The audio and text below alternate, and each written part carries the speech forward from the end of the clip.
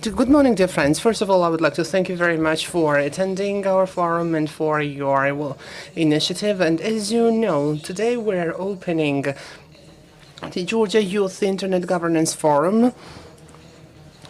This forum, which is Georgia Youth Internet Governance Forum, it is held for the first time within the framework of the IGF, and therefore our forum is focused on the involvement of the youth in the dialogue with regard to the internet, dialogue with the private and public sector, and also the international representatives. I would like to thank our international representations and also international participants for arriving and for supporting our forum. And we would like to thank our institutional supporter, the Council of Europe. And we are here. This is thanks to the Council of Europe. I would like to thank the Ministry of Economy and Sustainable Development and the Communications Commission, COMCOM, which are the co-organizers and active supporters of this event. And also, they are supporting us with regards to the speakers and representations. We have quite a busy and loaded agenda, loaded with interesting topics. And we hope that you will take an active participation in all the discussions. And we hope that today's meeting is productive. I would like to give the floor to my co-coordinator. This is Georgi Aladashvili. Greetings, everyone. I would like to thank you very much for being with us today, and hopefully you got registered already with successful and had your tea or coffee in this wonderful Saturday morning. Now we can open our Youth Internet Governance Forum. We can start, and first of all, I would like to ask Alexander Karumidze, Georgia National Communications Commission. I would like to ask him kindly to come over and speak about the brief history of the internet, where it started from, where we are now. One more thing I wanted to say. This is, when we ask questions, and this is the kind request to the speakers, so please ask the questions a bit slowly, and keep in mind that all this is being interpreted, and the interpreters need just 1 or 2 seconds more to finish the translation, and please slow down a little. On our Facebook, there is the live streaming of our forum, and that will be the case during the entire forum. And for those who could not be here physically at Techno Park, well, you can join our event and participate in a hybrid mode. Thank you very much. And now over to Alexander, and he will speak about the brief history of the internet in Georgia.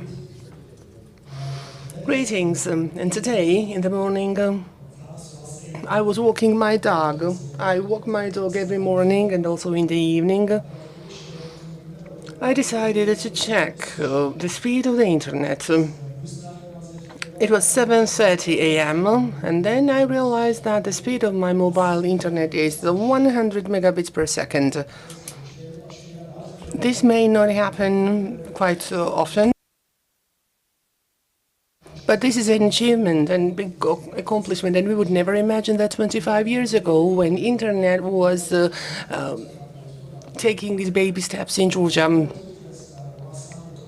My name is Sandro Karumidze, and I represent the Communications Commission, COMCOM, and I brought the hood of the COMCOM, and I was thinking about wearing it during my presentation, but as far as I am going to speak about the history, still I changed my mind, and I will do it without the hoodie. And please, don't think that this is the history that is written by the COMCOM. I don't want you to assume this. This is why I will not be wearing this hoodie. As you know, Internet is a new invention, and in Georgia, Internet appeared in 1995. This is the first email. This is the email sent by one of our colleagues working on this project, and this email says that there is now connection between Georgia and the entire world. And this is the online communication now.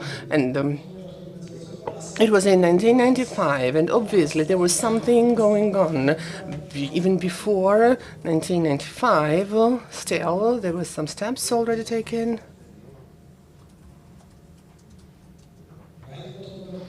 So what was there before 1995? At the end of the 18th century, at the beginning of the 19th century, the computer technology started to develop, and now we are in the 20th century, and then there was a need to connect computers, to link computers to each other, one another. Just a moment, sorry.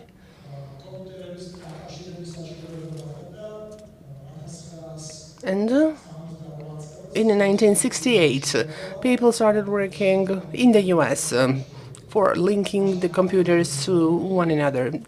Internet didn't exist that time. There were different networks, different technologies. And in this fight among the technologies, the Internet was the winner. What is Internet? I'm not going to start explaining that, but Internet is a global network that works by using so-called IP, Internet Protocol. Internet Protocol is a system, which means that every computer has its own address. And as far as we are now talking about how important it is to manage, to govern the internet, because it's the Internet Governance Forum, and internet should be governed, and of course, the very first thing that we need in this respect is the IP address for internet governance. How IP addresses are assigned, other speakers will be speaking about that, but other than the IP address, I would like to mention the domain addresses, DNS domain name systems. This is usc.edu, google.com, and University of South California. This is the domain, USC, where the internet was invented. But this is very important for the internet governance, this is one of the important components, but we will discuss some other components as well. 1990, there was no internet in the Eastern Bloc, and this time Georgia is a part of the Soviet Union, and this is where the West and the US starts promoting internet. Then they encourage people to use the internet in the Soviet Union. And why? Internet is the connection. Internet means access to information. Internet is information. Information is power and strength. And this is why the West really promoted internet in the Soviet Union, including Georgia. But then we did not have the internet as we know it today. There were no websites, and it was only in 1990s when the websites were invented. And then another important thing then happened. This is Steve Jobs. He invented Next computer, then he purchased that. And that was the beginning of another technological development. So now we have 1991. Georgia became independent. There was no internet. Georgia did not even have an independent communication system, and in 1991 the very first satellite system was created. And then we had the first email providers in Georgia, but still everything, all this works as a part of the Soviet Union. It was only in 1992 Georgia was assigned a .ge domain. That was very easy that time because there was only one person, one American person responsible for domains, and this person sent his courier in St. Petersburg, and then one person was there from Georgia, and they gave this domain to them and said that, okay, now you take care of Georgia, and this is so easy. And .ge, you know that this is a very important system for Georgia.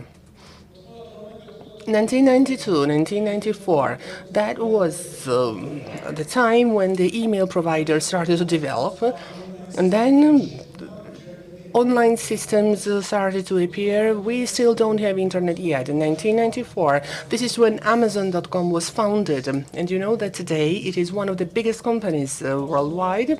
And in 1995, this is when the first mobile phone appeared in Georgia. There was no internet, but there were cell phones. Why are we talking about that? Because today, most of us, we get internet via our cell phones. Then 1995, this is eBay. And I am talking about Georgia and the global world at the same time, in parallel to each other. So 1995, this is where we start our internet. And please, focus on the speed that we had. Today I had 100 megabits per second. And are these people still remembering kilobytes? This was 14.4 kilobit per second, and 64 kilobytes, that was for Georgia, and the provider was paying 7,000 USD a month. And now this is a time for Georgia, and then internet started to develop. And internet development in Georgia is one of the greatest examples about how a certain field develops, and innovation, initiative matters a lot. This is what we see here, because there were companies appearing with new technologies and new approaches. And in 1995, this is when the very first website was created. That was actually Parliament was linked to the internet, and one of the first websites was the Parliament. There were other websites, Georgian Academy of Science, and also other websites financed by the NATO, and this is how we got connected to the internet. 1996. Now, okay, there was internet as a connection, as a tool for a connection, but it is not just to have this connection. We needed to have some resources in the internet, and the Georgian resources. And this issue became quite relevant, and people urgently needed to access some resources, including Georgian resources. And then people started working on creating the Georgian fonts for the internet and establishing the standards for coding in Georgian. 1997, and this is when our, not first, but second or third company, Makti and GeoCell, appeared. And the Caucasus network was created, and that was the second internet provider, ISP, and that was opened 1 year after the invention of, or creation of, internet in Georgia, but it was first introduced by Sunnet. Then internet catalogs in the 90s. Yahoo Internet Catalog was very popular, and you would see anything there, and you would find information according to what you really wanted to find. And then we had GeorgiaNet and also Sakartvelo.com.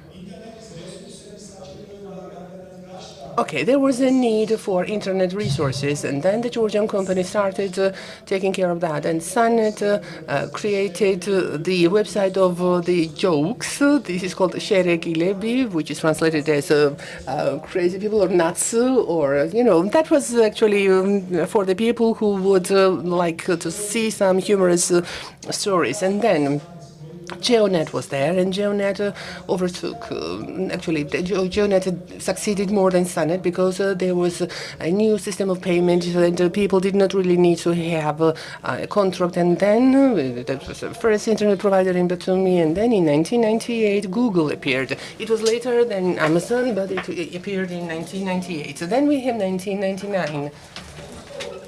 This is the optical networks that started to develop in Georgia, and there is a company 1x FOBnet, and the FOBnet built optical network in Georgia, so from border to border, from east to west. 1x started to put the cable in Tbilisi, and the GRENA, Georgia Research and Education Networking Association, was created.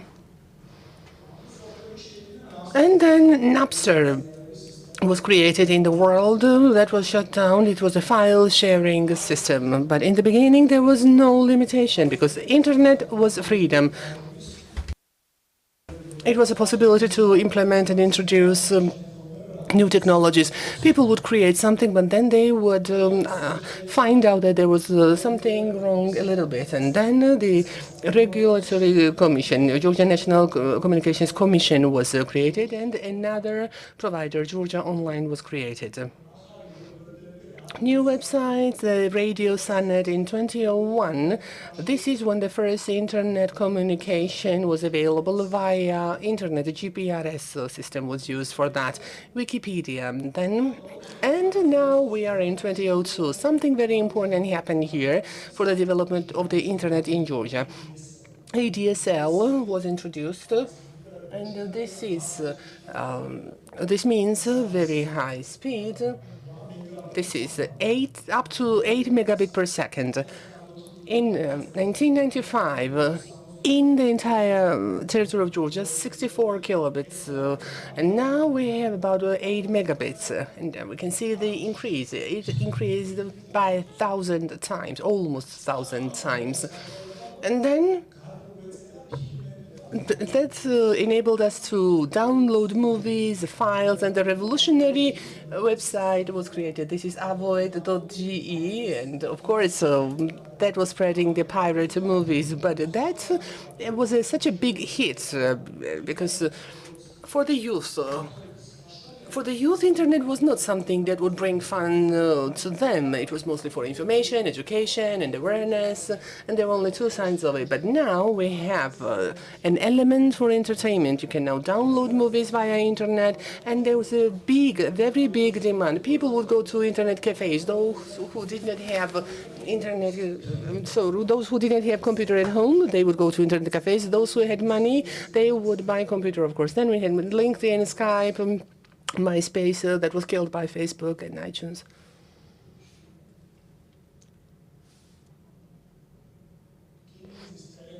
Georgian Railway Telecom. This is the optical main, and the Georgian providers are still using that. 2004, Facebook, Gmail.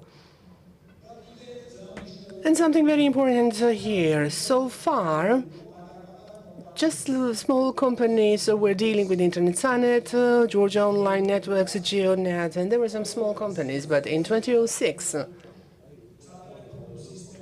the telephone system, the name was Elektrokavshiri, Electric Connection, and then United Telecom, and then it was sold, and then they started to develop Internet, and I was responsible for that in the United Telecom.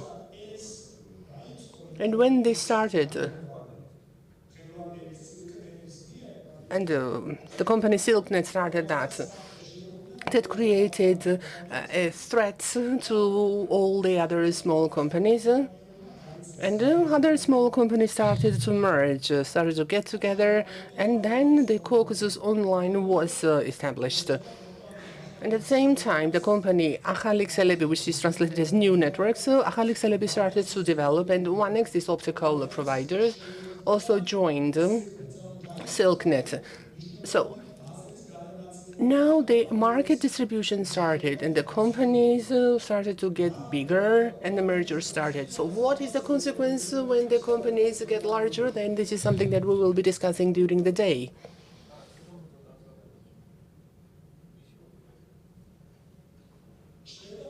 And now we have new companies coming in. And in 2007, this is another revolutionary invention, which is iPhone. And we are, all of us is using clones of iPhones. 2006, 2008, MACD GSL introduced little like a faster internet. This is MACD GSL, and also we had MACD Fix. In the beginning, it was not intended for the internet, but it was a tool, and the WiMAX project started. And here I had to make my contribution in that, but WiMAX did not develop in Georgia. Then Caucasus cable system, and the cable, Black Sea cable, was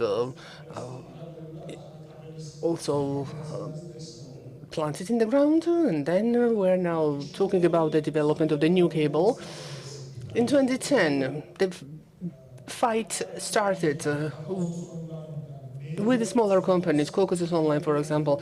The city hall prohibits to have the optical cables in the air, and then they started to cut it off. And Caucasus Online was sold, and the new company started, and the new development started.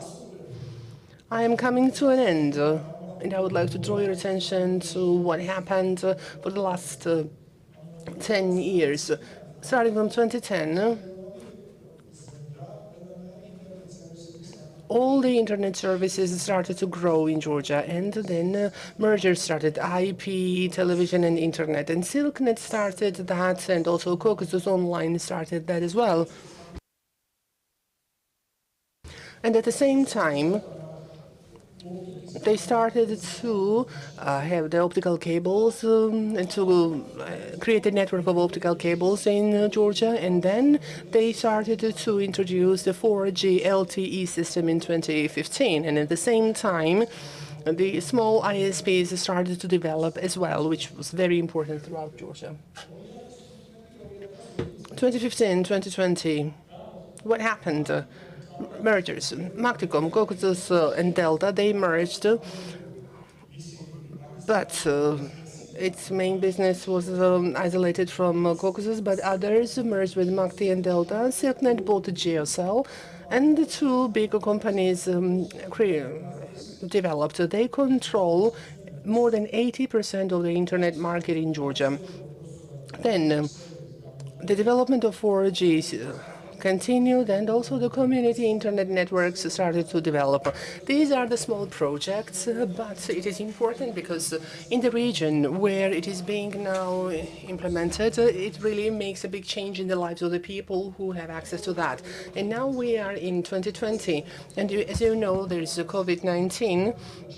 And in fact, it has changed how we use it, changed the way of using the internet, and our life started to depend on the internet even more. And this is what we see. Everybody can see that now. And what was important? Open net project, and that took actually longer, for 5 years, and they started with the initiative to have it in all the villages where we have at least 200 people, and the initiative means that there will be optical internet in the communities. This is where we live now. This is a new era, new epoch. And we now expect to have the 5th generation internet, which is revolutionary, and that will increase the internet speed. As for others, as we mentioned already, we're talking about the development of optical internet, and we have two large companies that really possess the largest share of the market, and there are many other services already introduced. This is where we are now, and this is what I would like to say in the end. And of course, there will be the floor for the discussion, and we will discuss about where we are now and how we can govern internet, and what is good about that and what needs to be improved. Thank you very much.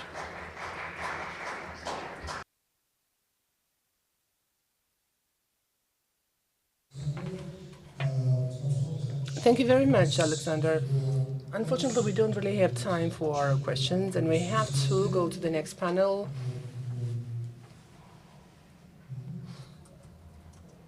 Okay. And the next one is I-STAR, meeting with international I-STAR internet organizations. And here we have Anya Gengo, Internet Governance and Policy Advisor, YouthIGF Secretariat. Unfortunately, Julia Morenets cannot make it and she will not be able to attend. And then we have Cyrano Vardanyan, Fellowship Program Manager, Internet Corporation. And also we have Juan Peirano, Senior Policy Advisor, Internet Society. And also we have Ana Josepian, Community and Public Policy Officer, RIPE NCC. Let me kindly invite all of you. Greetings, everyone.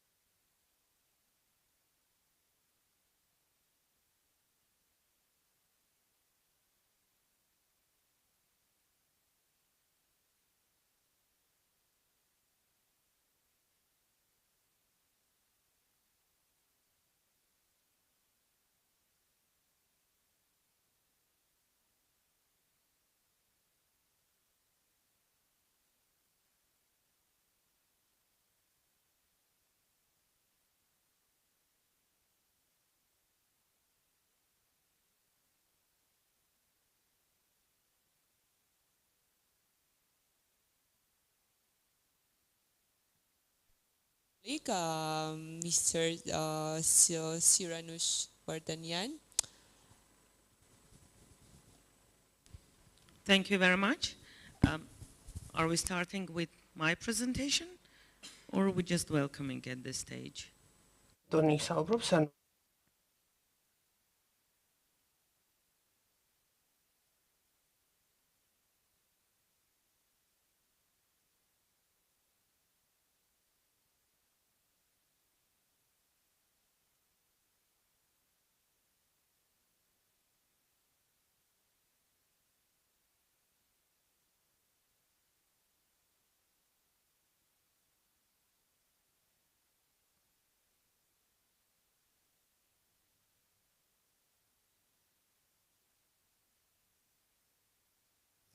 We just recently had our Armenian internet governance.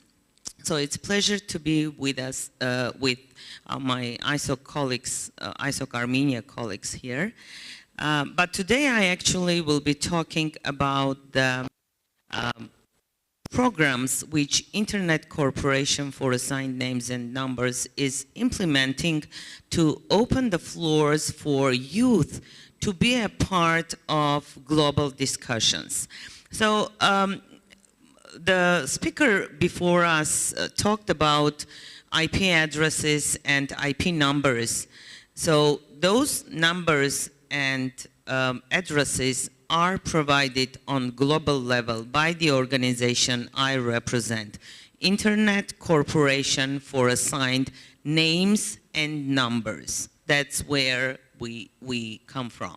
So whenever you go to the internet and type any address or number, that's where ICANN is coming to and is introducing. But today, actually, as I said, I will speak about the fellowship and next gen at ICANN programs and the newcomers programs which we are implementing.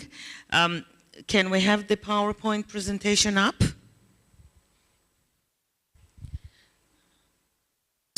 It's called Stakeholder and You. And why it says that way? Because you are important voice on global level. So ICANN needs you. ICANN provides the opportunity for you to come. So you are that part of stakeholder due to whom and thanks to whom we can work and do the policy properly worked on global level.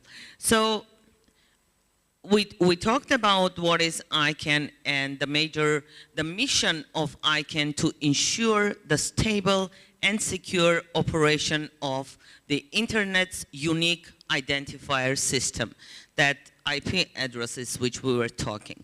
And this is the multi-stakeholder model which you may have heard about. So ICANN itself, it's not the organization only. ICANN comprises of three parts. So it's that multi-stakeholder model is ICANN organization as an org, as a staff, as we are, ICANN board, who approves all the policies, and the important part of this multi-stakeholder model is ICANN community. This is where the stakeholders from different part of the sectors, I mean, business, end user, civil society, so anyone has the voice there. That's thanks to ICANN community, who provides recommendations and advices and develop the policies which later ICANN board is approving, and ICANN org as a staff facilitating for implementation.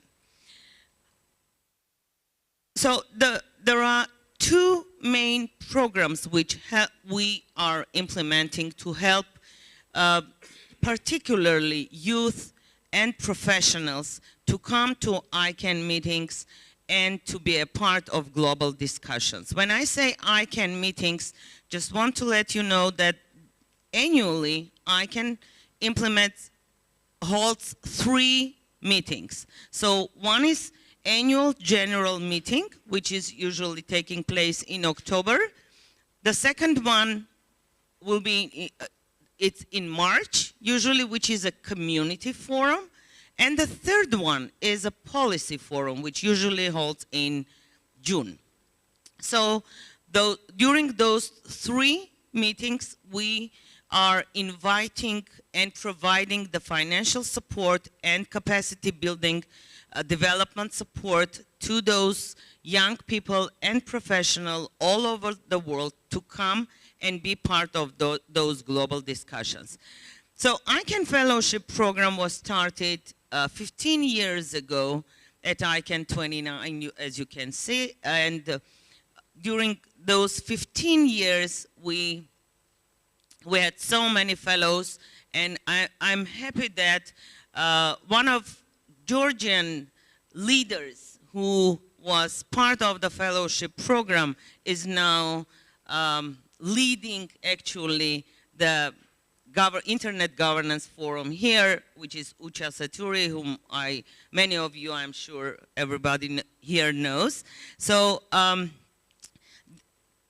these are the people who are becoming a part of global discussions, and the major impact they take as a takeaway, they bring this to the region. And Ucha can be a real example of that successful fellow, as we can say. So, and the Next Gen at ICANN program started at 2014. So now I will talk a bit about the difference of those two programs. So fellowship program is a global capacity development program. And for each ICANN meeting, we invite applications from people from globally, on global level. The Next Gen at ICANN program is particularly for youth. So but it's regional based program. So whenever the ICANN meeting is taking place in the region, and in that specific region, students from that particular region can apply. So for example, the next ICANN meeting will be in Mexico, in Cancun, Mexico, and it's Latin America and Caribbean region. So people from Latin America and Caribbean only can apply for the Next Gen at ICANN. But people from global, from any part of the world, can apply for the fellowship. So I hope that's clear, and we are providing the transportation, we are supporting with accommodation, and we are providing the stipend during the course of ICANN meeting. So the major difference also between those two programs is age limit. So for fellowship, it's 21 and up. You should be 21 years old by the time of application, and you should be also engaged in any type of internet-related activities. For the next gen at ICANN, the age limit is 18 to 30. By the time of application, you should be engaged in any university or in PhD program related to internet development. So you can apply, you can be selected, and you can come up with your own presentation, your own research results, and to introduce to ICANN community. I talked about this. So the process for those programs is the same. We don't accept like CVs or applications via email. There is an online platform where you can apply, and on our website we are always announcing the opening rounds for each program and for each ICANN meeting. For example, for now, we just recently, just 2 days ago, opened the application round for the fellowship program for ICANN 77 in Washington, D.C. in June. But there is a limit for that program. Out of those 3 meetings which I mentioned about ICANN public meetings, the policy forum, is limited to alumni only, which means you should be at least once a fellow in order to apply for policy forum. For the other 2, any newcomer is welcome to apply. And then we have a selection committee, which is assigned by the ICANN community. So we as a staff do not select anyone. You apply through the application, and the selection committee, which is assigned and nominated by the ICANN community, they select you. So they select based on your capacity, based on your application, whatever you put in your application. So the selection committee doesn't know you. And the programs are competitive. So in order for you to apply, I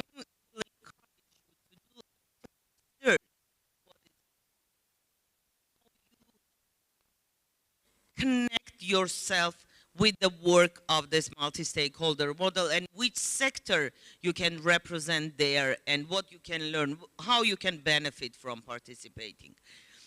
So, and whenever you are selected, the real work starts. So the group who is selected is assigned to a mentor. So by the time I was a fellow and Vahan was a fellow, actually we came from that road, that path. The mentoring process was not completely in place, but now we developed the program a lot, and we have mentors who are guiding all the newcomers along the way. So they prepare you for the meeting starting about 8 weeks prior to the meeting, and during that 8 weeks you are discussing different topics, you are discussing the agenda, you are personalizing your own agenda, so based on your sector of interest. For example, if you are a government representative, you select the sessions which government is holding there, or if you are civil society or simply an end user, you select the sessions which at large is doing. Sometimes people are speaking, if I'm not a technical person, can I apply for the fellowship? Or can I come to ICANN meeting? Definitely you can, because ICANN is not only the technical. ICANN has 2 pillars. One is technical and one is policy. And the policy is where everybody comes with their own issues, challenges, and solutions. So I myself not a technical person, and I applied to the fellowship and was selected as end user, complete end user. But then through the learning, through the possibility given by the fellowship, I later became the staff for that. But then there are responsibilities for fellows. It's hard work, actually. Sometimes people are saying, okay, I'm selected as a fellow, it's free trip, I can come and have fun. Fun is there, definitely, but the learning is priority. So you should be open for learning, because as a newcomer, whenever you come, you are not expected to know everything, but you are expected to be open to learn, because it's not shameful not to know. But if you are given that opportunity, then you should have open your mind for learning. And we had fellows for like more than 50, 60, 70 years old. If person wants to learn, there is no age limit for learning. So the patient should be there to come. And definitely there are some activities on site and the post meeting reporting, and and then you become a part of fellowship alumni, which provides you more opportunities for further engagement. Fellowship is given 3 times, so one person can receive 3 times fellowship. Next Gen at ICANN, you can be selected only once. So why 3 times for the fellowship? So first time you are coming as a complete newcomer, you don't know anything, you just learn. Second time, you already identified the community which you want to go, and which sector and which discussions within that multi-stakeholder model you want to follow. And the third time, you are already an active participant of the community. So you participate in public discussions, in public comments of any decisions to be made or any policy to be developed. So these are the simple numbers representing till now how many fellowships we have given. We provided more than 1,200, but you see the number 839 individuals. That means that one individual can get twice or 3 times fellowship there. That's why the number is different. So due not having too much time, I will just cover this part also. For each ICANN meeting, we select up to 40 fellows, and 5 mentors are assigned to those fellows. And for each ICANN meeting, we select up to 12 NextGen at ICANN participants. So students are 12, but the global capacity development within the fellowship is up to 40. So these are the numbers for the NextGen. And let me talk about the resources for newcomers. ICANN public meetings are free for participation, so you don't need to pay in order to come to the meeting. And even if you are not selected as a fellow or a NextGen, all public meetings are hybrid, so everything can be in Zoom. You can follow all the discussions online as well. But even if you want to plan to come, then you are more than welcome. And there is a newcomers day usually where we introduce the entire week, what is going on, what are the different communities. So for you as a newcomer to find out which sector I want to go and where I want to be. There is also at every ICANN an engagement booth planned, which people are there to help you and guide you where to go. And there is a free portal, learning portal, ICANN Learn. And I will encourage, before applying to any of the programs, just go and check some resources available. There are some courses which are mandatory to be taken for applying for those 2 programs, because you need to attach the certificate along with your application.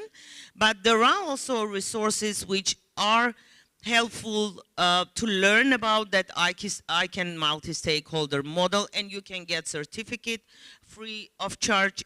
There is no payment there. And there is a regional newsletters which I encourage also to sign up. Everything you can find on ICANN.org website. You can also learn more about the fellowship and the Next Gen program. Here are the links for you. And if you are a complete newcomer and you don't know where to go, what to do, just send an email to engagement.icann.org and our staff there will be more than happy to help you. With that, I am open for any questions and happy to cover. Thank you.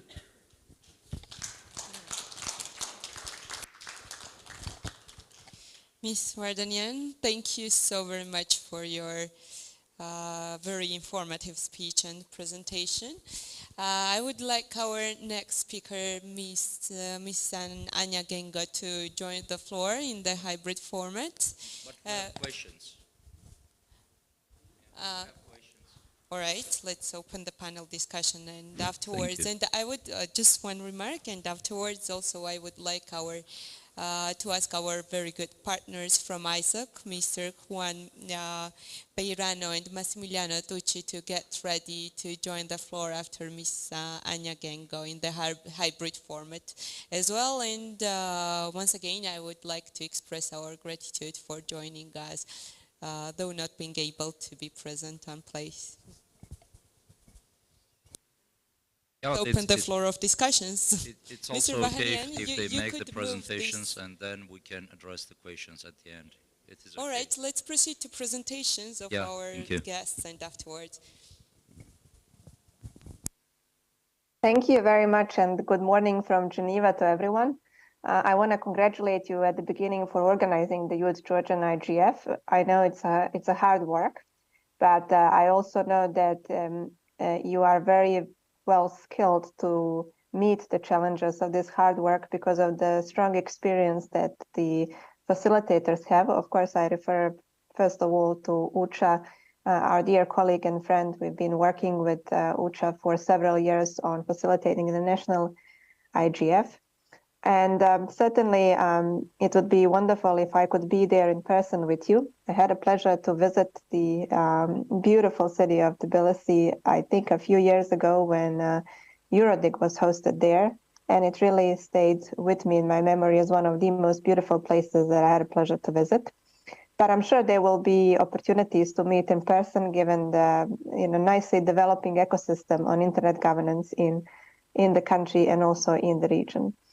As a colleague said at the beginning, my name is Anya Gengo, and I work at the IGF Secretariat, which is based here in Geneva at the UN office, regional office for Europe. And shortly, I will start speaking about the whole concept of the IGF and in that sense about what our office is doing. So I'm not going to take a lot of your time. But let me just quickly follow up on what Siranush said. I want to thank her for an excellent informative presentation. I'm also a former fellow. This I think was almost 8 years ago. And shortly after that, I think after that fellowship, my professional orientation and with that my life changed. So I think it's really valuable for you to explore all the opportunities of engaging with ICANN. It's a wonderful world of names and numbers, as Siranush said.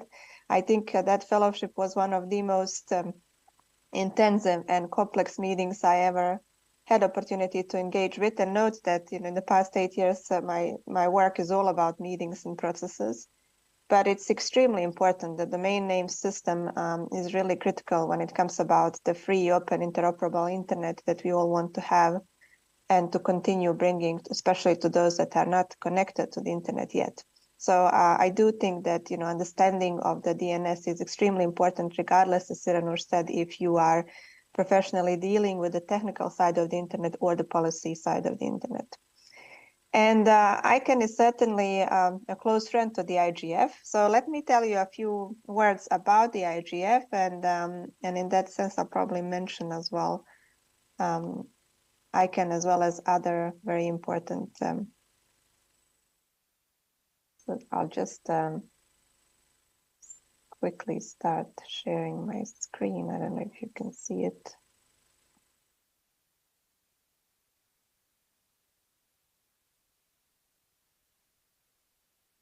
Okay, so you should be able to see it now, hopefully. So I'll just go very quickly. I know you probably have questions, and I think most important is to focus on now. So I'm not gonna spend a lot of time going into what happened 20 years ago, but I do think it's very important to understand how the whole concept of the IGF as a multi-stakeholder public forum under the United Nations auspices exists today. So everything basically started more than 20 years ago through a very intensive hard work of many stakeholders coming from different stakeholder groups. But I think for the purpose of our limited time today, what would be very important for you to take note are two phases of the United Nations World Summit on the Information Society, or WSIS in short, which were happening in 2003 and 2005 in Tunisia and in Geneva in Switzerland. And two very important achievements. One achievement was that at that time, stakeholders gathered under, as I said, the United Nations, which was traditional intergovernmental organizations, to address the concept of the internet, which was really growing and growing, especially at that time. And more people were not just connected to it, but more and more people were using it for some really essential life services, such as, beyond just to be informed, but really for their work, for their education, and so on. And at that time, the working group on internet governance was formed to, first of all, come up with a definition of what the internet governance is. And I'm sure you can see it on my screen, so I'm not gonna go into details of that definition, but you will notice that the essence of that is that it's multi-stakeholder, because it calls for all stakeholders to engage into development and application of shared principles, norms, rules, decision-making procedures, and programs that shape the evolution and use of the internet. The Tunis Agenda for the Information Society was one of the most important documents which came as an outcome of the two phases of WSIS. And in the paragraph 72, the Tunis Agenda gave life or mandate to something that was completely new at the time, but was called by the stakeholders gathered around the WSIS processes, which is the Internet Governance Forum. The forum was formally convened in 2006 in July by, at that time, serving Secretary General of the United Nations, Mr. Kofi Annan. And the meeting, the first annual meeting, followed very shortly. It was hosted in Athens in Greece. This year marks 17th annual IGF meeting, which means 17 active years of the existence of the IGF. And I'll come quickly to that part just because it's very important and it's happening in the next couple of days. Before that, let me say just a few words about the structure of the IGF, how it functions, what's its value, and especially what are the opportunities it provides to you. The IGF is a public policy forum for discussion on internet governance in a multi-stakeholder manner. In terms of the structure, functions through a couple of entities. The first one that I would like to mention, of course, is the Multi-Stakeholder Advisory Group.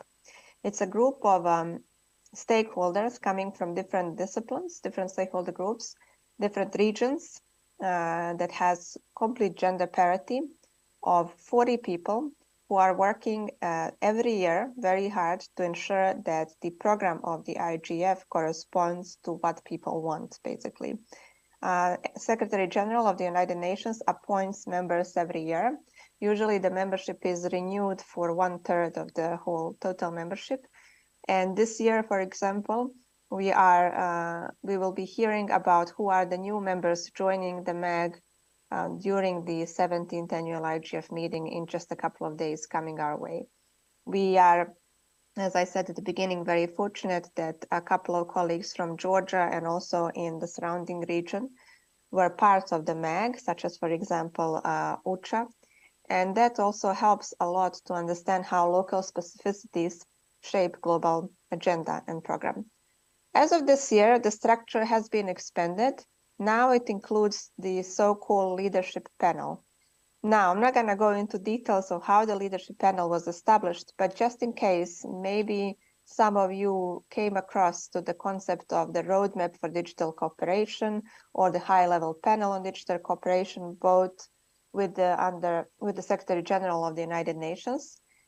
During those complex consultative processes, the stakeholders did call for the IGF to become more advanced, given the complexity of the internet governance as an ecosystem, but also as a substance. And one of the results of those consultations was the recommendation to appoint a high-level multi-stakeholder group, which now has the name of the leadership panel. Some of the names probably, and especially photos that hopefully you can see on the slide, you can, I'm sure, recognize. The 15-member leadership panel is composed of experts coming from different stakeholder groups. So you can see their CEOs, lead research and academic experts, ministers, and private sector experts. In any case, the chairing of this leadership panel is with Mr. Vint Cerf, known as the father of the internet, and I think there's no need for me to speak more to that name. And the vice chair is Ms. Maria Ressa. She's the Nobel Prize winner, I'm sure as well-known name to you. And all this structure, in terms of its functioning, is entrusted to a small neutral office that ensures that the process runs in line with the IGF core principles. That office is the office where I work, the Secretariat of the Internet Governance Forum. And one of our core responsibilities is basically to be the guardians of the implementation of the core principles, which are also mandated of the IGF, which means that the forum is multi-stakeholder through its functionality. It's bottom-up, open, inclusive, transparent, and non-commercial as such. The IGF is really a process that runs throughout the year for the past 17 years, as I said. One of the most probably important parts of that process relates to hosting the annual meeting. Every year, the annual meeting is hosted by a different government. So you can see here on the slide all the governments that were hosting it ever since 2006. Last year, we were in Poland, and I believe some of you may even be there in person, if not online. And this year, we are preparing for the 17th annual IGF meeting, which is hosted by the government of Ethiopia in Addis Ababa in just a few days. It starts on Monday, 28th of November, and ends on Friday, which is 2nd of December. So technically, next week is our probably the most intensive work week when it comes about the whole year, because we have to finalize everything that will take place in Addis. This is how the past 17 years looked like. So you can see that the IGF, in terms of the annual meeting, is quite a vibrant, dynamic place. It's an excellent place to, first of all, network, to meet people who may think or may not think as you, but it's extremely important that we are all as equals gathered around one table to discuss what are our digital priorities. I mentioned about the IGF cycle.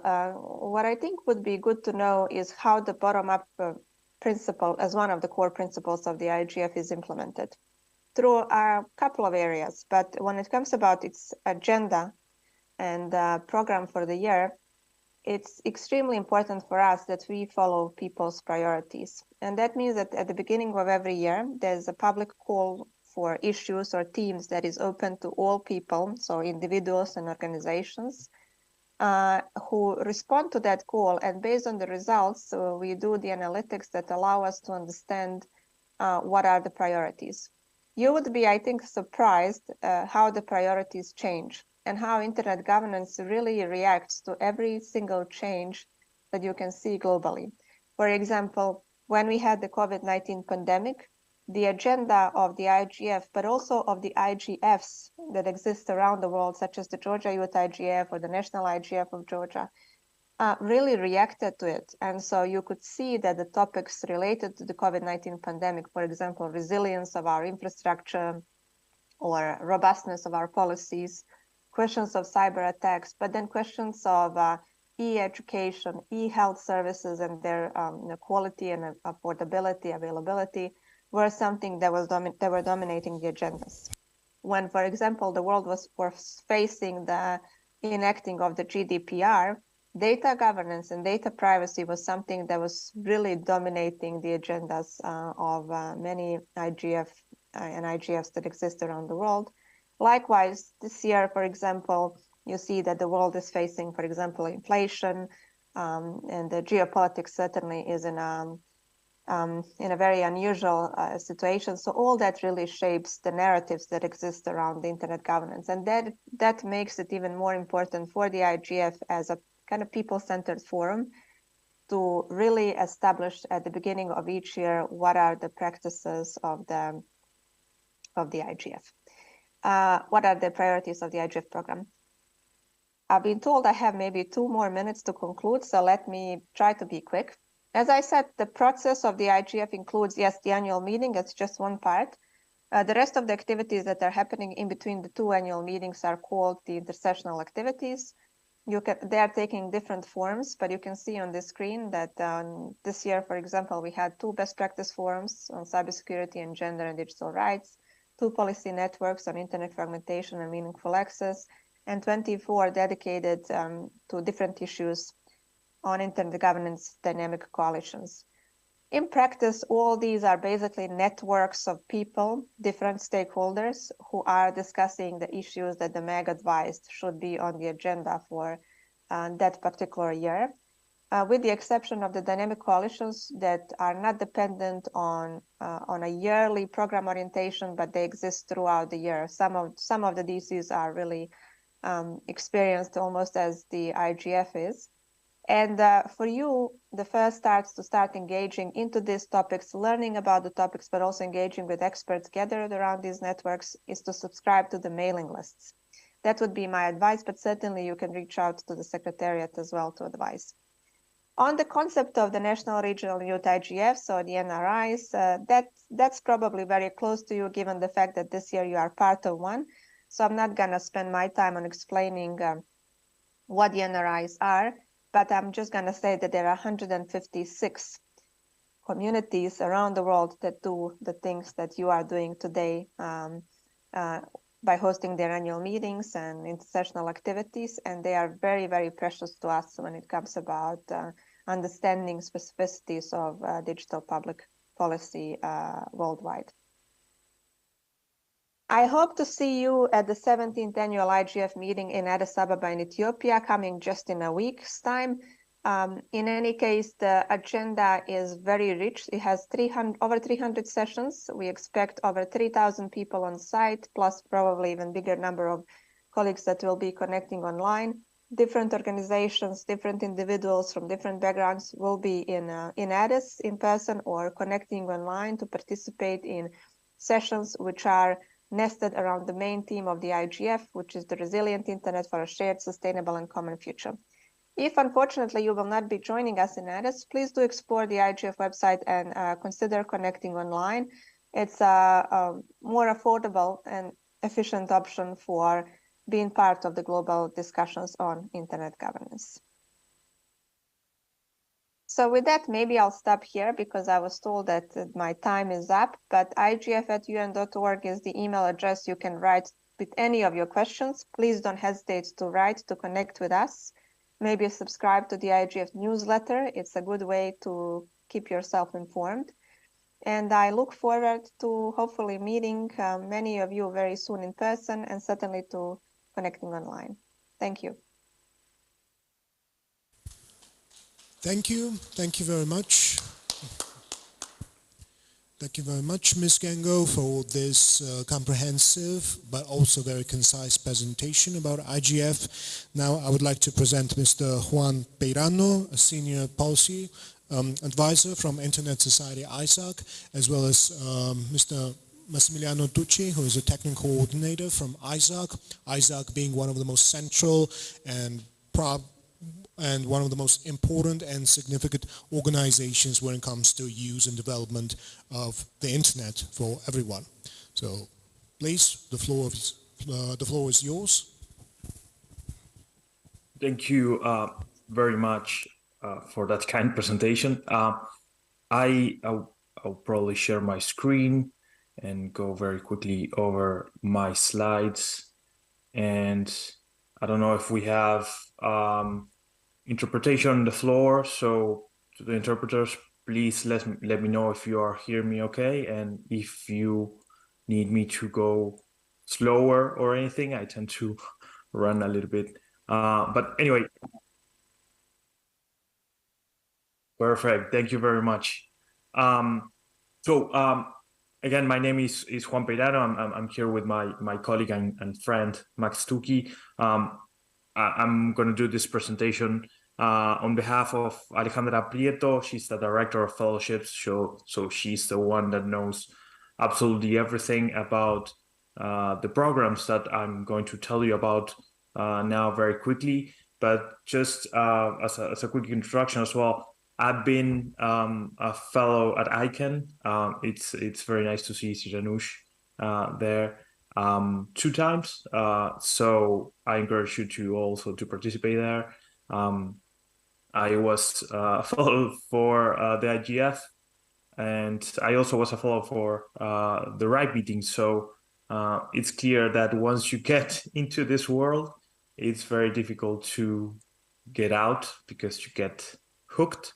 So be ready to stay within this ecosystem that, from my perspective, is absolutely amazing. And I encourage you all to participate or try to participate in as many opportunities as you have as young leaders and young internet entrepreneurs and young in general.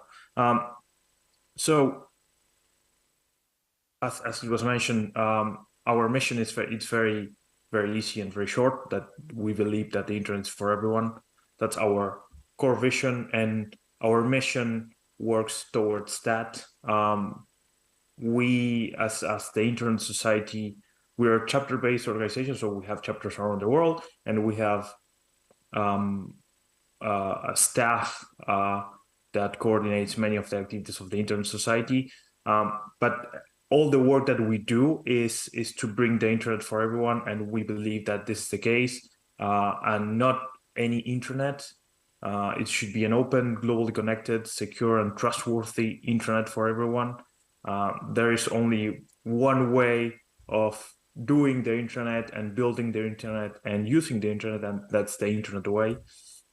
And we have strategic objectives to build, promote, and defend the internet way of networking that we'll talk a little bit about in the next few slides. But it's very important that we recognize that the DNS is a key part of the internet, IP numbering is a key part of the internet, and that has a structure, that has a way of working that cannot be fragmented, needs to be open, it can be shut down, it cannot be garden wall. So anything that you see around the world that it's like that, that's not the internet way. So I think we need to make sure that we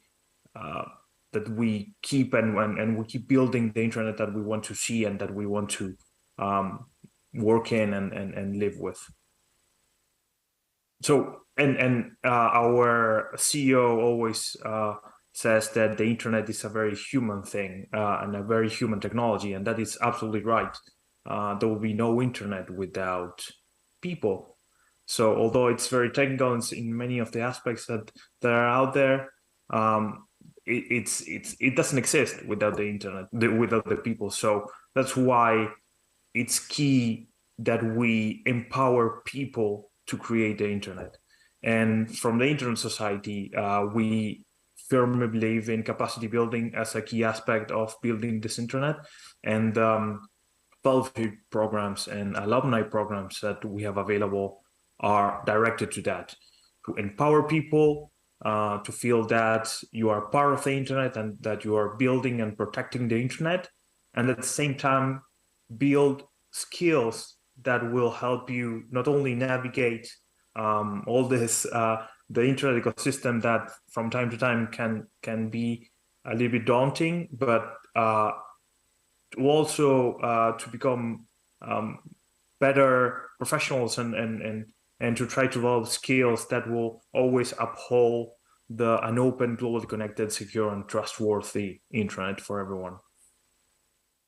And we want you, we want you for this, like that old ad to join the U.S. military. We want you to be an internet champion and be empowered and be a part of the fellowships and the alumni program. And we want, again, internet champions that understand and know about the multi-stakeholder model, which are the actors, to have new perspectives, to bring fresh perspectives to the internet. Although the internet, it's not a very, it's in terms of humanity, it's a very, very new technology. It's evolving constantly, and we need fresh perspectives every year and every time that we feel that the internet is threatened and the internet way of networking is not being upheld by the participants of the internet. So again, we want innovative people. We want to empower, to develop your skills, and to become professionals that support this way of networking. So from our perspective in the way that we structure the empowerment programs and the fellowship programs, etc., we have, of course, every time you participate in one of our training or e-learning courses, you become an alumni of the empowerment programs at the Internet Society. And also when you go through the fellowships, the same. So you become a part of a much bigger network of people. And again, the internet is a human thing. Networking and knowing people and being able to interact with people is key for the development of your skills and for the development of the internet itself. So this is why it's a very big bubble around our alumni network. So first of all, the fellowships.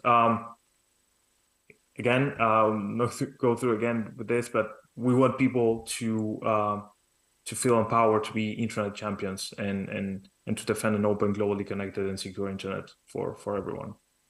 We have three.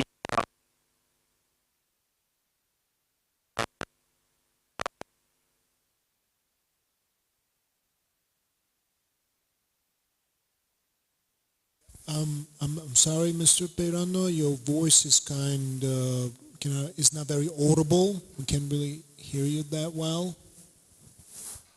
Can you hear me now? Let me try. This is excellent. Yes. Okay. Perfect. Apologies for that. We have, as I was saying, we have three main fellowships: the Mid-Career Fellowship, the Early Career Fellowship, and the Youth Ambassador Fellowship. You will see that all of them have different lengths and the amount of fellows for each of them. It's the same actually. It's 15. I thought it was less. I don't know why. For the Early Career Fellowships, but I will go through a little bit about the timelines and the programs. So. But each one has a very specific focus. Of course, Early Career Follow and Youth Ambassadors, it's aimed to young people like yourselves, and Mid-Career Fellowships. There are a lot of young people as well, but people that have been involved a little bit more on in the internet or iStar ecosystem. By the way, iStar organizations are all the multi-stakeholder organizations that sort of like work towards the internet. Oops, sorry. So the Mid-Career Fellowship, this is a very quick snapshot of how it works. There's an application process, selection process, and awarding process. And then what I wanted to show you is some of the modules, but not only the modules, but also the topics that are being discussed in these modules, because although it's related to the internet, it has different views and different aspects being taken care of in this fellowship. And not only that, it's the people giving you and building the course are true experts and come from institutions that are very well known around the world. You can see there Laura Denardis. She's Dr. Laura Denardis. She's an expert in the field, and the Oxford Internet Institute is also at the forefront of internet and policy and technical. So the institutions that this fellowship interacts with are at top of their fields. So it's very, very interesting, even for us as staff, when we see the program and the things that the fellows are learning. It's amazing, and we really want for everyone to know about this. And yeah, this course is 7 months, again for mid-career fellows, but it's good for you to know that it's out there. Then the early career fellowships a little bit shorter. Again, same experts in the same places, but I think the early career fellowship, I just want to point out that goes a little bit of a step back because it's an early career and also brings some courses for project management and some of baseline skills that are all not only beneficial for if you're going to participate in the internet ecosystem, but also in your normal work, day-to-day work. So it's very interesting if you are starting a career in the internet industry or internet ecosystem. And then the youth ambassadors, I don't know if you saw on the previous slides, this involves a little bit of travel in 2023. So far, in 2020, from 2020 to 2022, we have zero travel. We have a very strict rule of no travel for us as staff, and also for people that will participate in the behalf of the Internet Society. No one was traveling. It was very hard. In 2023, again, if your aim is to participate in a fellowship that requires travel, check with Alejandra and see if that's the case for 2023, because things evolve and COVID is still out there, and we don't know what's going to happen next year. But anyway, this is one of the maybe one of the fun ones that requires a little bit of travel. And this is longer. It's 1 year. It has a few stages. So you're going to participate when you select to participate in the Youth Ambassador program. You get selected, and you have an initial onboarding with e-learning courses, and you have to do some work to finally be selected as a youth ambassador and being able to participate as a Internet Society Youth Ambassador. But again, all of this is well detailed in the webpage. It's a shame I can share the link with the people in the Zoom room, but not the people face to face. So I will share it with the organizers or with Ucha, so they can share it with you all. Again, some of the key organizations that we work with. There are other programs. These are more technical programs related with manners. That's routing security, IGF programs. This one, it's actually aimed for policymakers, because we want policymakers to be able to understand the technical issues that happen at the IGF. The IGF could be a very harsh place to participate in if you don't have a few guidelines how to participate. And then we have our Pulse platform. Our Pulse platform is it's a very, very interesting project that we have going on at the Internet Society that's related with how to tell stories with data.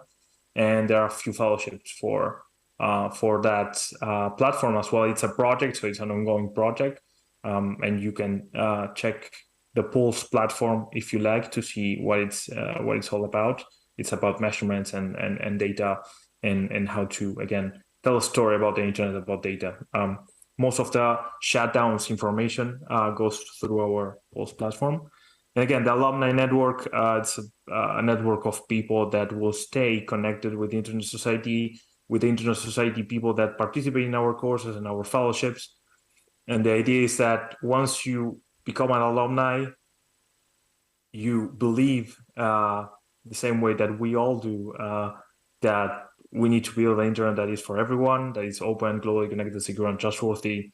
And you truly believe that you need to uphold the internet way of networking and defend the internet of external threats of people that want to see it other way. Some goals and qualities of the alumni program. This is again another cute way of seeing this, how you are going to participate and how you can become empowered and become a leader in the internet ecosystem. And that's it. Please contact me if you like, or Alejandra. She will have all the information, or fellowships at isoc.org. I will be happy to answer any questions if you have one, but please go to our webpage, look for the fellowship programs, look for the fellowship programs of ICANN and RIPE. You will not regret it. It's great. And I'm very, very sorry I couldn't be there in Georgia. I've been there in 2019. It's a beautiful place, and I will really pretty much like to go again every year if I can. So thank you, everyone, and I'll be there for questions if you have any. Thank you. Thank you very much, Mr. Peirano, for this all-encompassing review of ISOC. Let's hope that next time you'll be able to give this presentation on spot in Georgia. Georgia would welcome you with open heart.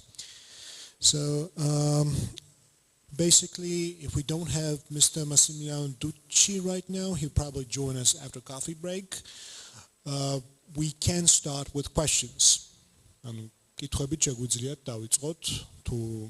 can start the panel discussion if there are no more presentations.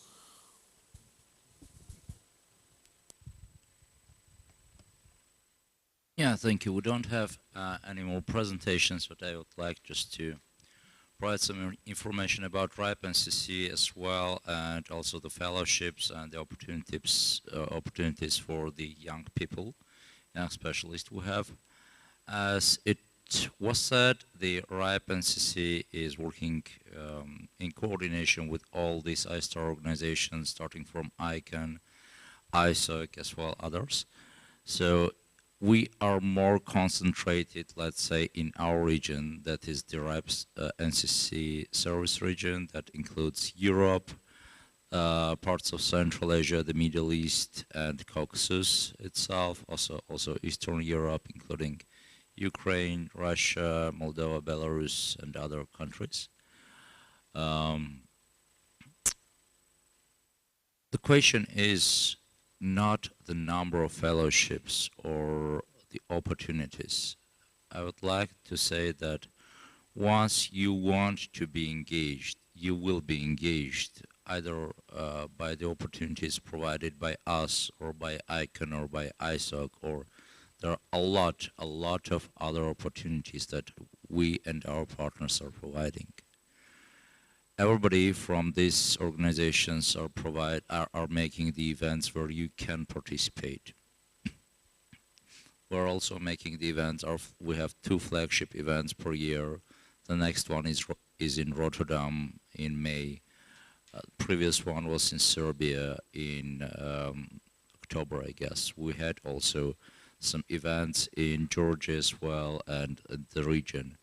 We are concentrated on some regional activities. We do some thematic events like the Central Asia Peering and Interconnection Forum. We have helped here to organize N2 Forum, Numbers and Names Forum in Armenia. We are supporting regional IGFs, national IGFs, and YouthIGF's schools of internet governances. But that is not the place you should start. That is not the place you should go for ICANN, RIPE NCC, ISOC, etc. The first step is to initiate your path from here, from Georgia itself.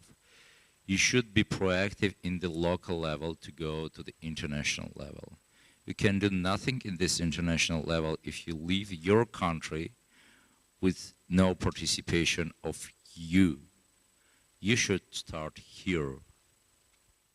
It is very well, let's say, it's very well known that in this part of the world, like Armenians, Georgians, we like to discuss really global issues, policy, prime minister, what is happening in the world, but we don't follow what is happening in our backyard.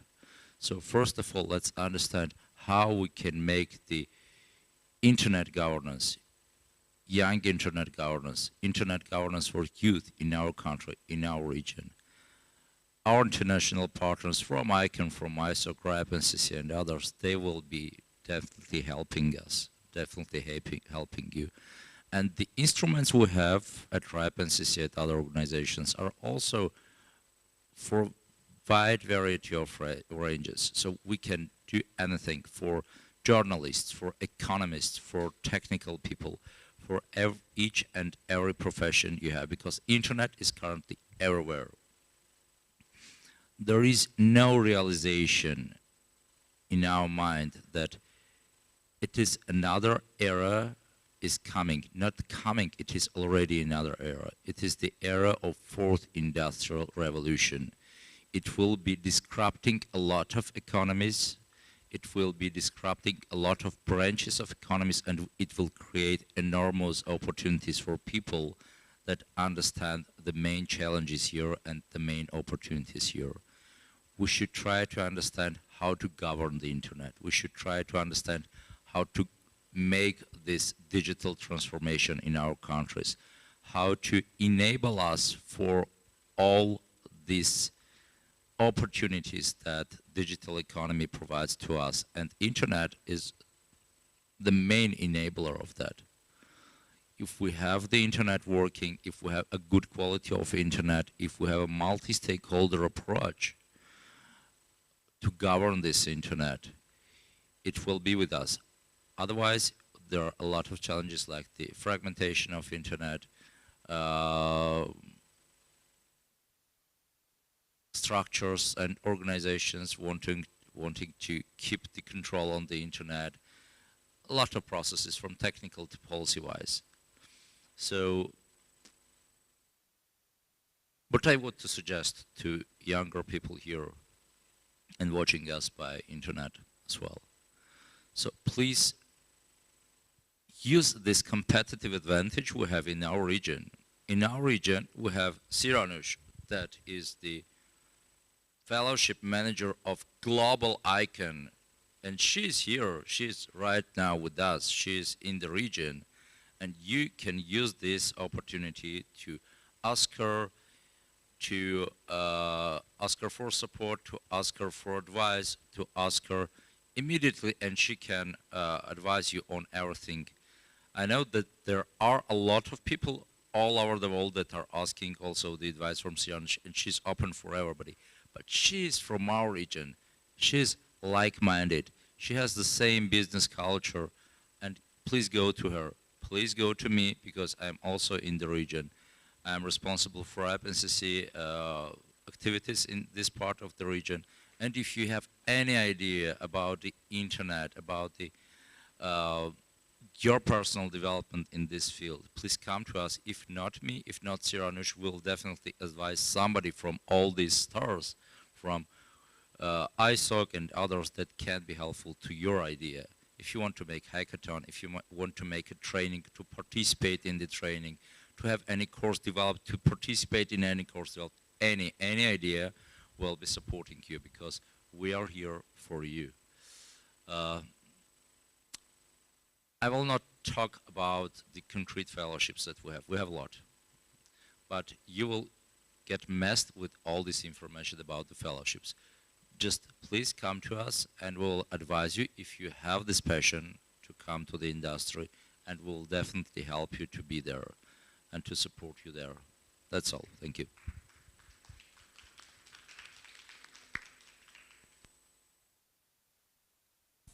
Yes, thank you, Mr. Hovsepian, for this excellent verbal presentation, especially on the emphasis of the local environment when it comes to internet governance, and starting from, let's say, the starting point being your country, the importance of the country's internet governance environment, the local one.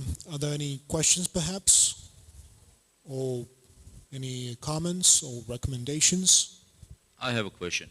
Several. Please. So, well, I have a question to several questions to Siranush. So, I've seen some maps there. So, is Georgia in Asia Pacific region? Because we know that, well, we're going at least to Europe. Yes, within ICANN regional distribution, Georgia, Armenia, Azerbaijan, they are within Asia Pacific region. But I know they are also part of RIBE NCC for the European part, but within ICANN regional distribution, it's in Asia Pacific. Perché? It's not me to ask, to answer to this question, but it was done based on some regional distributions which were before us. So, but I would tell you that there is a working group in ICANN at large. At least I was part of that working group several years ago, where we raised this issue, and we were representatives of the countries. We came, and they were from Georgia, from Armenia, and we were raising that issue to move those countries to the European part. It's still under discussion. No decision has been made yet, but currently, yes, our countries are within Asia Pacific. Yeah, so the Georgia is still in the Asia Pacific region. That Yes. might be possible to move if there is such objective. So the next question is about the objectives of national and regional IGFs. Is it the objective for them to contribute to the development of the agenda of global IGFs? And is there a space, a dedicated space for them to make this contribution and to put some agenda topics there? Or it is not obligatory? Thank you. Anya, I think the question is to you. Yeah. For me, yes.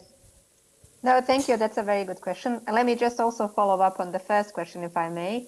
In terms of the United Nations regional groups, Georgia would be in Eastern Europe regional group of countries. But when it comes about the objectives of the NRIs, certainly the NRIs are autonomous in their work. But what I can tell you from the charters that I see from the number of national IGFs is that first and foremost, the objective is to create a set of principles, a framework for the people of a particular country or region to benefit from. Everything else is an additional benefit, which is, of course, cooperation across the country, across the region, across the sectors, and with that, across the world. The cooperation across the world certainly can be established through the IGF, and we are trying as much as we can. It's obviously always a work in progress and subject to improvements to ensure that the NRIs are integrated as much as possible into the IGF discussions, and with that to facilitate that cooperation. One of the examples, for example, is the work of the NRIs as a network. That's the way how we facilitate cooperation across the different national and regional IGFs. So I'm sure often you will see the NRI coordinators, for example, UCHA, discussing and establishing certain forms of cooperation and collaboration with, for example, the national IGFs that are as far from Georgia as Uruguay, for example, is, or Vanuatu. But that's the value, that people know each other. We have a network, and that makes us in a good position to create the agenda which is relevant to people around the world. Yeah, thank you, Anya. And the next question based on your answer. So, well, if we create the shared norms, but we have here the implementation phase, where again the multi-stakeholder approach should be used. And if we have, for example, an IGF annually, once a year, should be there still any body, any structure, any organization, anything that can coordinate the implementation of the shared norms, principles, and programs? Because during the year, even the state has a lot of issues. They meet a lot of questions and they want to develop, for example, the internet norms, internet regulations, etc. Where should they go? Is there any success case? Any example of where they should go to apply to? Thank you. Yes, thank you very much. That's a very good question indeed. I think speaking about shared norms and principles, we should speak about them at the local level, but also at the global level. At the global level, for example, you've heard about the recent initiative that came out of the Office of the Secretary General, which relates to the world agreeing on the Global Digital Compact, which is a set of shared principles and norms on different topics such as connectivity and human rights, to digital cooperation, to internet fragmentation, emerging technologies such as the AI and so on. And currently the multi-stakeholder consultations are underway. We will see what will that result in. But at the local level, you are right. Everything at the end of the day, what we discuss goes into hands of the decision makers. And currently the decision makers are those who build technologies, so those are engineers, the policy makers, which are governments, the legislators, members of parliaments. And to a good extent still, the private sector is in a position of certain decision makers, but less and less. You can see that the governments are trying to bring in good governance in place that also includes enacting decisions which will be coming from a public sector authority, first of all. One example that I can give you is Kenya. That's always Kenya IGF. It's always a very good example for me because it pioneered a process where before decisions are made by those that can make concrete decisions, such as parliamentarians and legislators, those possible decisions and path toward decisions are discussed with those who understand the internet. And that's extremely important. You have to discuss what you want to achieve with those who understand the technical side of the internet, but also the policy side of the internet, and who are in a position to predict and mitigate, in that sense, any possible harms. So the local parliament, for example, when they were trying to enact some legislation on the regulation of drones, was turning to the national IGF for advice, and discussions were ongoing publicly, but also privately with the multi-stakeholder organizing committee of that national IGF to understand how this regulation could go forward, looking into good practices, looking into advice that this group of experts can provide. So in short, I think it's extremely important that we start raising awareness among our decision makers that the multi-stakeholder processes regarding the discussion, regarding the dialogue facilitation, should be really the first instance from where the decision could be made. So not behind closed doors, but really through a dialogue with everyone who understand, as I said, different aspects of the internet before those who have to make a decision come up with a decision. This relates to the national IGF, but as I said, it relates also to the global IGF. Yeah, thank you, Anya. I can just add some examples. Yeah, we have a question. Yeah, maybe from there. Ucha. Ալովա, მე მოქვს კითხვა ჩვენ დამსწრესთან, Max Tuchistan. რეგიონში ჩვენ გვაქვს ISO-თან ერთად განხორციელებული და მიმდინარე რამოდენიმე პროექტი, რომელიც შეეხება იზოლირებულ თემებს. მინდა მაქვს თხოვ როგორც ამ პროექტების სულის ჩამოყალიბებას და კოორდინატორს, რომ გითხრას ეს სამი მთავარი გამოწვევა, რომელიც მისი აზრით აი ამ მიმდინარე პროცესში, რომელიც დაახლოებით ალბათ 5-6 წელია გრძელდება, რომელიც მისი თვალსაჩინო ISO-ის თვის ესეთ თვალნათელია და შეიძლება დღეს ამაზე აქცენტები გაკეთდეს. მადლობა.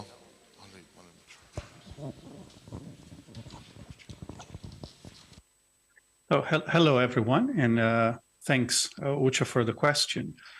The three main challenges. So the first one is to find the person or group of people in the country that are willing to to take on a project. In Georgia, you have a great example. The person who just asked me this question, Ucha, who is a leader in all this, and he can tell you about all the projects we've been working on together as ISOC, even before I joined Internet Society in 2019.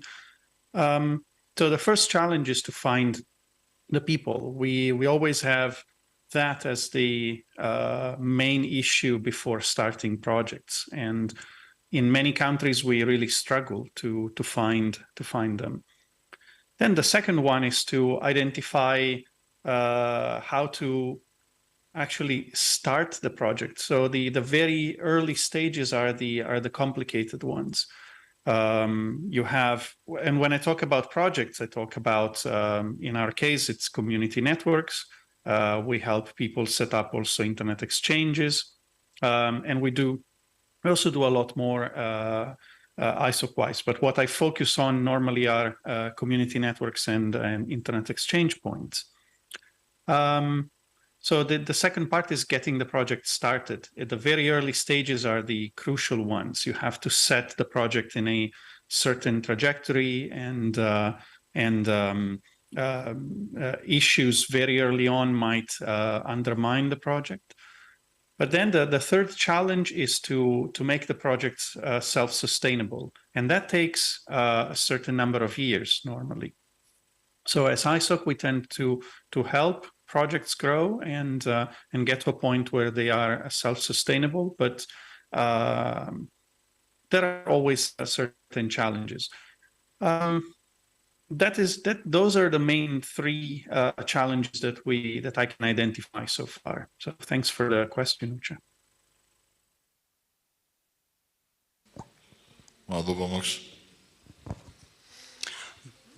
მე მაქვს ერთი უფრო კომენტარი ვიდრე შეკითხვა. გახლავართ ეკონომიკის სამინისტროდან ტელეკომუნიკაციების ზოგადად დიჯიტალიზაციის პოლისი მეიკერი, ასე ვთქვათ, პოლიტიკის გამსაზღვრელი ქვეყანაში დეპარტამენტიდან. აქ იყო საუბარი regional. There were some talks about regional coverage. Many thanks to our foreign partners who are attending here. That's really important to the development and also local community. I would like to make a comment about regional coverage. It's very important when the country has declared about its Euro-Atlantic aspirations. I need to explain about regional coverage that in 2018, Georgia, in ITU, Georgia has changed its changed its regional office. We were under the CIS office. Now we are under the European coverage of ITU, the UN organization. Georgia has implemented a number of projects, and it's cooperating tightly with ITU, including relative to the development of new generation internet networks. So it's a priority for us to engage Georgia in other organizations, because this part of policy.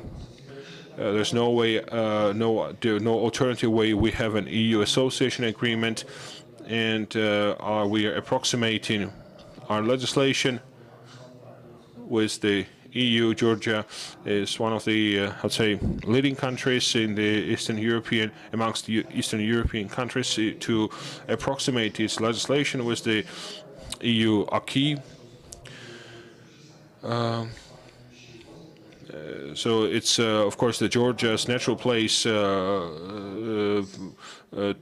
the, when it comes to regions, is the EU region. So I just wanted to raise this issue about regional coverage.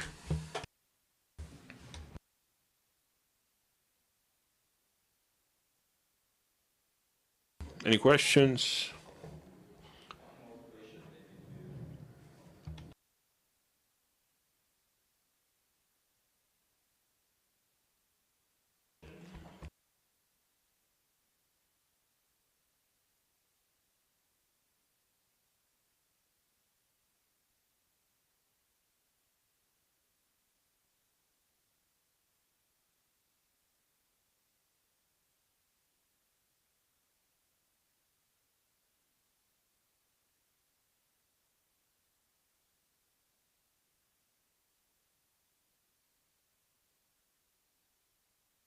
can early career fellows be provided with the opportunity to represent their projects at the Internet Governance Forums? So can it be provided a travel fellowship for them as well? Thank you. So thank you very much, Bahan, for the question. Yeah, so of course our fellows and our fellowship is always aimed to promote our vision of the internet. So any project that falls under that category, it's something that we want to promote. And if you as a young person, you have a project that is related with the core mission of the Internet Society, please come forward, because it's also part of the fellowship to develop a project and to write stuff and to contribute proactively to the fellowship. It's not just a one-end discussion. So the provision for when you mention support for traveling, etc., that has a very defined structure. So if you travel as a youth ambassador, it's going to be for certain activities. But yeah, I mean, the idea is to align as much as we can the interest of people on the internet with Internet Society's mission. So it's a matter of checking what their interest of the applicants is, and how we can integrate that with our programs. Just referring to the question about the regions, Georgia in our case is part of the Caucasus, but it's within the European map for the Internet Society, and Armenia as well. Thank you.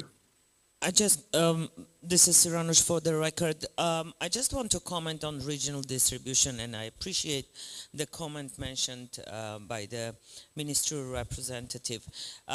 Here I will talk not as an ICANN staff, but as a person who came from the same region like you, from Armenia. And when I mentioned I was in that group, there was a working group within ICANN at large. We were discussing moving our regions to Europe. As it said, within at large, it's European Regional at Large Organization, EURALO. There were a lot of discussions, and we understand, like, there were representatives from Armenia, but no representatives from Georgia. So there was no huge support from the region. And it should come from us, from people from the region. It's not ICANN who decides to put the country, where to put the countries. The idea should come, it's bottom-up process. So we as people from the region should come up with the idea of moving ourselves from one region to another. Because yes, the ties, and even with IP addresses, they are in Europe, and we definitely understand this. But again, they should be collaborative efforts, and it should be coming from the region. We can sit down, discuss the importance, the objectives, the ways how we propose this, and come up with the suggestions. And the organizations here, led by Ucha, led by Armenian, ISOC Armenia, Christine, they are part of at large. So they have the full capacity to come up with the idea and with the suggestion. This is just as, not as ICANN staff, but as at large representative in general. Here maybe I have a question. Is it, who is responsible? Is it the government or at large? Because government is not represented at large, so they cannot raise it. No. It's not government. It's, I mean, the working group where I was part, I was not representative of government. This was just discussion on, you should apply to the ICANN board to approve, right? So in order to come up with the advice. At large is a structure where you can discuss this and give that advice to to the ICANN board. Maybe we'll already have an action to do now. Absolutely. So it's bottom-up process. You can just come up with the decision to be made. Thank you. Thank you. Thank you for this stimulating discussion. Are there any more questions? Yes, please, Tusheba.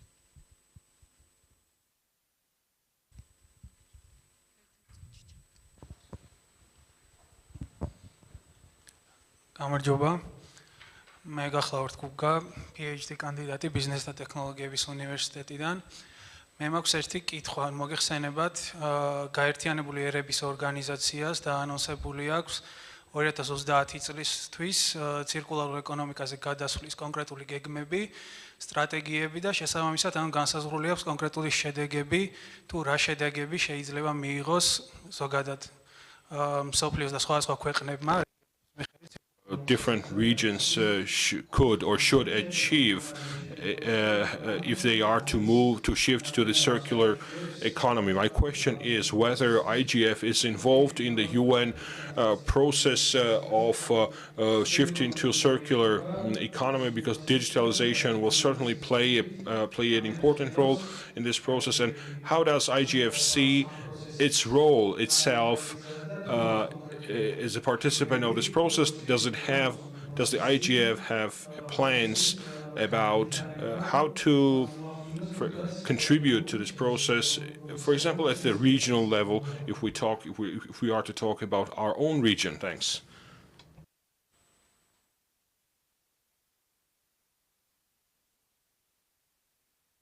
Thank you very much for the question.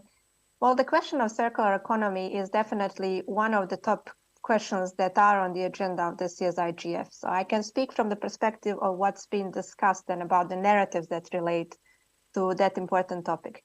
They certainly relate to good management plans, to the digital divide challenges that are posed for the comprehensive circular economy structures, to the stability and resilience of our networks, critical infrastructure, supply chain management, and so on. These types of areas that fall under that very important topic will be subject for discussion at the upcoming IGF in Addis Ababa, so in just a week's time. Our outputs of all the discussions, and that will certainly include on this important topic, will be summarized and consolidated and disseminated widely. That also means that they will be disseminated through the United Nations as a system, as a contribution to the Global Digital Compact, which may also maybe introduce some values and principles on this. That's something that we will see in the next probably 2 years to come.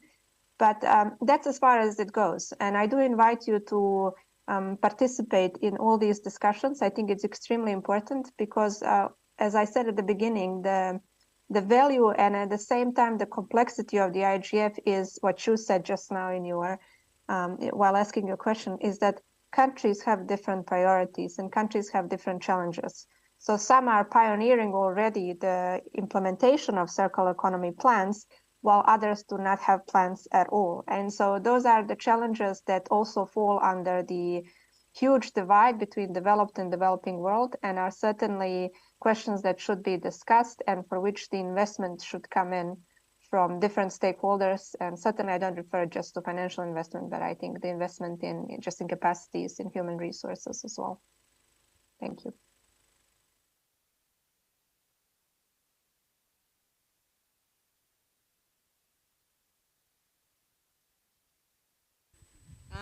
მეგობრებო, ძალიან დიდი მადლობა ძალიან საინტერესო დისკუსიისთვის. მაგრამ მოგვიახლოვდა coffee break-ის დრო. ძალიან დიდი მადლობა ჩვენ სტუმრებს პირველ რიგში, ჩართულობისთვის, პანელისტებს, მონაწილეობისთვის და ჩვენ ძვირფას აუდიტორიას, რომ ასე აქტიურად იყვნენ ჩართულები ამ საინტერესო თემატიკის განხილვაში. ნახევარი საათი შევისვენოთ და შემდგომ განვაგრძოთ ჩვენი ფორუმი. ნახვამდის და მადლობა ძალიან დიდი კლავ მონაწილეობისთვის და თუნდაც დისტანციურად შემოერთებისთვის ჩვენი ფორუმისთვის.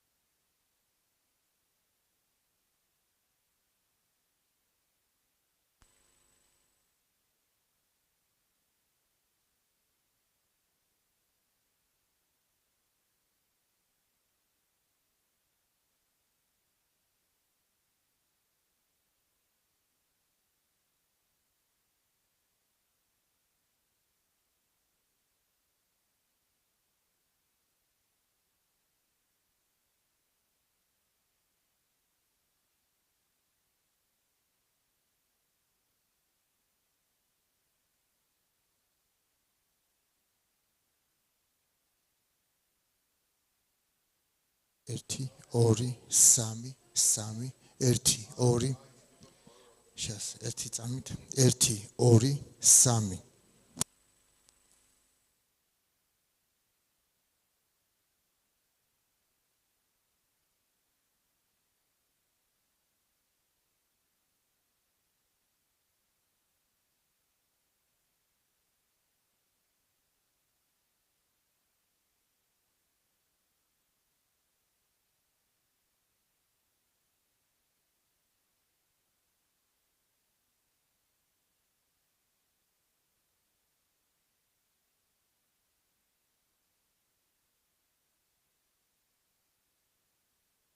3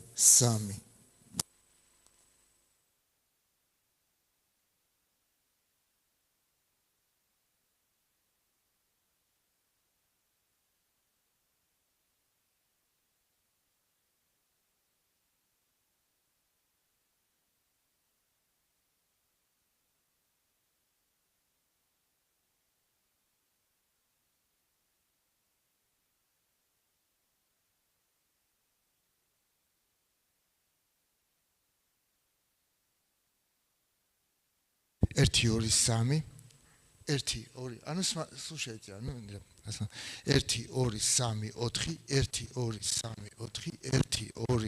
1 2 3 4 1 2 3 4 5 6 7 რაღაც 10 10 იყო ხო რაღაც ყველა 1 2 3 4 5 6 6 6 ხო აი რაღაც კი მეც გავიგე 1 2 3 1 2 3 4 5 6 7 8 9 10 1 2 3 4 5 6 7 8 9 10 სკამზე კი ბატონო 1 2 3 4 5 6 7 8 9 10 11 12 13 14 1 2 3 4 5 6 7 8 კარგით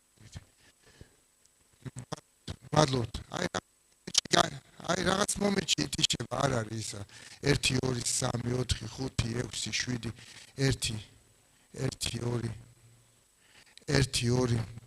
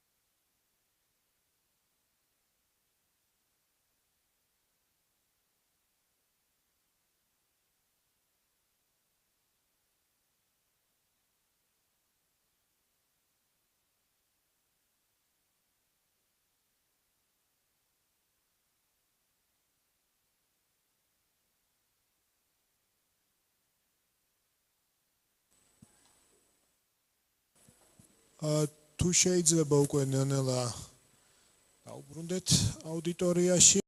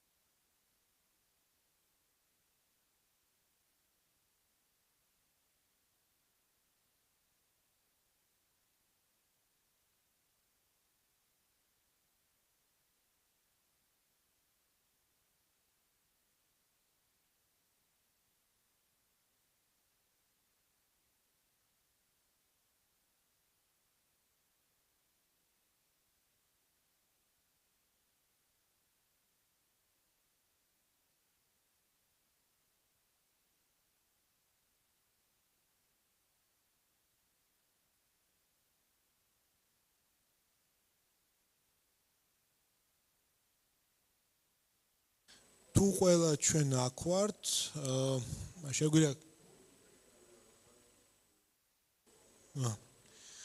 ორი წუთი გავარჯოთ ბატონო ზვიად. ორი წუთი მცირე ტექნიკური ხარვეზებია და ამ ტექნიკურ ხარვეზებს ჩვენ მალე მოვაგვარებთ და დავიწყებთ. კი ბატონო, მადლობა.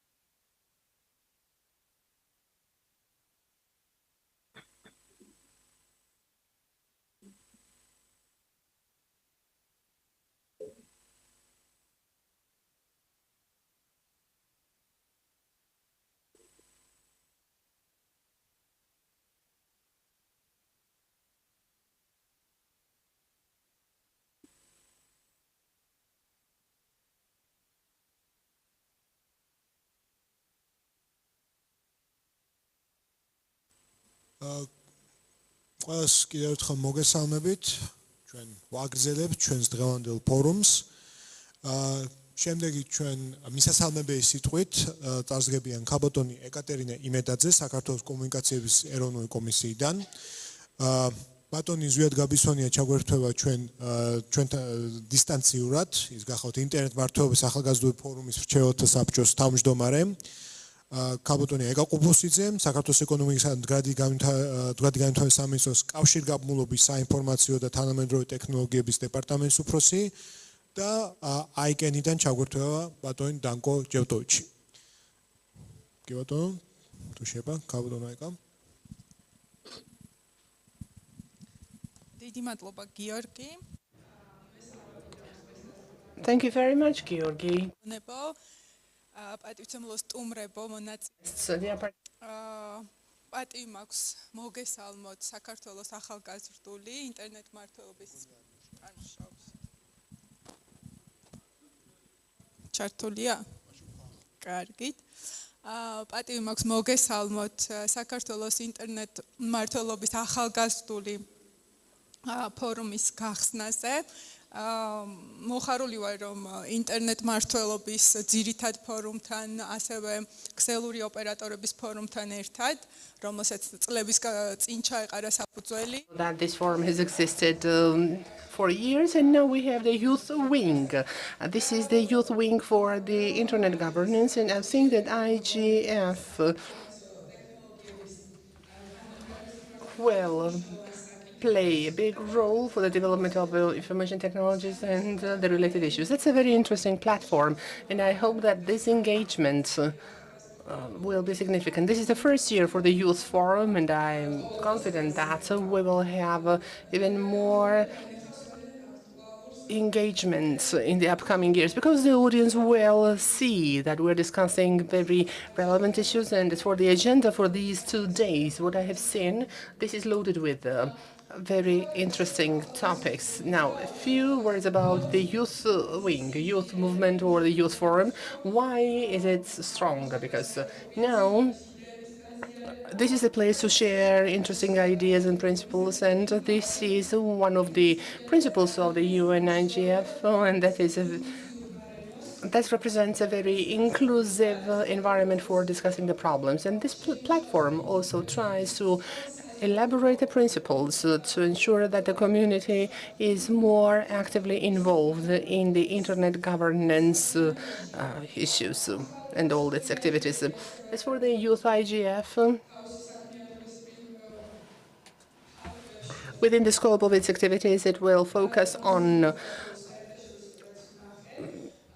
the international experience that we already have in other countries, and it will address the issues such as content, media literacy, security, data confidentiality, and also protection of vulnerable groups.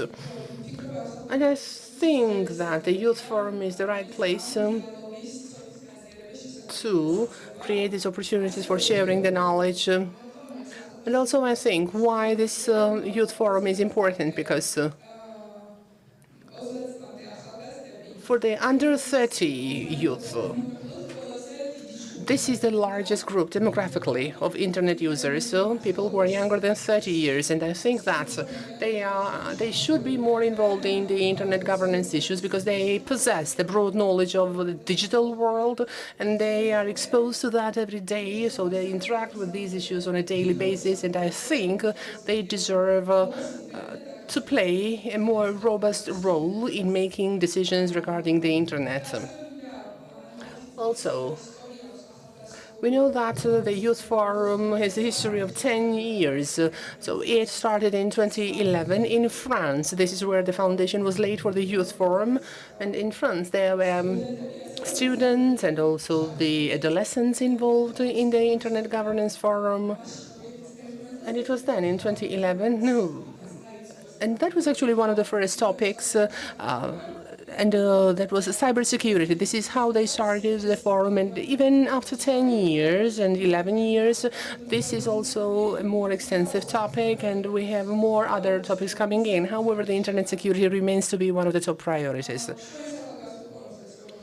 As for our youth forum, it also has interesting topics. This is what we will be discussing during these 2 days. And I think that for the regulators of this field, this is because we oversight the telecommunications, electronic communications, including the internet, of course. And then also we have the broadcasting and media fields. And also we cover the development of media literacy in Georgia, which is also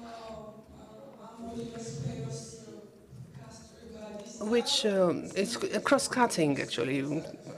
And we also envisage working on the awareness raising as well. And as far as I know, tomorrow one of my colleagues will make a speech about this issue specifically. And therefore, in these processes, I think people in the community and the most active part of the communities needs to be involved. And of course, the exchange of ideas will be really crucial. So in our work, there's a simple truth that the digital communications, this is the field that requires a continuous elaboration and implementation of cutting-edge technologies, and where this is where the youth and the students should contribute a lot.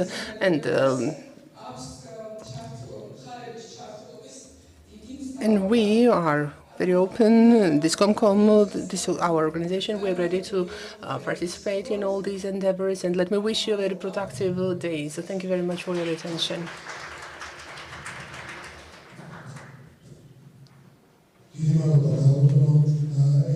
Thank you very much, dear Eka. Now, Mr. Zviad, over to you now. This is Zviad Gapisonia. Greetings, dear colleagues, and I would like to greet dear friends. I am very happy that today we have an opportunity to start the Youth Forum in Georgia as well. As far as you may know already, the academia has been involved, and we have been involved in the IGF Forum, and we've been making speeches, and also we had our speakers and moderators represented at the forum. And we really wanted to also have the Youth Forum, because the Youth Forum was established in Forum, and we wanted to replicate that and to arrange the same Youth Forum in Georgia as well. We were thinking about many different forums and formats, but now we're so happy that today we're having it, and we can make policy speeches, and also we can have the representatives from the academia, and they represent the youth wing, and we wanted to have all the three levels of education. This includes the bachelor's level and also the master's and PhD. We wanted all these three levels to be represented, and it is very important to have the youth represented, not only because, just to have an additional wing at the IGF. No, we want to get more youth ideas.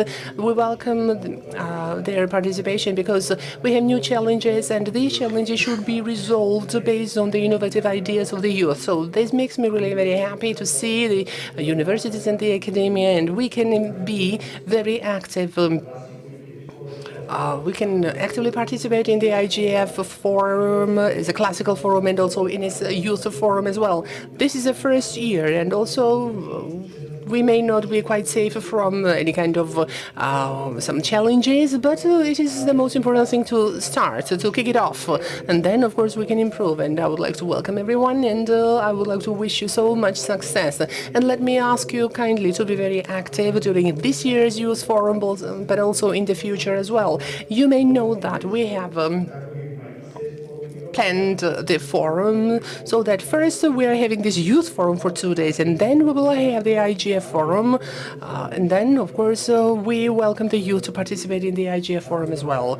Thank you very much, and let me wish you success.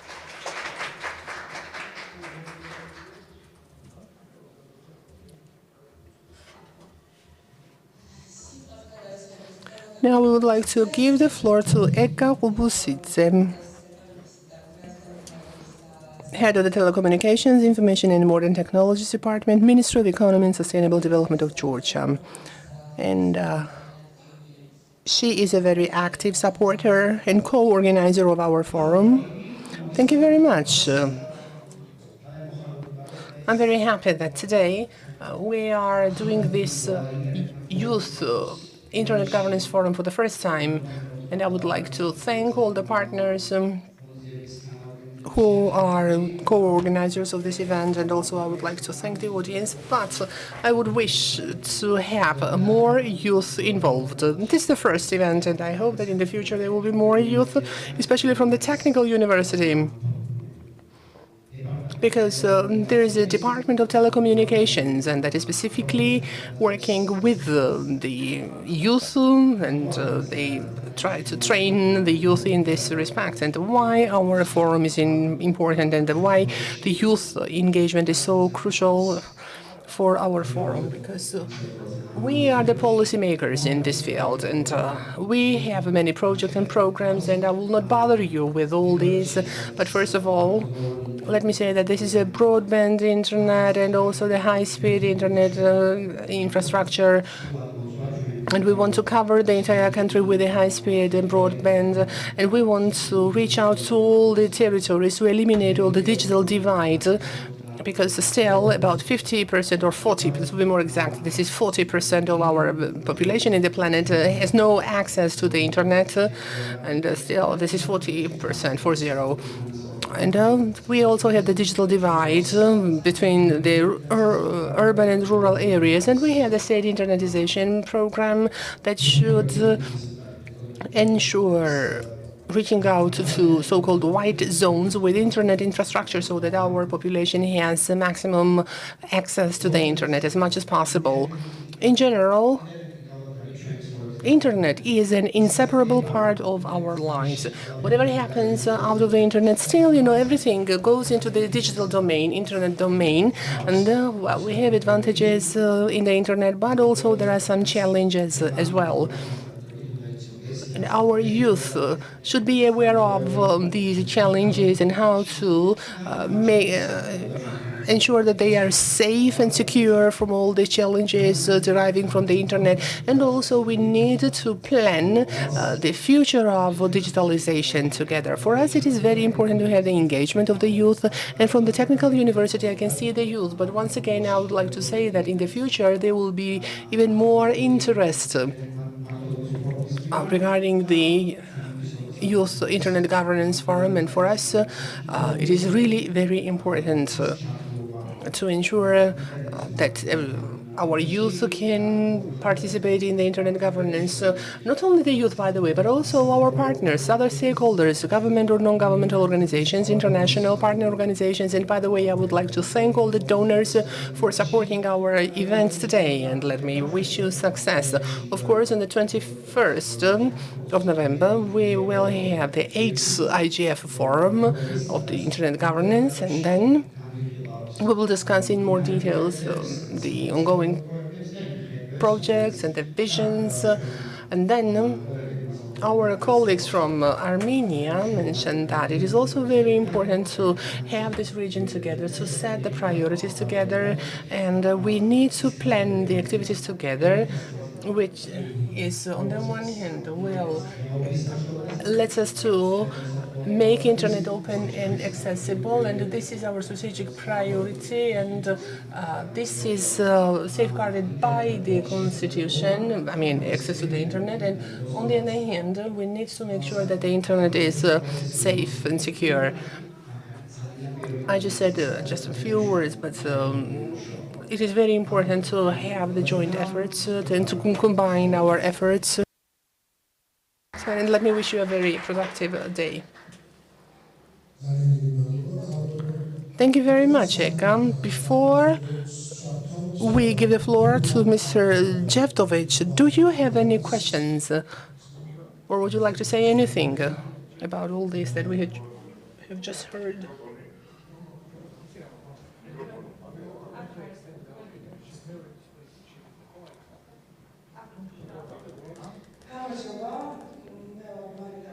Hello, my name is Marita Bibilashvili from the Black Sea International University. I'm a master's student, digital media and communication. This is my major, and I have a question. As far as I know, and I myself, I have some people around who are not able to participate in this internetization process. What I mean, the families cannot afford paying the specific money they need for the internet access. This is the monthly payment. And are we going to have any program? Are there any plans to implement a certain program to ensure that other families like that have access to the internet so that they can afford that? Thank you very much for your question. This is indeed a very important component. Because on the one hand, yes, we develop the internet networks, but of course, we want to ensure access, especially we are talking about the regions, and with regard to the packages offered by the ISPs, well, people may not have financial resources and they may not afford that, but we also, of course, we have projects. Today we are at JITA. JITA is a Georgia Innovations and Technologies Agency, and the JITA has special programs, and also we have the voucher programs. This is for supporting the families and households to ensure that they have access to the broadband. But together with the Commission, we also work for introducing universal services in Georgia. Universal service means that there will be access at affordable prices. What it means, wherever we have vulnerable population, people with low income, people living in low-income households. This is actually not the unique problem for Georgia, because EU is also working on that, and we have commitments under the association agreement, and the universal service is now part of our legislation, and this is why we can say that the users, whoever needs support, for them, internet will be provided with fixed quality, with fixed rates, and they will have more access to that. We have several projects, so I have already mentioned the JITA, and also we have the strategy for broadband internet coverage, and in this strategy we already have projects and programs. By the way, together with the ComCom, and also we work in the area of the development of digital skills, and there's a new regulation, and we are committed to implement this, and this is not just an obligation, this is the benefit, and this is a state program, this is a commitment of the state to ensure that its population has access to good quality internet at a fixed rate. And this is, of course, all this intends to address the problems and resolve the problem that you mentioned. Greetings once again. Hello. Thank you very much for this information. My name is Guga Bagashvili, Business and Technology University, BTU. I'm the doctoral student at the BTU, and I have a question to Mr. Zviad. As you know, Business and Technology University has been very actively involved in any process whichever is about the technological development, especially regarding the sustainable development, and of course, circular economy. Based on these approaches, I would like to know, are there any plans to have some kind of research activities regarding internet governance, to introduce new topics at the university level, to raise awareness of university students? Because I think that awareness is a very important issue, awareness among the students. And does the university have any plan for developing the internet governance? Or with regard to the research activities, are there any plans to introduce any kind of new development in this area? Thank you. Thank you very much for an interesting question. You know, I will try, based on the example of the BTU, I will try to generalize the BTU case. In general, the internet governance research and training and education in this field, this is a new and a bit complex topic, because it is not about the technical component it is comprised of, but also it includes the social sciences, and also it includes the legal issues. By the way, you mentioned the circular economy. This also means economic research, and also there is a digital economy, digital marketing, and other areas that businesses are more interested in. And I think that we have to look at this problem from the global perspective. At the BTU, we have also a new doctoral program, the digital governance and AI in public sector, and our representatives, I think, they are making speeches during the forum. The whole idea is that the internet should not be understood as a technological tool. This is the technology which is a foundation for other scientific and research activities. This is not about the IT research only. It should also cover other areas, for example, exact and natural science and humanities and social science as well, because in this respect, there's a huge potential to exploit. I am in Germany now. Here we work with German universities, and we want to have the digital Georgian studies, and we call it the Georgian language studies, and we are digitalizing that, and the research community will use that, and the business community will also use that together with the research ones. Of course, the involvement of the academia is very important with regard to the internet governance, and you know that one of the strategic priorities of the government is to develop the digital governance, and our forum, Internet Governance Forum, should contribute to that, and we should provide regular recommendations by us, by the academic sector, and I'm so happy that now the youth is with us, and your recommendations will be very important for many different institutions.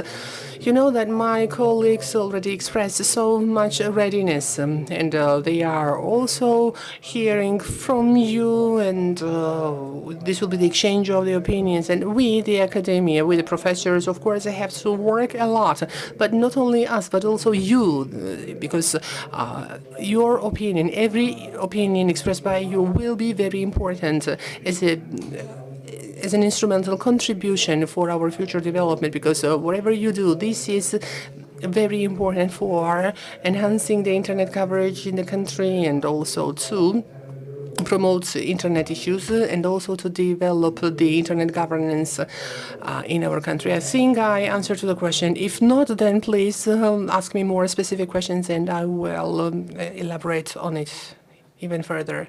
Thank you.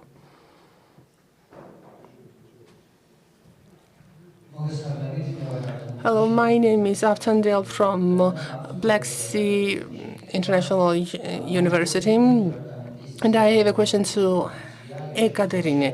What is the main function of your department when there's an emergency or the war situation, and when electricity or access to technologies are limited? What is actually your department doing in this respect, and what is the solution?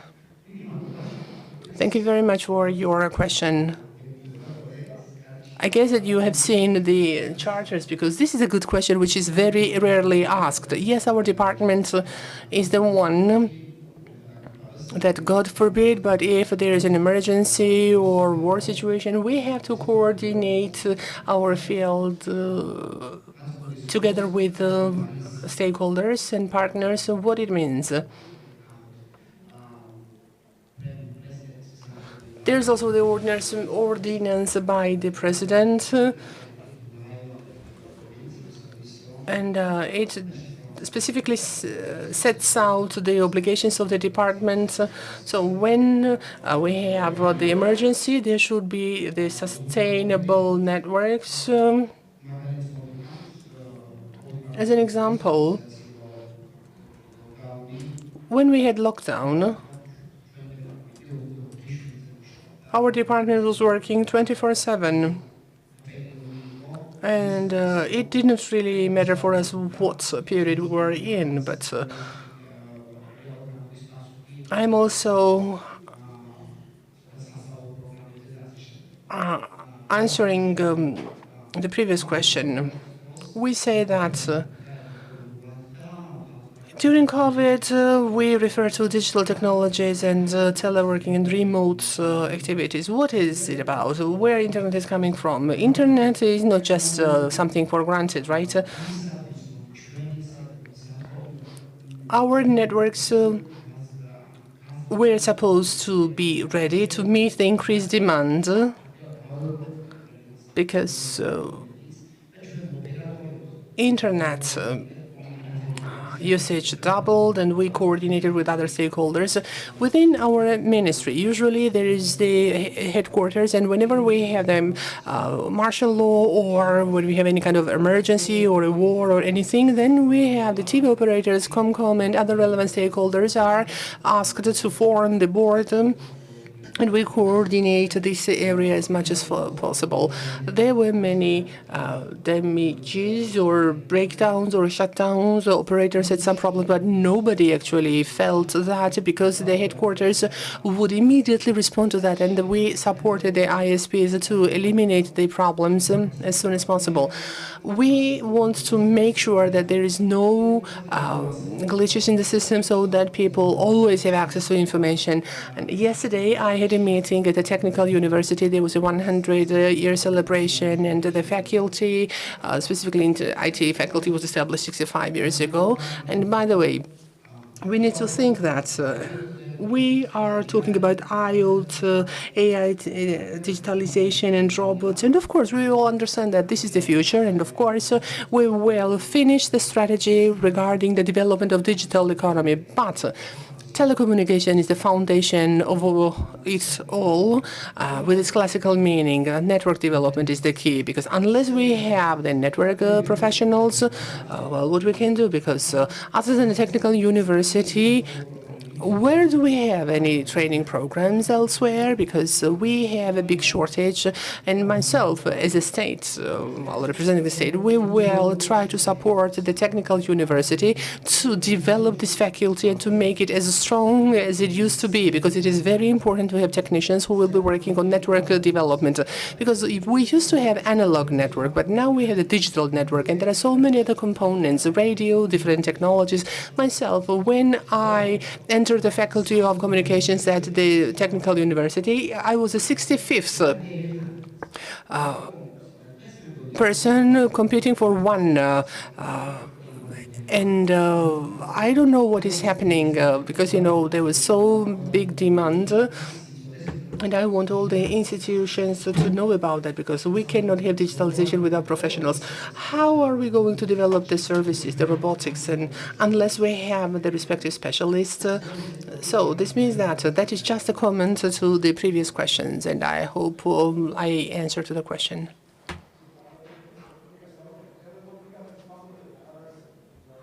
Microphone, please.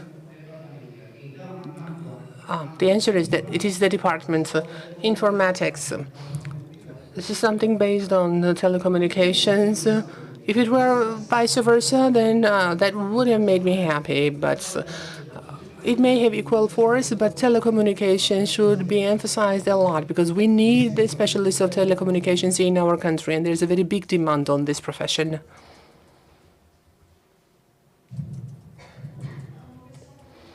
Greetings. My name is Dalio Sepashvili from International Blacks University Digital Media and Communications Programs. I'm the head of the program.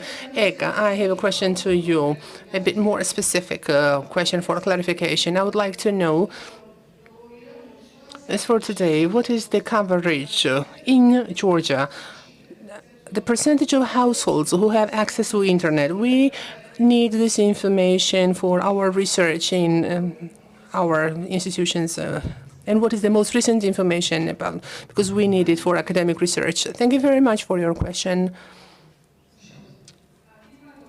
Thank you very much for your question. First of all, before I give you the exact figure, let me tell you that Comcom, as the supervisor of this field, we collect information about the market, and we have analytics.ge. This is the website. And other than this, we have yearly reports. We also publish quarterly reports about the coverage, subscribers, and you may find so much valuable information in that. And if you are interested, you can send an email to us, and we will respond very promptly, and I'll be very happy. And by the way, we have referrals from universities, and students also request information, so they send their inquiries, and these are the students who are involved in some research activities. And of course, we'll be happy to give you the answer. As regards your question, there's a lot of difference in terms of rural coverage and urban coverage. So there's a big divide. When it comes to mobile internet, we have almost 100% coverage, and when it comes to fixed internet, as I know, and let my colleagues so correct me, 86% in urban areas. What I mean is there's a lot of difference in terms of internet coverage in towns and internet coverage in villages. And what was just mentioned, this internetization project that's been implemented by the ministry with the funds of the World Bank.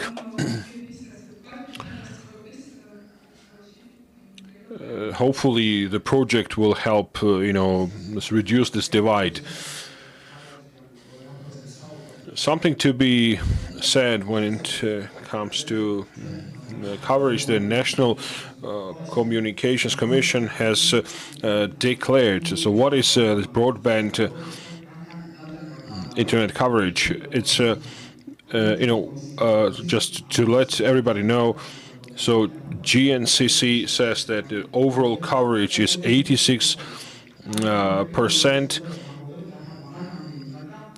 Some countries, they say, let's say they have, so we don't, how to say, mix mobile internet coverage with optical internet coverage. So we make it, so we provide, disaggregated data so that we want you to know what's coverage and where exactly we have problems. So we don't have problem in terms of mobile internet coverage. We have problem with optical internet coverage. We're open for any questions and also your suggestions. We are there to, I mean, if you're interested, we'd like to discuss this issue with you, and we'd like to develop it with you.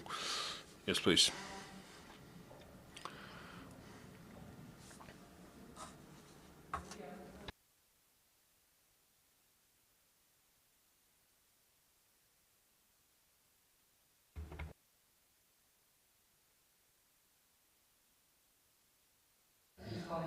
If there are no more questions from the audience, I do have a question to the panelists. What would be your tips, 3 major recommendations so that we take into account as co-coordinators of the YouthIGF to make sure that our panel discussions are closer to issues on the ground, and what are the future development perspectives that should be on our agenda?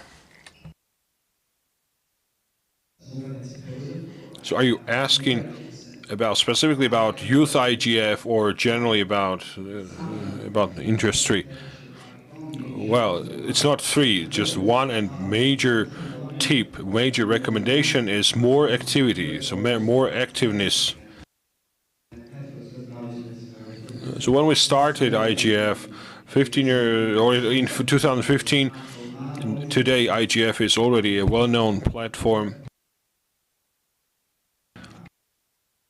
It was for the first time that a non-EU country was offered to arrange an IGF meeting in Tbilisi. And in 2015, GeoIGF was first founded in Tbilisi. Georgia maintains an open platform, is open. So this is where it's coming, dear folks. The start was complex, and everybody needs to know, what's been happening. I'm sure this whole will be fuller in the future, and so my, I'd say, recommendation number 1 is to have a full room today. In other words, more activeness, more engagement with universities, more engagement with young people, students. So basically, that's my most important advice. topics are open. Anyone who's interested can contribute to also to determining issues on the agenda. So I would just I can only repeat myself that my major recommendation is please be more active, but also on our side provide more information to the university so that we have a higher attendance, we have larger attendance. It doesn't. I don't mean that we have small audience today because we have people also joining online. But I would say I'd like to see more people in general.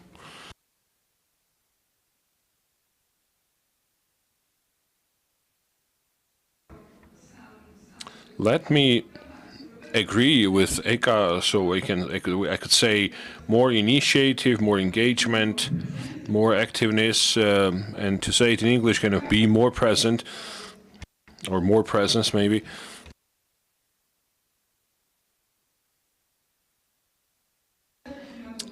I want to thank the organizers, the small and medium operators, UCHA, the Council of Europe, the donors, the partners, indeed, for organizing the conference. This is a stretched out hand to young people so that they can make steps towards internet development, internet governance, which is a developing and upcoming sphere.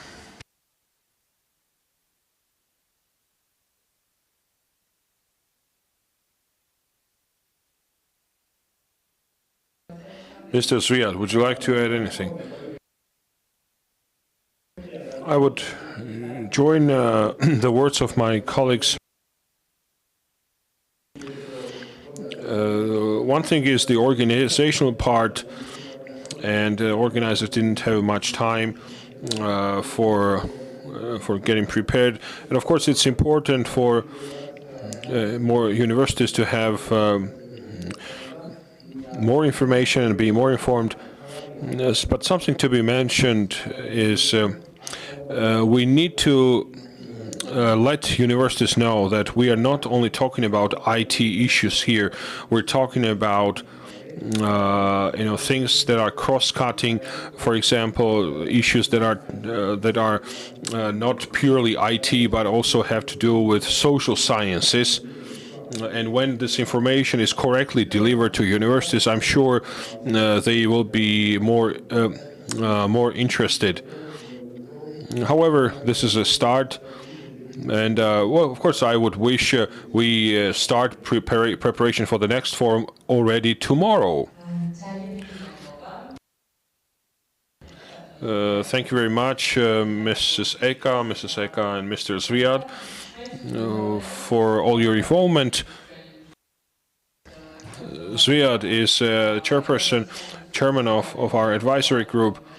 With the help of Communications Commission and the Ministry of Economy, we hope the future forums will attract more young people in the future. Thank you once again, and we can now move on to the next panel.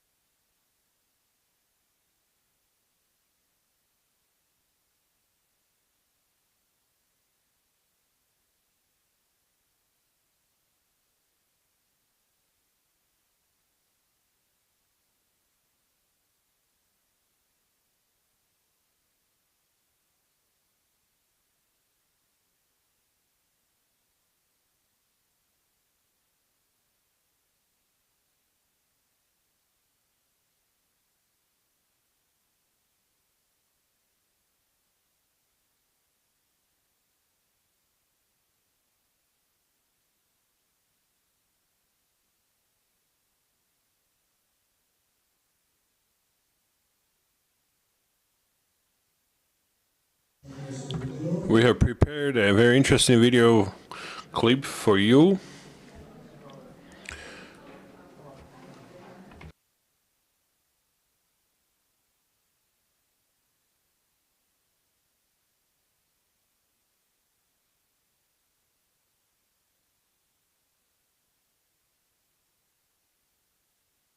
I'd like to ask Mr. Sandro.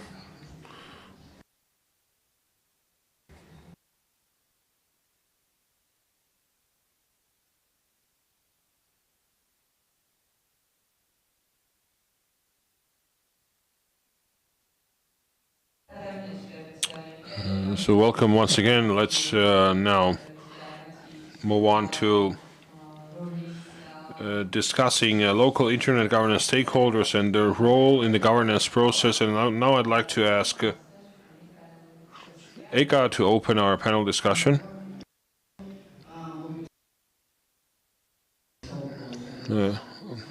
I'll say a few words about the ministry's role. As I said in my welcome speech, the ministry is a policymaker body in Georgia. When it comes to information technologies and digitalization, I understand we are short on time. So our role is in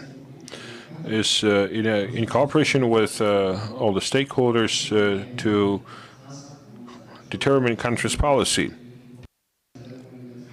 One of the functions we do is international relations with international organizations such as ITU,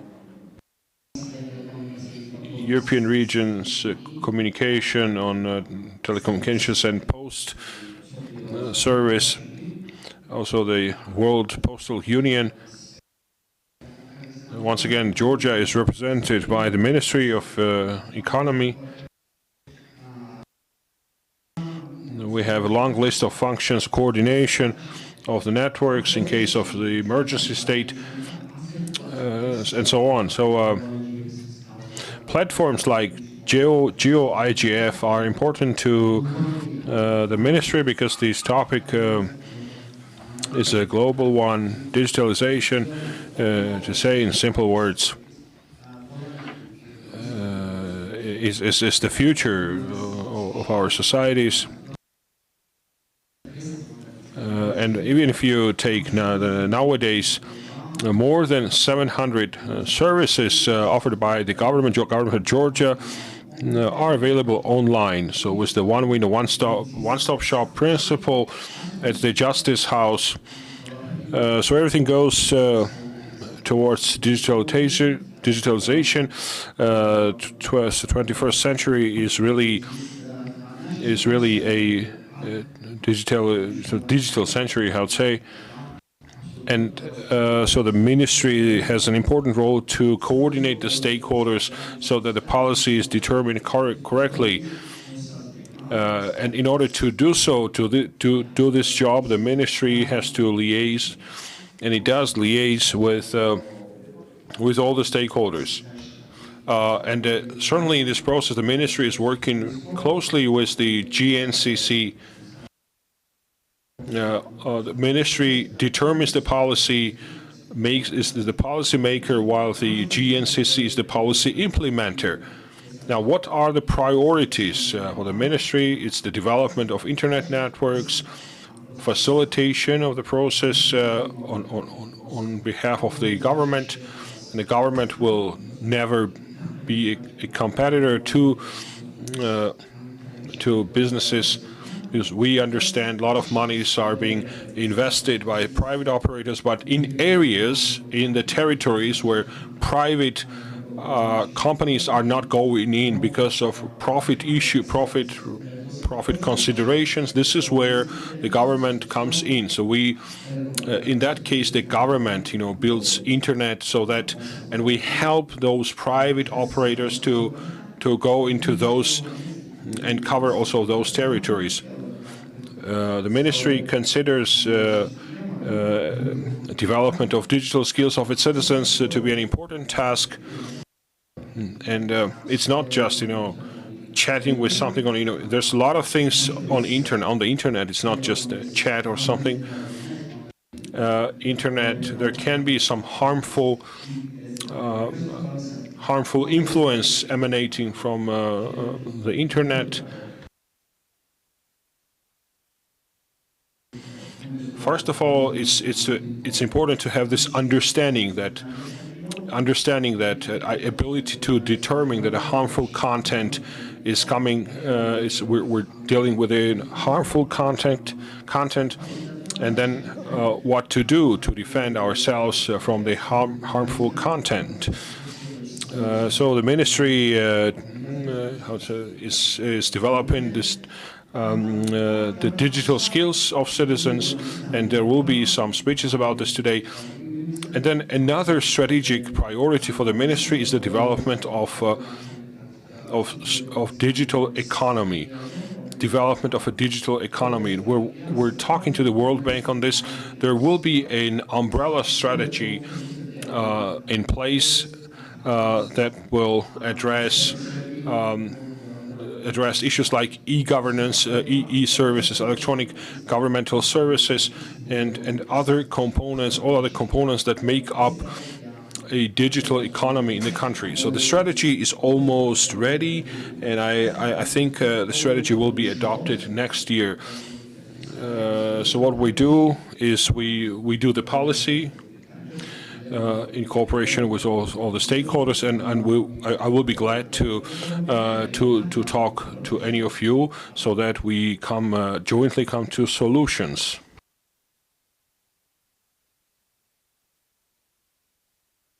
Thank you very much, Mrs. Seka, Mr. Alexander. A few words on my side, if you could, a few words on your side.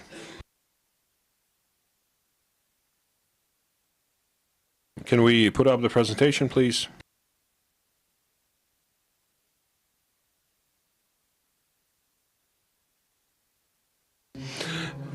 So I work for the Communications Commission, GNCC. I lead the department on spectrum and technologies. But this is rather a technical, I'd say, department, but I'll be speaking about some generic issues today.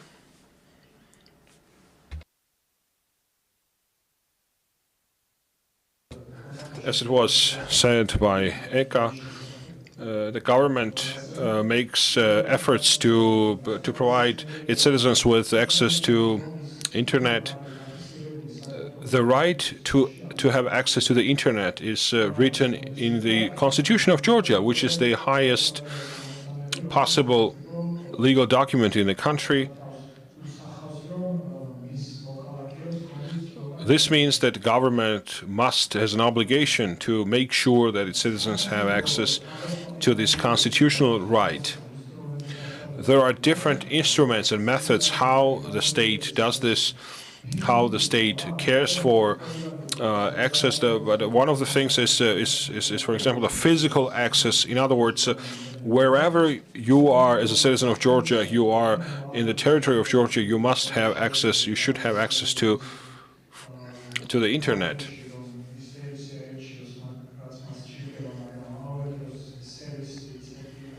At the same time, another thing that the government cares for is not only there is physical access to the internet, but also it's affordable, economically affordable. The third thing that we care about is the quality of the internet, that is accessible, physically accessible and affordable. And finally, it's the safety. In other words, citizens should feel themselves safe as they are surfing on the internet, because there may be different harmful content. Now, how the state does this is through its different agencies, and I'll be speaking about the role of the GNCC, Georgian National Communications Commission. The commission is guided by the Georgian law on electronic communications. The law stipulates what the commission's functions are. But in addition to internet issues, the Commission, one of the major, how to say, activities of the Commission is the regulation of television. But I'll be focusing on internet governance now.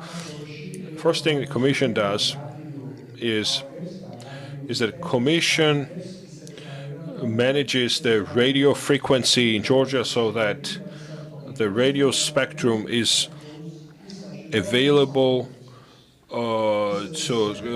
for different services.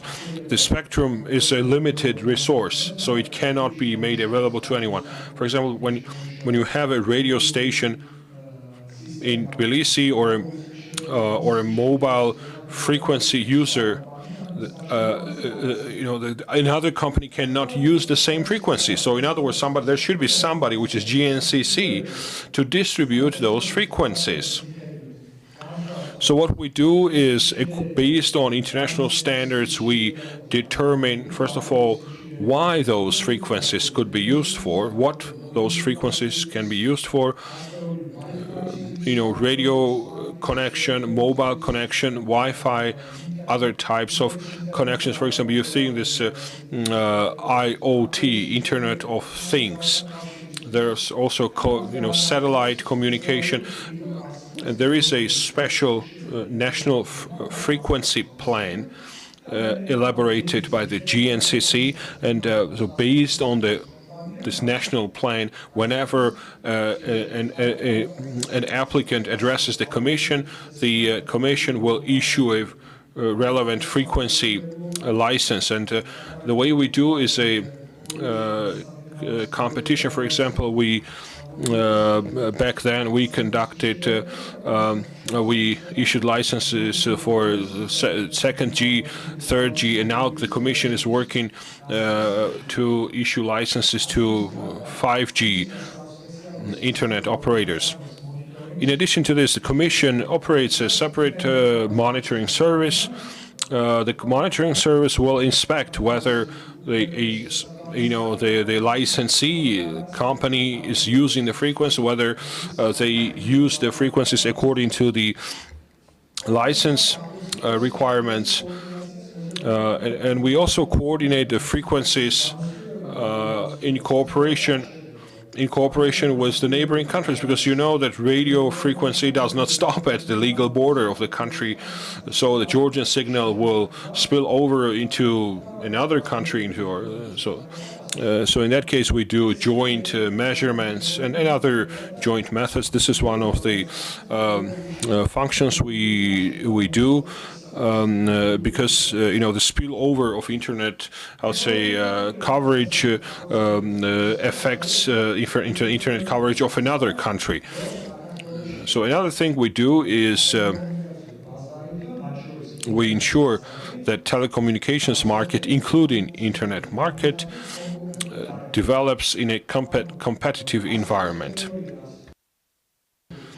There is an economic theory which says that when adequate competition is in place, an adequate competition will lead to progress. So there will always be a new company that's introducing some kind of new service which, triggers the existing companies to, boost up, companies that are delivering not so good services. They are losing their users over time, subscribers, and so they either have to keep up with this pace of development or be removed from the market. Telecommunications market requires a lot of investments. So unlike opening a simple shop, you hire a space, you hire a shop space, you hire somebody as a seller, and that's it. But telecommunications is different. In case of telecommunications industry, you have mergers rather than division, and you saw this during the initial presentation. Two biggest we have two biggest companies, then you have two smaller companies, and in other words, we have lots of mergers in this industry. And when you see these mergers, there's always this suspicion that what about competition? So the role of the GNCC in this case is to study the situation and see whether competitiveness is ensured. And if competitiveness is not adequate, then the GNCC will intervene with special measures. For example, impose restrictions on powerful operators so that smaller companies are not harmed. So this smaller company should be aided to survive. This is a very important role that the Communications Commission is serious about. How we know it, we conduct surveys, and that's how we get this information. The third of our important function, is the protection of consumer rights. As I said, the competition is supposed to protect consumers' rights. For example, one consumer can jump to another operator, but this doesn't really happen because, first of all, you might not have a good level of competition, and then consumers, they are kind of hesitant to change their internet service provider. They have been a long, client, so in that case, GNCC will intervene and to protect the rights of a consumer. The GNCC will control the company to make sure that, for example, the company is delivering the agreed bandwidths to you, so that you're getting the speed of internet as you have in the contract with the company. The company will also care for. Will make sure that illegal content or material are taken down. First of all, the materials can harm individuals.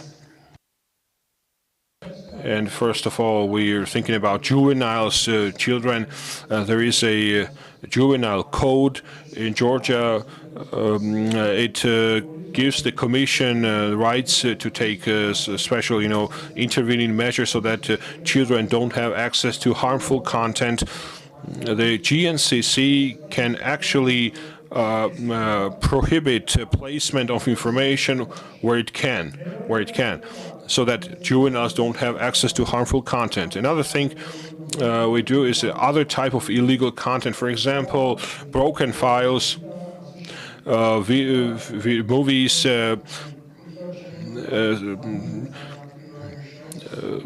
protection of copyright. Maybe consumers don't dislike it because they had access to illegal movies, illegal in terms of counterfeit movies. But well, it's a breach of law, so it's basically a theft. So we have to take down those counterfeit movie. It's an unpopular topic, but this is what GNCC does. One of these days, and our representative is going to answer those questions. So there is one more important topic, which is about the rights, but the Commission envisages that beyond the rights. This is the development of the skill to receive and process information. This is what we call about media literacy. And first of all, this is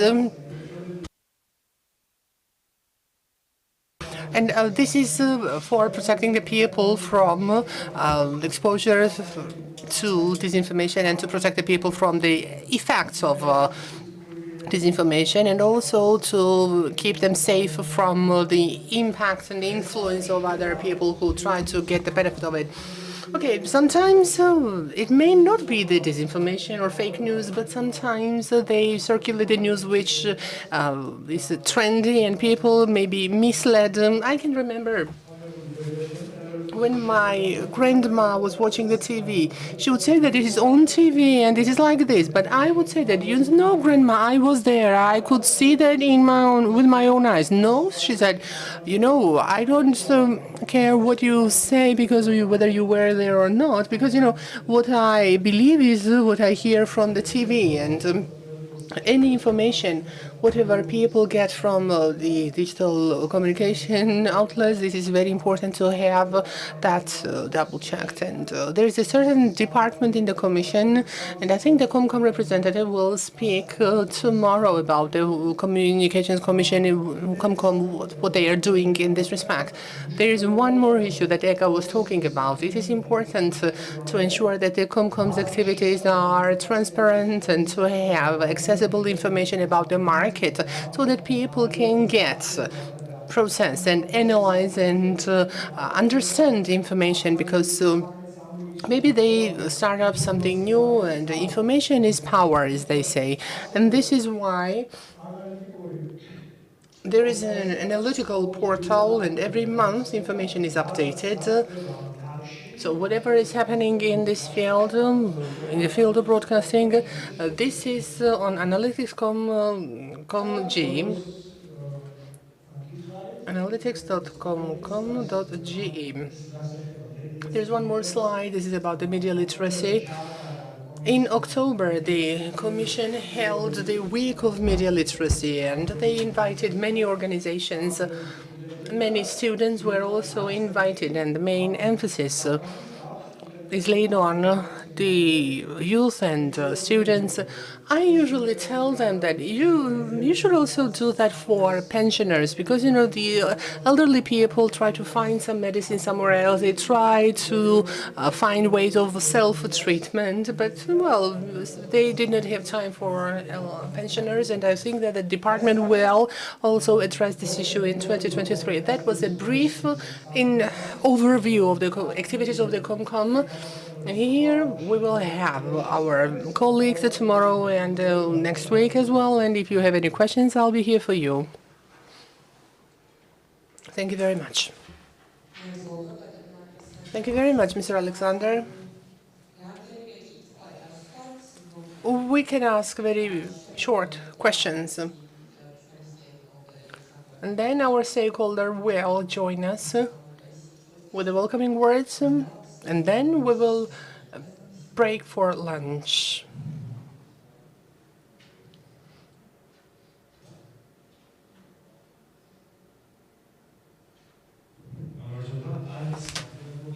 Hello, hi.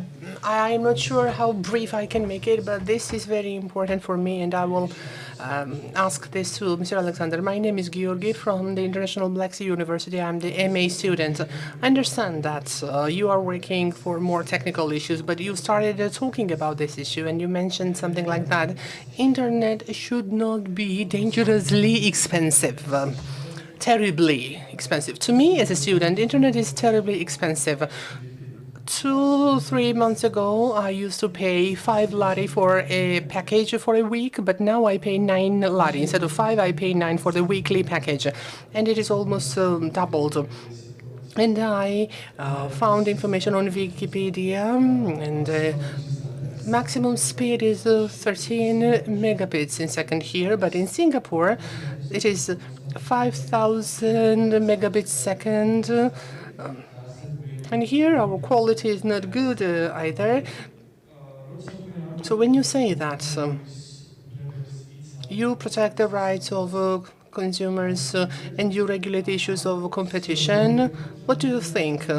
How effective your activities are? Because to me, as a citizen, a student, I'm telling you that internet in this country is terribly expensive for me in this country.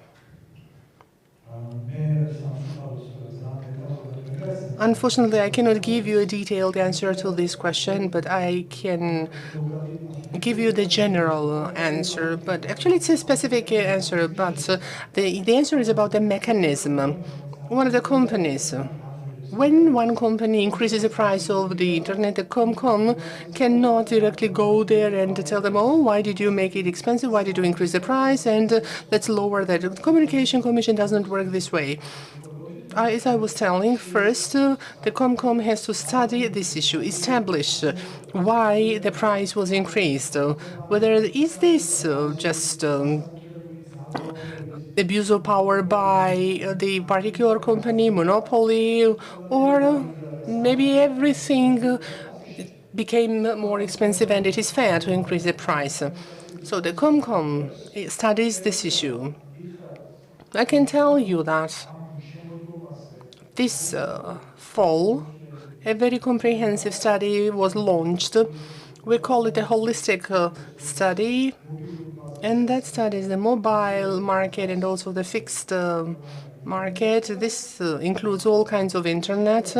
And when this study is over, then we will have a clearer picture about the competition issues in Georgia and what steps the Commission will have to take.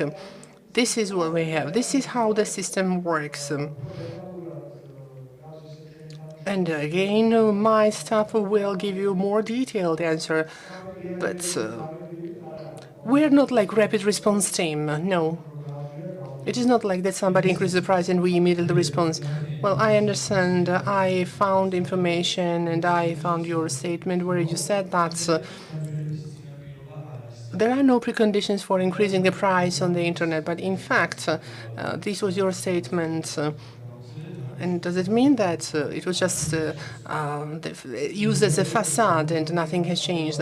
I'm not sure which statement you referred to when I made that. I don't have this information and I cannot make a comment. As I understand, as I have already mentioned, you work in the technical area, and but you just mentioned that, and this is why I allowed myself to ask this question to you. Thank you very much. Hello, my name is Magda Bulashvili from International Black Sea University, master student I am. Today, in the slide that you have shown, you mentioned about increasing the media literacy. And you also said that tomorrow there will be more detailed information provided here, but I'm interested in your opinion, Mr. Alexander, what the Comcom is doing for ensuring that we're safe from disinformation or increasing, promoting media literacy in the community. In your slide, you also mentioned analyticscomcom.ge. I can say that not many people know about this website, and what do you do in general to raise awareness, public awareness, and to provide more information, even about your website among the public? And maybe you can say a few words about the disinformation, how public awareness is raised. If you can just say a few words about that. Thank you very much. About disinformation, I cannot tell you more than I have already mentioned. Media literacy, and there's a department of media literacy, and they have been quite active.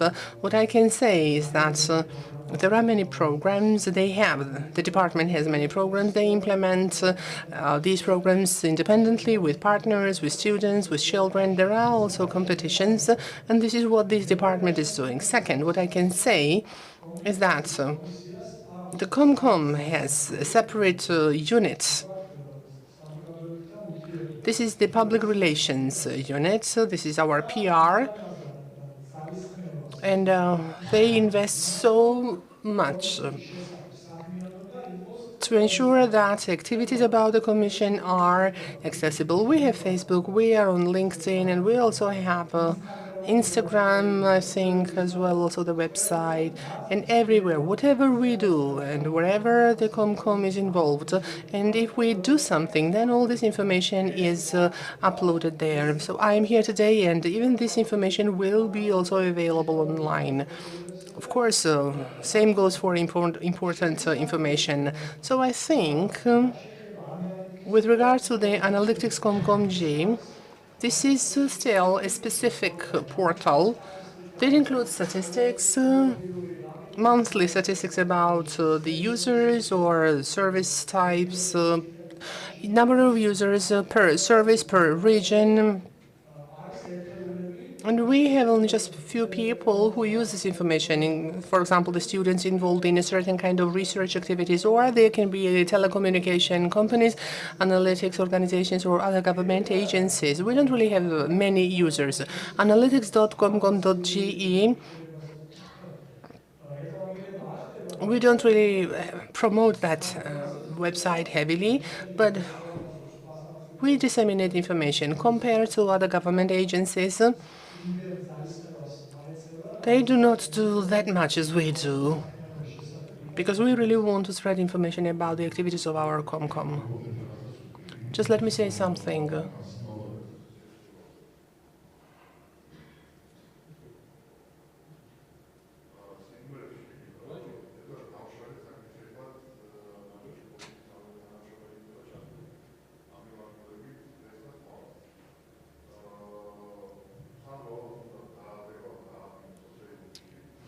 No microphone, sorry. Translators need a microphone.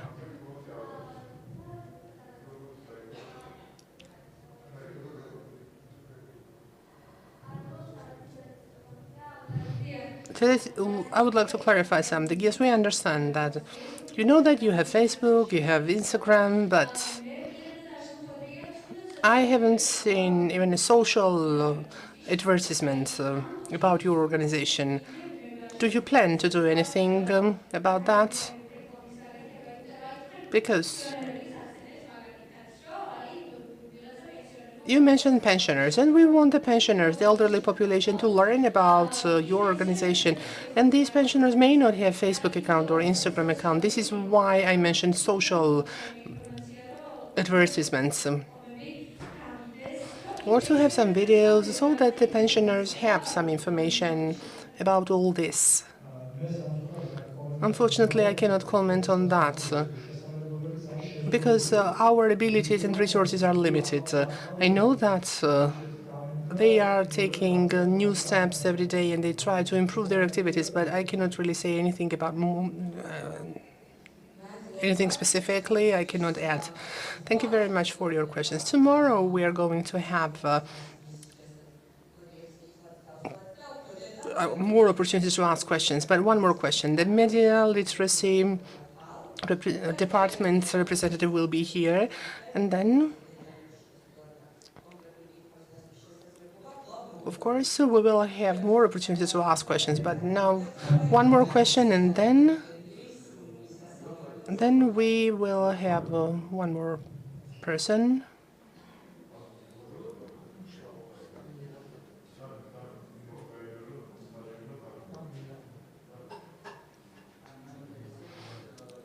Microphone, please.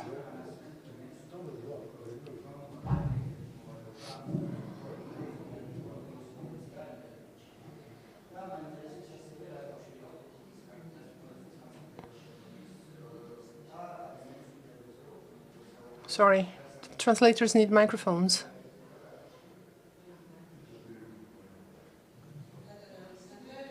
Mr. Alexander, it was about human rights. What about the Charter of Ethics, and what do you do with respect to the communication with the Charter of Ethics? Thank you. Unfortunately, I cannot give you a very specific answer. I'm not informed about that. With regards to the Charter of Ethics, but let me add, and I cannot directly answer to your question because I don't have this information myself, but as for the human rights, as for internet usage and telecommunication services, I haven't mentioned something, and if I didn't mention something, and in our commission, independent of our staff, there is an independent body which is Ombudsman. This is the Consumer Rights Protection Agency, and the users or consumers can approach them. For example, if the internet is down or if there are some other issues, or if the operators have some other problems, and this unit helps them once again I don't have any information about the charter, but I know that there's a unit. Maybe more information can be provided by other staff members.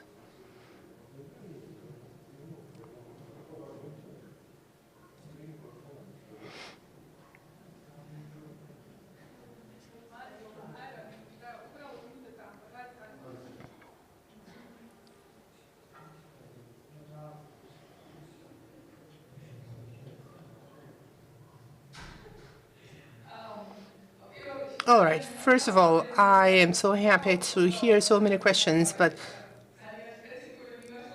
Sandro really leads a very specific area in the Commission, and the questions were asked were quite broad.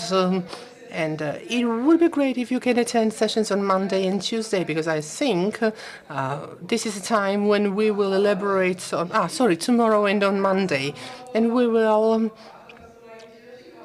address these issues. And of course, we will keep it into account for the future IGF. As for the rates, tariffs, the key principle was explained by Sandra very well. The key principles of economy needs to be addressed. But for this, we should have a very kind of very good balance of power, because if the prices go high, there should not be a very strict reaction or response, because this kind of strict response may have negative consequences. So, any changes in the price, all these cases should be studied well. Of course, what else we have to keep in mind? In general, we are the part of the global economy, and economic indicators are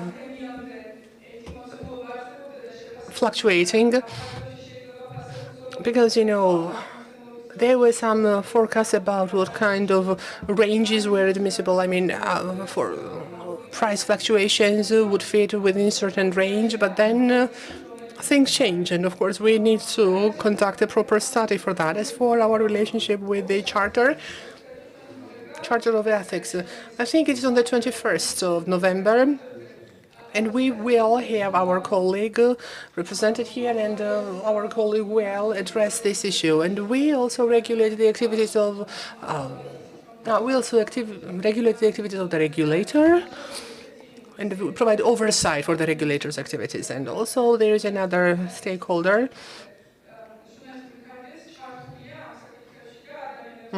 The Charter of Ethics is also involved as a stakeholder. Of course, we cooperate with the Charter of Ethics, because whether it is about the legislative amendments or any decision that we make, and if the decisions are made, then this is a public process, and it's an open process, and all the stakeholders are invited, and this is a very open process, very inclusive process. Thank you very much. This is what I wanted to say. Okay, now we can close the panel for questions, because unfortunately we don't have time, because we are behind the agenda. Tanko Čevtović is now joining us, ICANN Board Vice Chair, and we will hear from him. Once again, it underlines that our forum has an international support, and the support has been quite robust, and after that we can break for lunch.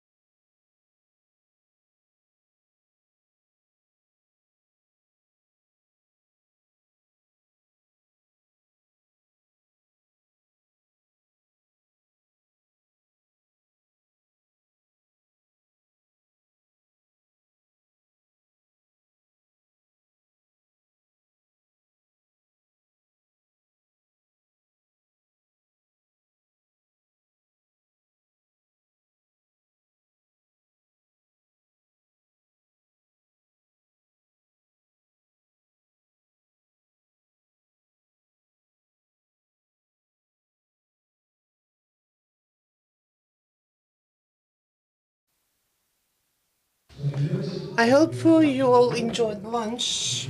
Now we can continue our forum, which is Georgia Youth Internet Governance Forum, and now we are going to have a change in our agenda. We will combine two panels, and then we will have two panelists. This is Tamara Marinoshvili, and she is the PhD professor at Tbilisi State University in mass communications and invited lecturer to, or visiting lecturer to International Black Sea University. And she will speak about the nature and significance of internet governance in the development of digital governance plans for the next year.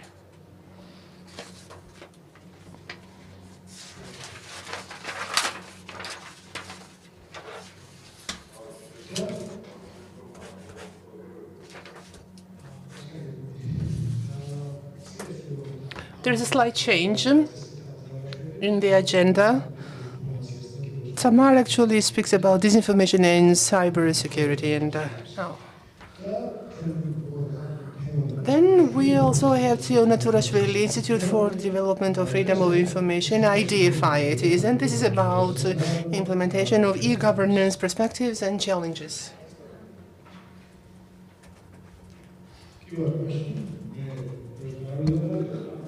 So, that's it, and I would like to give the floor to our panelists. Over to you now, please.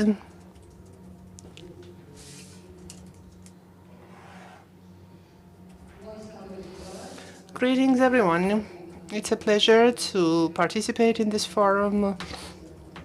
And we had an interesting discussion.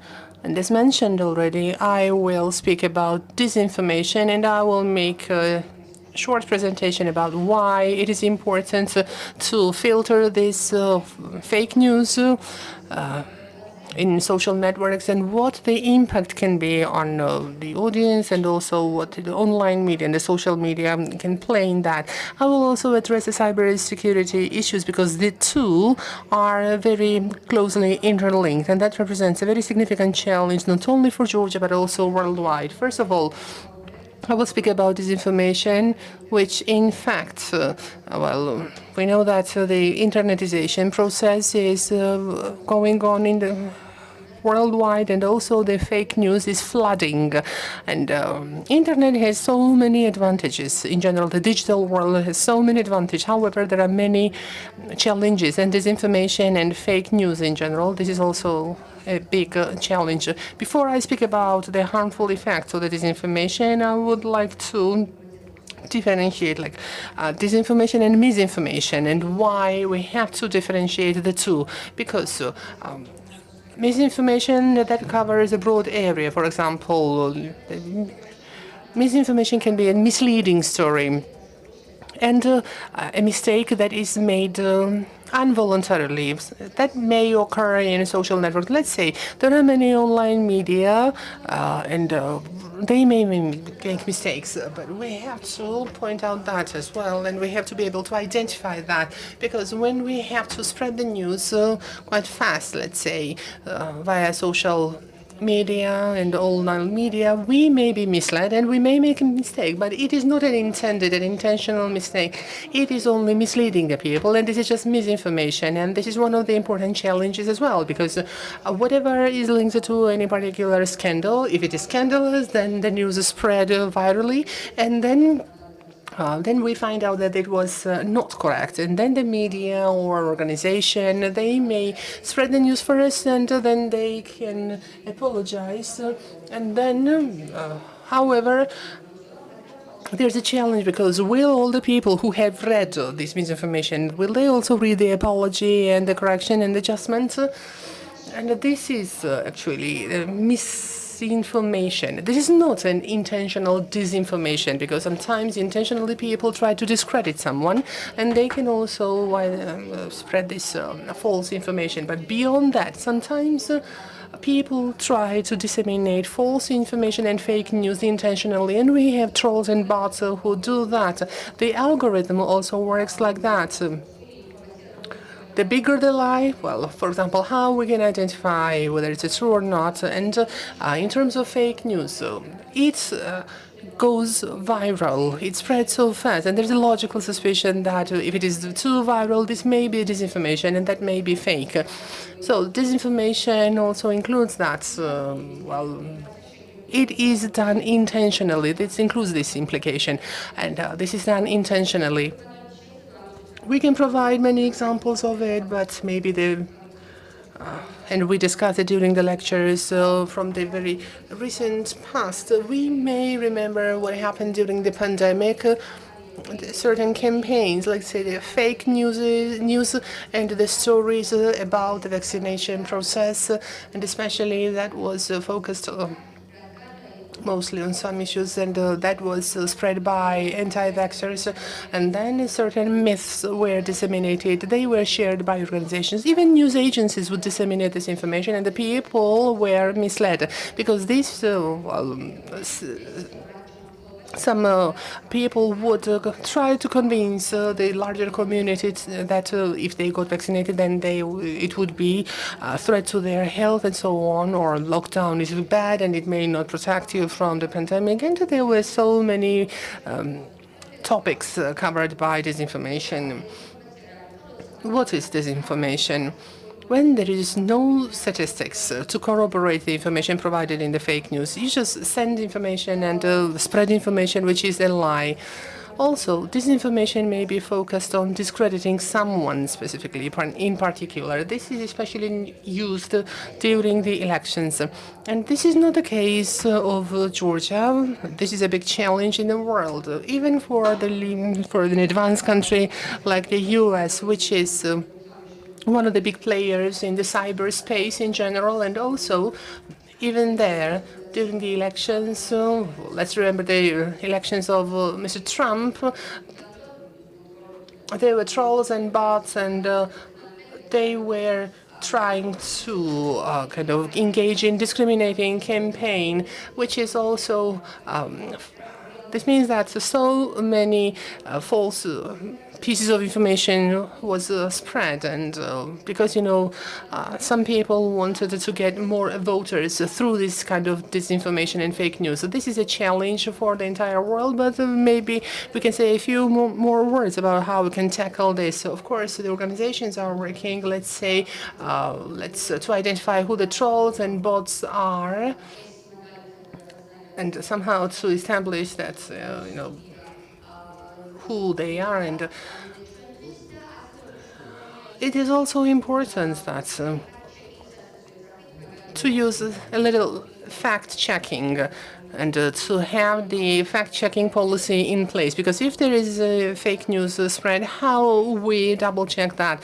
As for fact-checking, this is one of the significant tools in the media space, and we can verify and double-check false news and fake news and misinformation. However, if this method is even more improved, and if it covers the broader spectrum, of course, that would have been much better. I mentioned cybersecurity.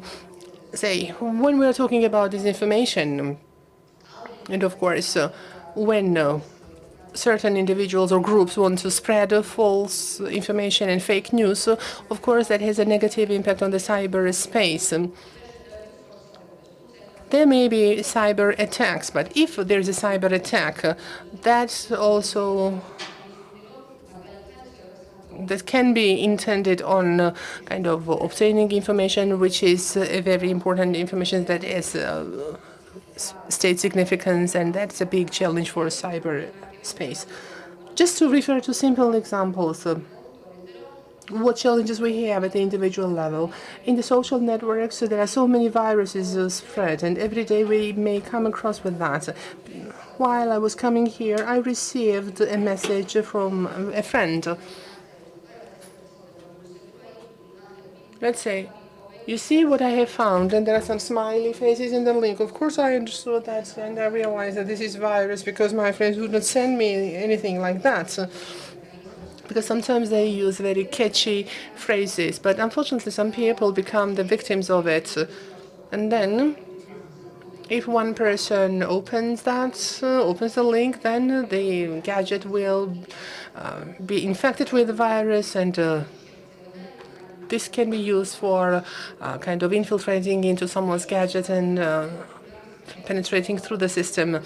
How we can fight against that? It is very important to set the policy at an individual level at least, because we need to make sure that the rights of individual users are protected, and the US is working very hard on that, and they have it specified in their policies. In general, cybersecurity is a very broad topic, but what we can say for sure, unfortunately, there are many organizations and hacker groups that may attack even in the very developed countries, and it is not the case for Georgia only, and it's not the challenge only in Georgia. It is also a big challenge in the moments of the hybrid war and when there are military conflicts, let's say as we had a war in 2008. And our country has come under attack as the war was waging. It's a challenge, but this is something that that we try to combat. When it comes to misinformation, it's been used also for cyber attacks or during cyber attacks, and it could be used to discredit a group of persons or a politician. And another way is publication of false information on a web page, which could be very harming. That's shortly, and if you have any questions, I'll try to answer them. Thank you, Tamar. We can, if there are any urgent questions, you can ask them now, and then we can move on to the next panel. Is there any quick question?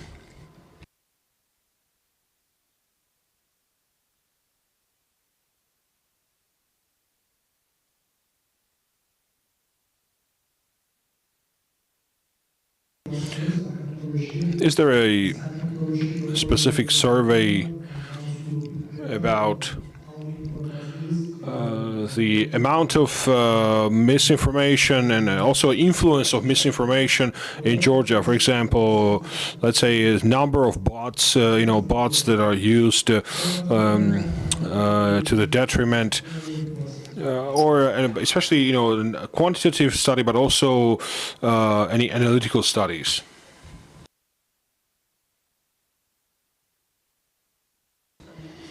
To my knowledge, there are a number of NGOs that do this monitoring. For example, there's this Media Development Fund that monitors those incidents in the cyberspace. To my knowledge, the studies show that influence is quite big, and also number of bots has been increasing over years. But this also relates to the fact that internetization has been progressing, and as a collateral damage, the number of trolls and bots is also increasing.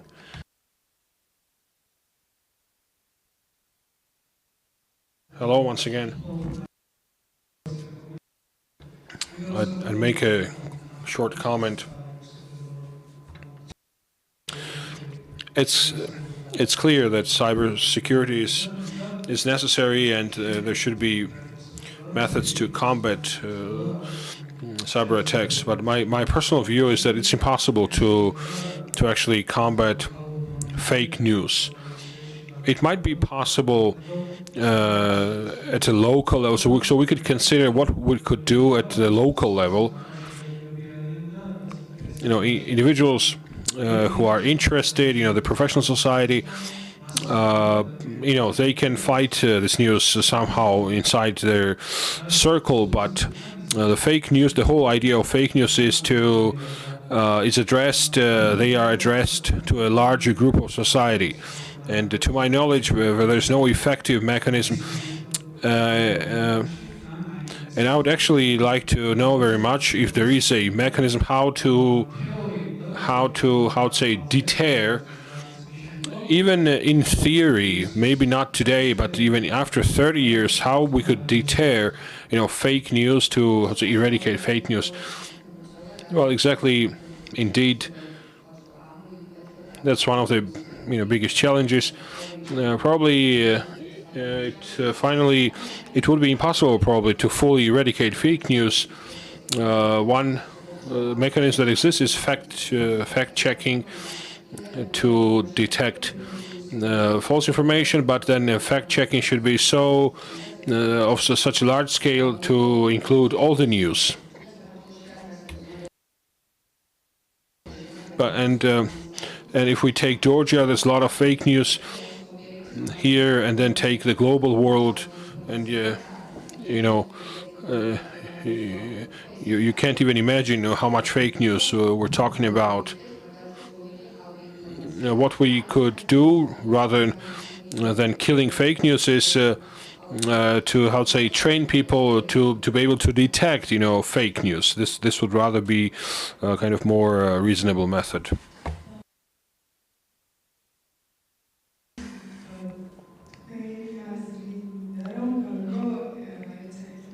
I'd like to ask for your opinion about the following. Well, understanding that Georgia is a conflict region, and there is this ongoing conflict with Russia. There's information war started by Russia. And if we take this Ukrainian example, you can see that Ukraine was quite well prepared to counter this information war. And I think they are quite good at fighting off Russian information war. What do you think? How well prepared Georgia is for information war?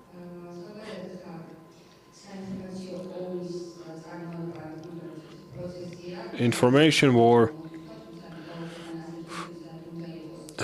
Well, every country probably should should make steps to prepare for information war. I can't say 100% that our country is ready, but there are mechanisms in Georgia, and they are being imperfected over time. But I do think that Georgia is more prepared now than maybe several years ago. So there are some mechanisms here.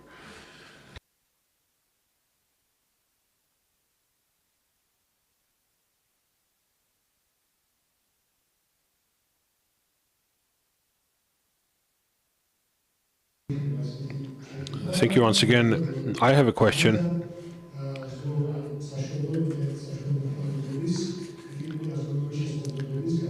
Apart from improving the skills of internet user of the public at large, and let's call it a war. Okay, so we interact, these trolls and bots.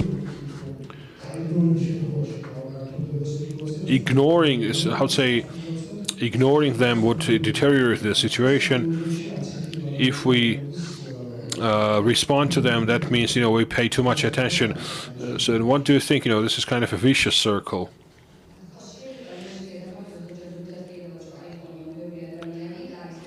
Well, I could actually agree with you that they may want to invite some attention, but at the same time, I don't think it would be a correct thing, to completely ignore them. So I think we'd rather fight than ignore.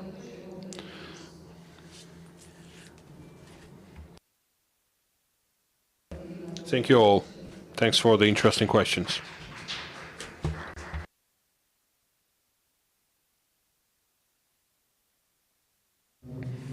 I will now give the floor to Mrs. Teona Dorashvili.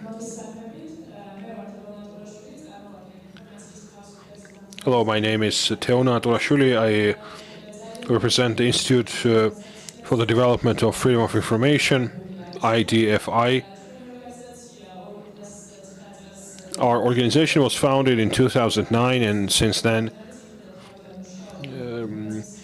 we have been working on. First of all, in the beginning, we have worked on accessibility of information, and here we primarily were focusing on information held by government authorities about human beings, and initially we were also focusing on Soviet archives and election data. However, to date we have expanded our area of work. One of the things we're working on is internet, the internet.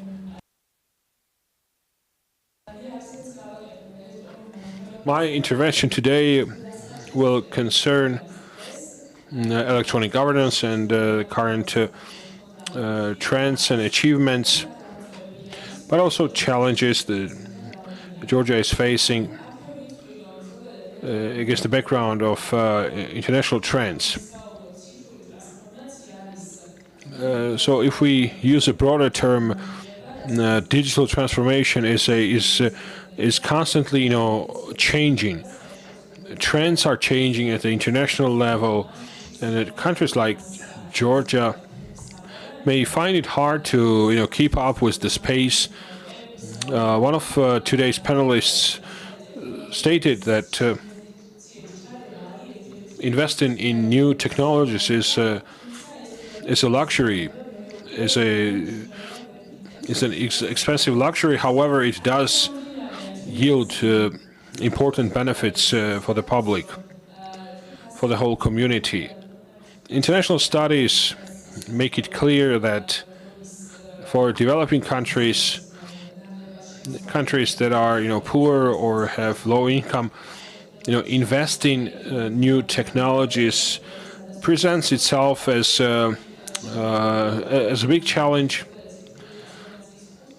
Best results in terms of only the developing countries are the ones that have best results and achievements in terms of electronic governments, because they have invested in new technologies. United Nations is preparing a study every 2 years, biennial study, and Denmark is one of the first on this list. And you have South Korea, New Zealand, Sweden, Australia, Estonia, United States. So those are the countries that have advanced very far, in terms of electronic governance. Studies show that the highest, you could see the highest e-governance index in countries that are economically strong. But at the same time, the study results show that countries like Georgia could also benefit from some of those investments. So one of the participants commented about Ukraine. Ukraine's resilience to fight off the Russian propaganda. So according to this study, Ukraine has had made an impressive progress between the years 2020 and 2022. It climbed up by 23 positions, and now it positions itself. Ukraine is positioned as the 46th on the list. And one of the reasons why Ukraine progressed is that Ukraine has a digital governance ministry, a separate ministry, government ministry for digital governance. And all the activities related to cybersecurity are coordinated by this specific dedicated ministry. In Georgia, and if we, by contrast, in Georgia, e-governance reforms are scattered to various agencies. Different agencies are, for example, one ministry is working on a strategy. At the same time, there's a digital governance agency under the Ministry of Justice, which is responsible for internal government, internal systems. And then you have another agency that's doing something also in this area.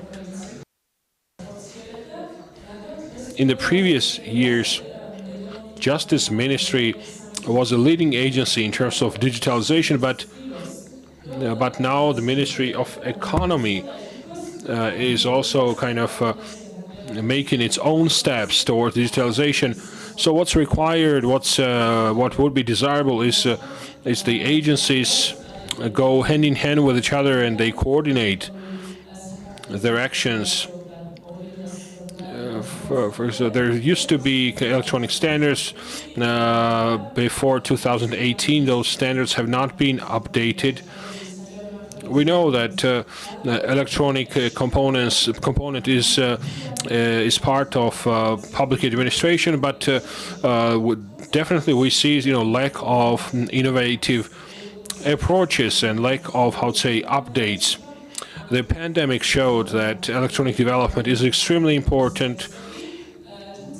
The government did institute some electronic services, governmental services, and of course we know that Justice House is there, it's very effective, but if we're talking about electronic services, then we need to digitalize all the services. For example, we shouldn't have to appear physically at the Justice House for many services. And for many services, you still have to be there physically. In a modern world, you shouldn't be, there should be a possibility to use almost 100% of those services from home. So I think this is a general trend in the world, and this is something Georgia should take into account as a state. So to summarize, for example, Georgia should focus on more digitalization, mobile ID recognition and identification. The Justice Ministry has promised that this service will be put in place, and because of the possibility of mobile ID identification, many services are not available online. There are. Sir, have you heard about electronic signature? How many people have heard? Yes, you've heard, but never needed one. Yes. It's inconvenient. So people say, they've heard about electronic signatures, but it's inconvenient. So it's inconvenient because it's it's not in an orderly manner.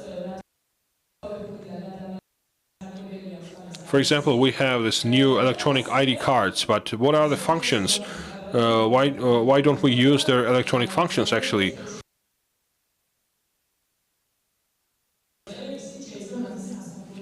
Only in a few cases, only a very small percentage of population is using or even heard about electronic signatures.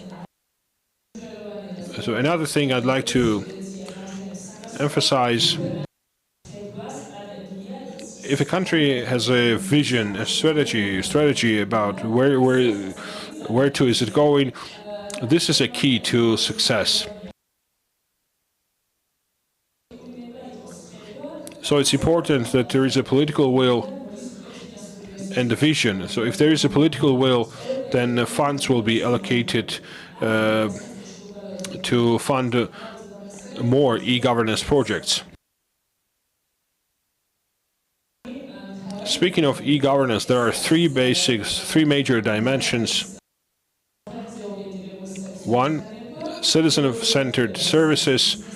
Two, business-focused services. And three,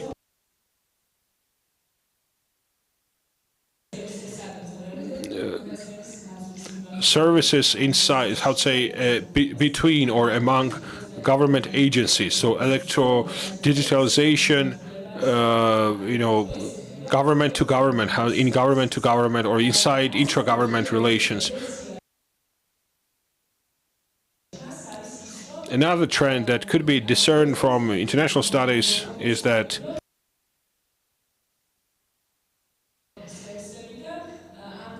business-centered electronic services are especially in demand.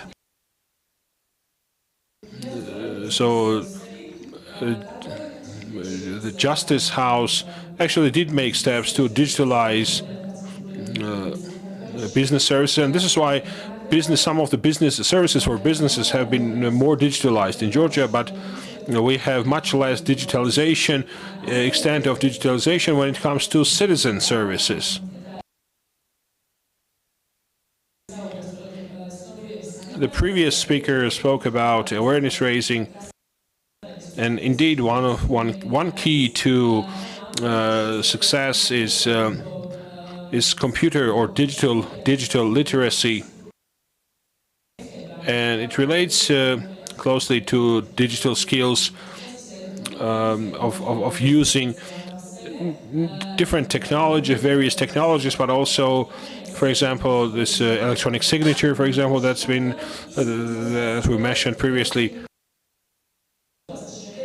But digital skills also involve ability to distinguish fake news, to detect and single out fake news in the sea of news. When it comes to computer literacy, it's important to raise also the literacy of public officials, civil servants. Another, formula to success is institutional capacity and the organization inside the country. I mean, the institutional culture, how open government agencies are to modern technologies. For example, if the government agencies were issuing ID cards in one way, are they open to, changing this style, changing the ways we used to work before? That has another side of how well adapted citizens are, how prepared or willing citizens are to also change. Usually, the studies show that citizens are much more open to novelties in this regard than government agencies.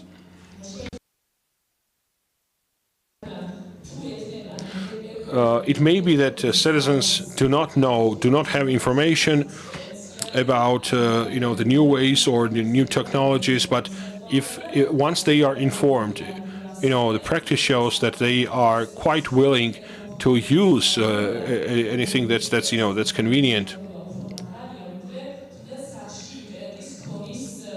We see, for example, we have many people using mobile internet than people who have, optical internet at home. So these are the things that government should be paying attention to, I think.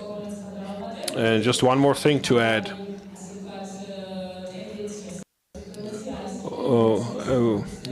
One international trend also is a digital database policy by the government. In other words, whenever a government is thinking about new services, it should embed the possibility of data processing right in the design. So before they actually design a service, they should, design it in a way that data collection is made very possible, is very easy. And to make it happen, that the government is not the only holder, the exclusive holder of information, that other agencies, apps and different softwares and so on, that there are other possibilities of receiving information, and the government is not the only holder of information. If you have any questions, please go ahead. I'm ready to answer. Thank you very much. Tiona, any questions? Let's wait for the microphone to pass on. Electronic government and misinformation is a very interesting topic, and so it invites many people to intervene. Yes, can you hear? Yes. You said that Georgia is rather a conservative country and it finds it hard to adapt to changes. What about digital elections? Germany and the Netherlands have abolished, digital elections. What do you think about it in Georgia? When it comes to Georgia being conservative, well, I actually said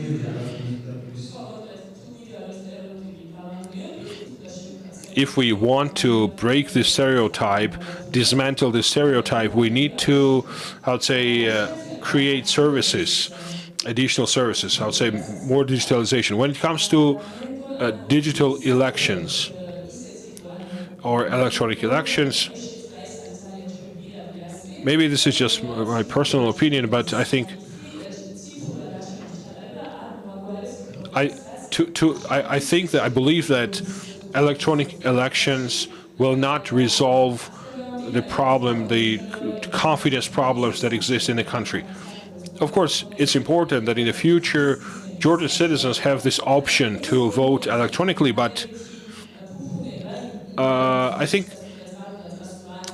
this is kind of an additional luxury maybe for those who don't want to participate, and so how to say, I'm not quite sure that electronic elections are a cure to public distrust in the government system, in the electoral system.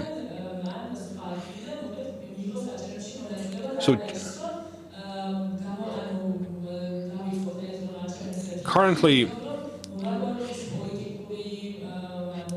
so this political situation will not be resolved by electronic voting process, I would say. In other words, if we want to deal with the problem of distrust in the government system, then of course electronic elections would contribute to this, but there should be something else, something more than that. So citizens must have trust even in this electronic system. Otherwise, it makes no sense. Whether they distrust the voting booth, that's in a physical precinct, or they they have no trust in the electronic system. It doesn't really matter. If the citizens don't trust the government, the electronic, whether the voting process is electronic or not, will not be the game changer, I think.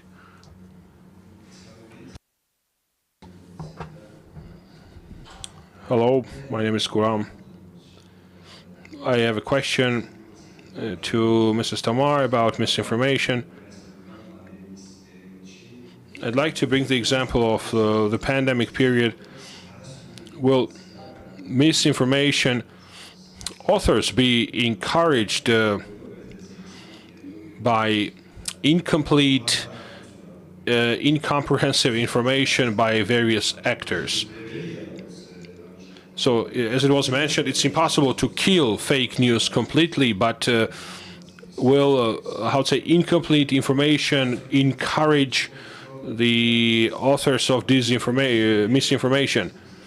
And under incomplete information, I mean, for example,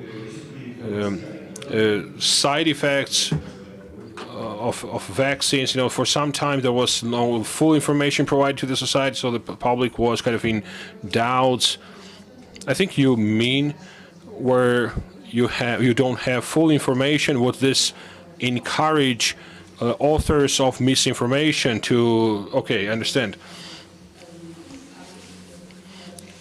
when we speak about fake information, fake news, and to counter fake news, one of the ways to counter fake news is, of course, to provide full and complete information. And of course, what you say might be actually true.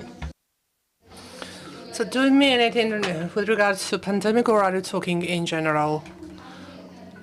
Well, the pandemic, yes, I agree with you in general, but the pandemic was a challenge for the world, for the global world, and it was something very unfamiliar, even for the medical workers. They were not so fully knowledgeable about that. Still, they were first learning and then transferring information among the people. So usually when we have a new issue and when we do not have much information about that, of course, this is an opportunity for the authors of this information, because that enables them to spread the fake news very fast. On the other way around, of course, we need to have comprehensive information to oppose to this information, to this fake news. Thank you very much. I have a question, if I may. I'm afraid I'm asking too many questions. During the pandemic, this is what you said. So during the pandemic, we were able to see how important the digitalization was specifically for education.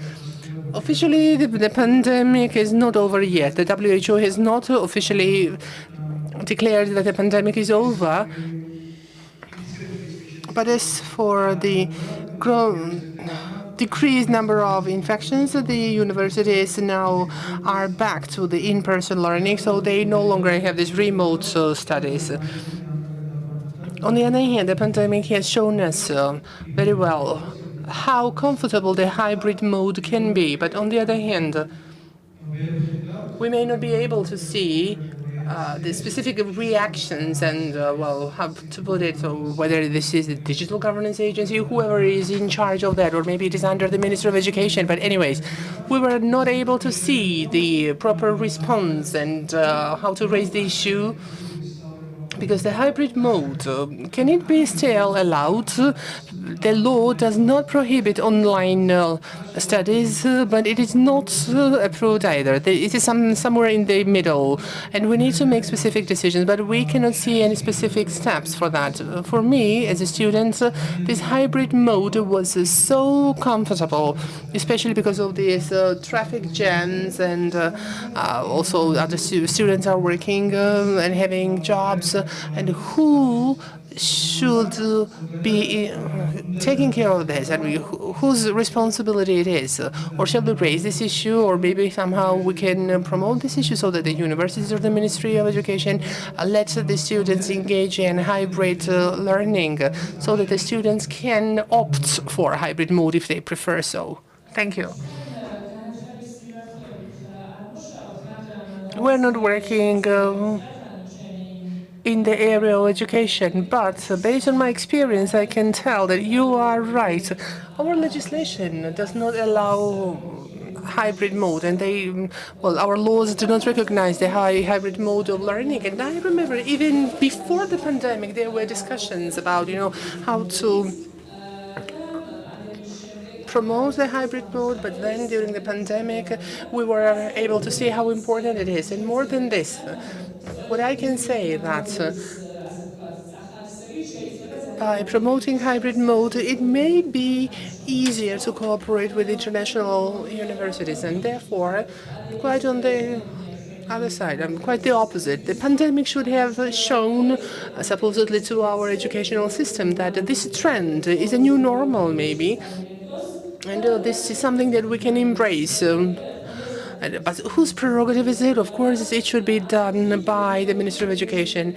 In this respect, of course, the university should engage very actively to show, for example, they can launch the new program in cooperation with international universities, and to show that this kind of model can really be embraced. And maybe our legislation can also endorse that. I think that, first of all, it is the universities who should move for this issue. They should communicate with the ministry, and then you, as students, you may also communicate with the universities that there is a demand, especially with regards to the improved contacts and communications with international universities. Now we have Mr. David Kiziria joining us. He is a one blockchain expert, and he was actually in our panel on the issues of digital transformation. This is also linked to the electronic governance, e-governance, and of course it is also interesting for the students. Maybe we can follow up on that question, and David will feed in. Let me say that unfortunately universities do not have the adequate self-confidence, and they think that the ministry is their master and accreditation is something that dominates, but the legislation says directly that it is possible to do that. There is only one limitation. The students should be in the territory of Georgia, but as for the lectures, lecturers can be anywhere, maybe in the space as well. But why have this kind of restriction with the location? There was a risk, but you see,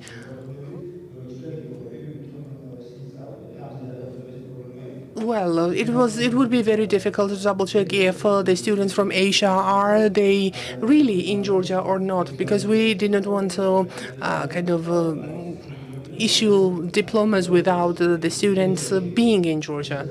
But more than this.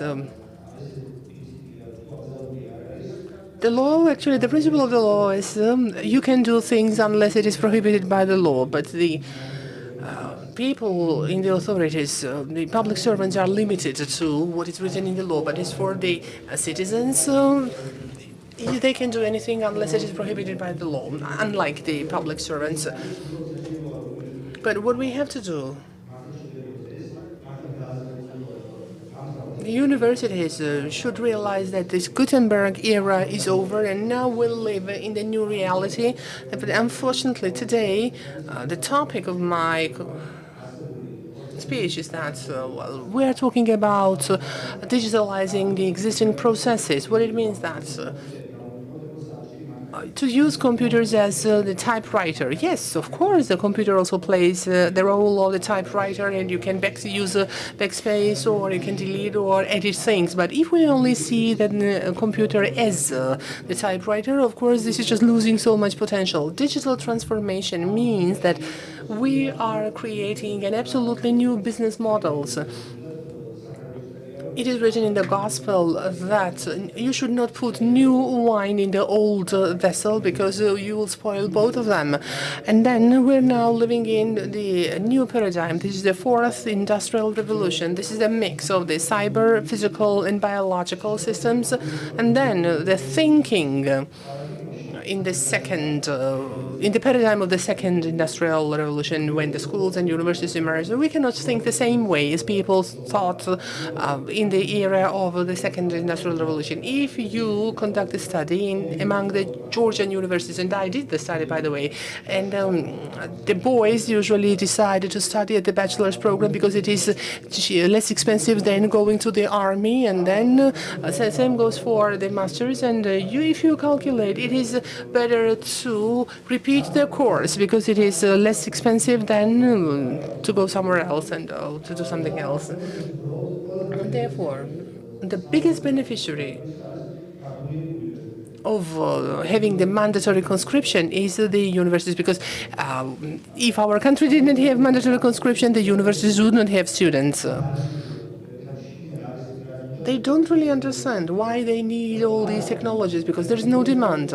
But if they only want to print the diploma as a sheet of paper, then you just need to have a little space. But the students go there and the lecturers go there.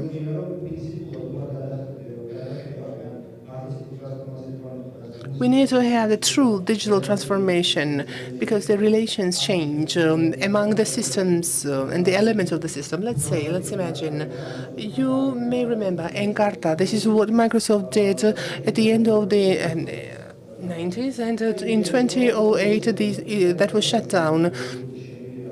it is like Britannica, and I can hire the Nobel laureates, and I may ask them to write articles, and I can do kind of PR activities because, well, and there was another thing. Let's use the internet for 24/7, and nobody will have to read it and then read the books and find the articles. It was about having access 24/7. Everything looked so good, but there was a competition, a very difficult competition, and it was shut down in 2008. Why? Because Wikipedia appeared.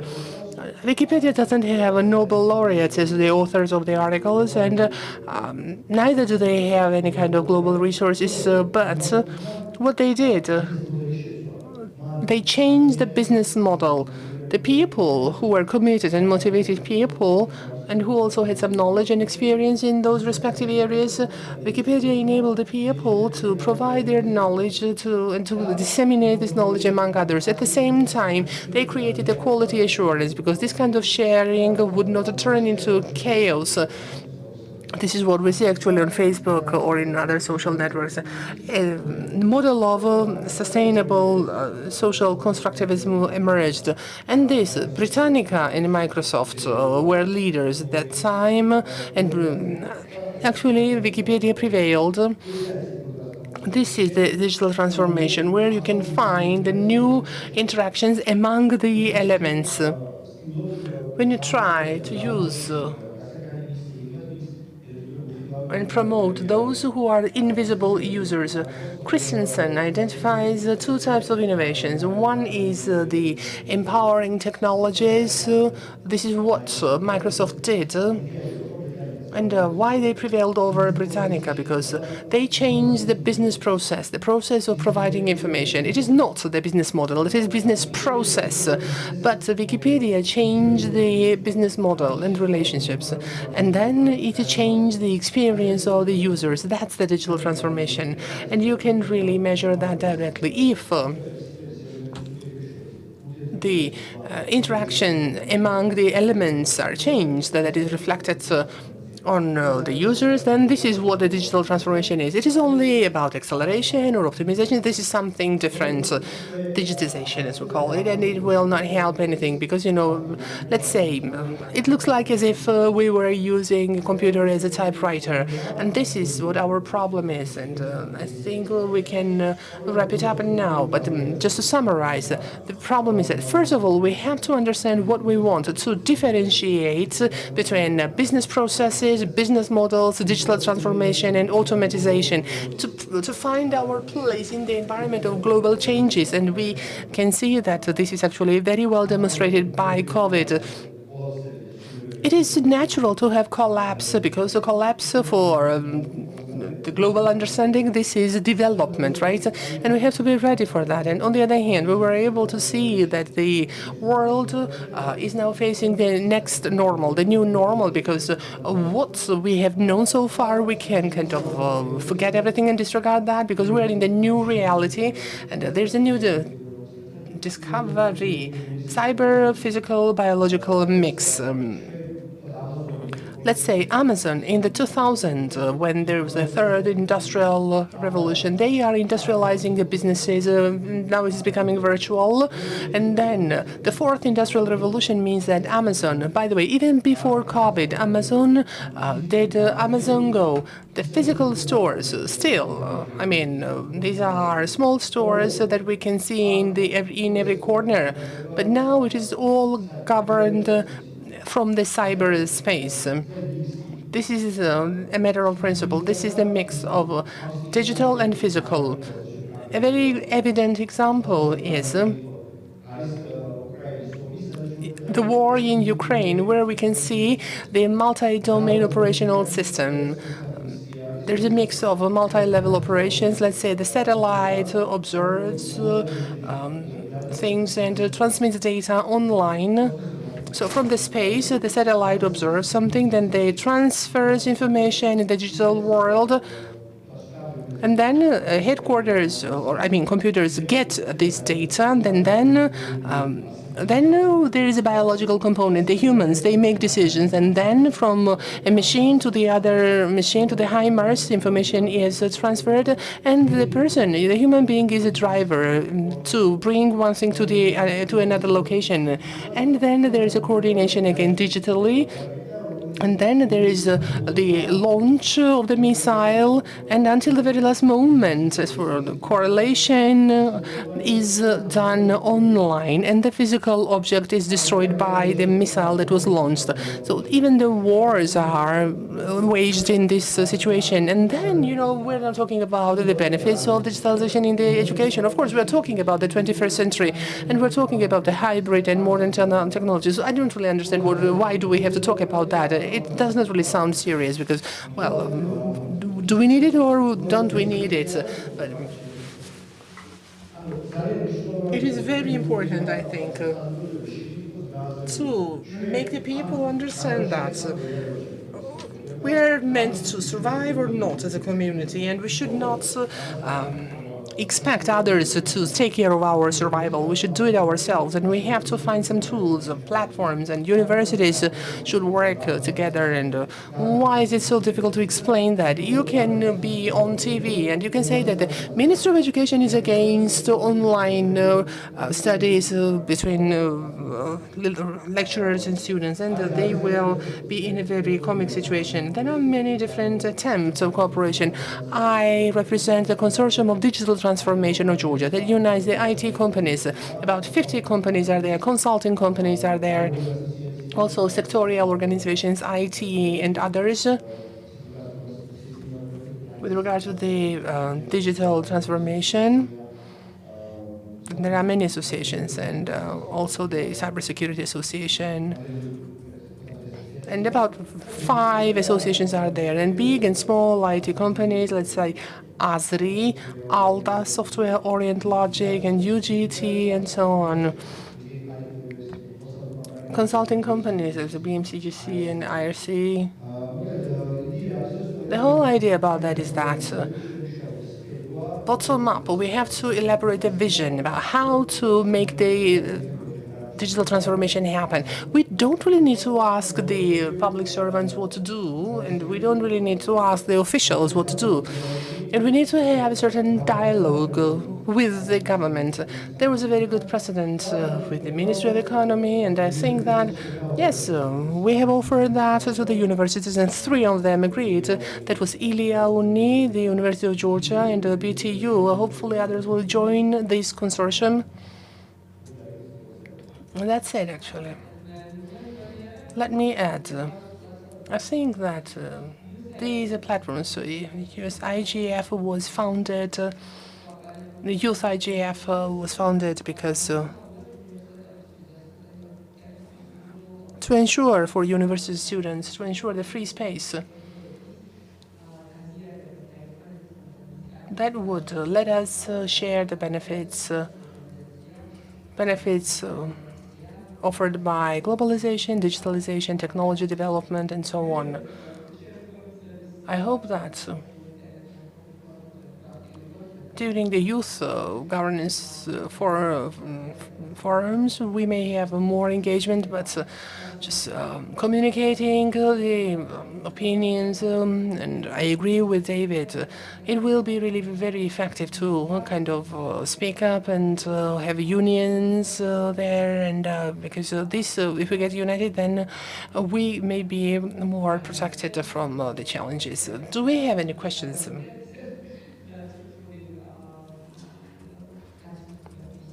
And then we can speak about the digitalization platforms. Magda, please, over to you. Greetings. It was very interesting, Mr. David, when you mentioned that it is us. We need to be clear about what we want and what the users want, what their demands are. And indeed, I would like to know what your vision is, what challenges are there. And technically, or do we have the human resources or material resources to implement digital transformation in a way that in that level it's supposed to be, because it should not be just digitalization of something. What challenges we have as a country, and do you have the case of any other country or statistics, for example, how much time it took and to achieve this kind of digital transformation, how much time it needs? And then maybe we can share the experience so that we can actively engage in this process. Thank you. Thank you very much. It's possible to say that the main problem is in our brains, because the technologies are not expensive. It is available and accessible. So some countries did the digital transformation already, but this is a process. I cannot recall of any country who has already finished that. But if it is over, then if we start doing it again, well, it depends. Historically, it has been proven that at the edge of the industrial revolutions, we have chances. We, the third world countries, have a chance to be among the leaders if we are alert. Number one, we have to achieve certain transformation among ourselves. So, for example, you may remember it was in 1456. When Gutenberg, a printing machine, was invented, and also the publishing house of the King Wartang appeared after 200 years. Internet, it was 5-year gap, let's say in the 90s it was, and in 1995 it appeared in Georgia. Other things, it was quite faster. We are now catching up faster. But you know the story about the monkey and eyeglasses. We should be properly using that, right? If there is a vision, then we can do it fast. We can see that our country was the country of bureaucracy, but we managed to change it in a couple of years. I think digitalization was the key. Here, what we need to do, engagement and involvement of the academia and the universities, and to develop the right vision. Now the challenges, which is also very important. Usually, about the mistakes I'm speaking about, and for the last 30 years, our big mistake was that we see ourselves from our local problems. If we perceive ourselves as a part of the humankind, because you are Homo sapiens, and globally we are like this, if we realize that we're the part of the global world and we have to meet the challenges that the humankind is now facing, and this is an unprecedented case, the fourth industrial revolution. We cannot say that homocentrism. We can say that homocentrism is over, because we are not the super smart people in the world. Because nowadays we have artificial smart machines, and they can be even more successful than we are. Well, I'm not sure about if they can be better thinkers than we are, but actually they can solve complex problems, and also there are 3D printing devices. So we are not alone any longer. We're the part of the bigger system, and this is why there's a bigger interest with regards to the environment, and also there's smart machines, and the big challenge will be how to find something in common, how to find the common language, and how to interact with the smart machines and devices. That causes the new transformation. We can see that the democracies are now in crisis, because the form of the democracy that dominates now, this is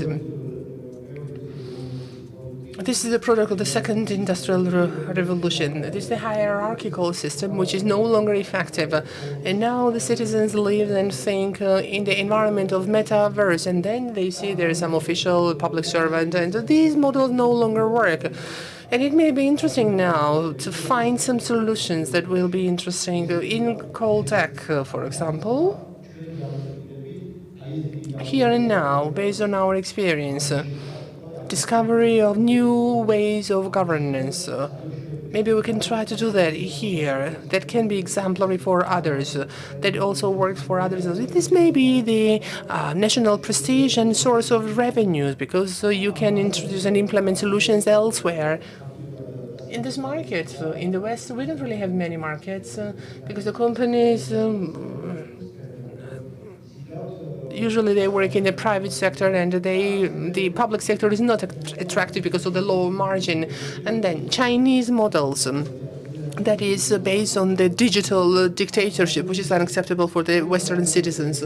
So there's a niche, and as Georgia, if we merge this kind of transformational solutions and so on, we may occupy a very significant niche, because this problem is also very important for the West. They don't have answers. It sounds like, you see, when Taiwan uncovered this industry of chips, and then the whole world tries somehow to play by the rules, because, you know, everybody is facing the crisis, and we have to find the same niche. The period is different now. We have to find the chips for the fourth industrial revolution, and we have to find a new niche, the same way as we did in winemaking. Now, Georgian wine is marketed to the world market, but we know that it was all saturated, and the world market was saturated with all types of wines, cheap wines, expensive wines, but our wine had a very specific taste that was not quite familiar for the global market. And then the new brand emerged. This is the Kvevri wine. Kvevri is the big clay pots which are buried in the ground, and this is a typical way of winemaking in Georgia, and it has a very specific taste.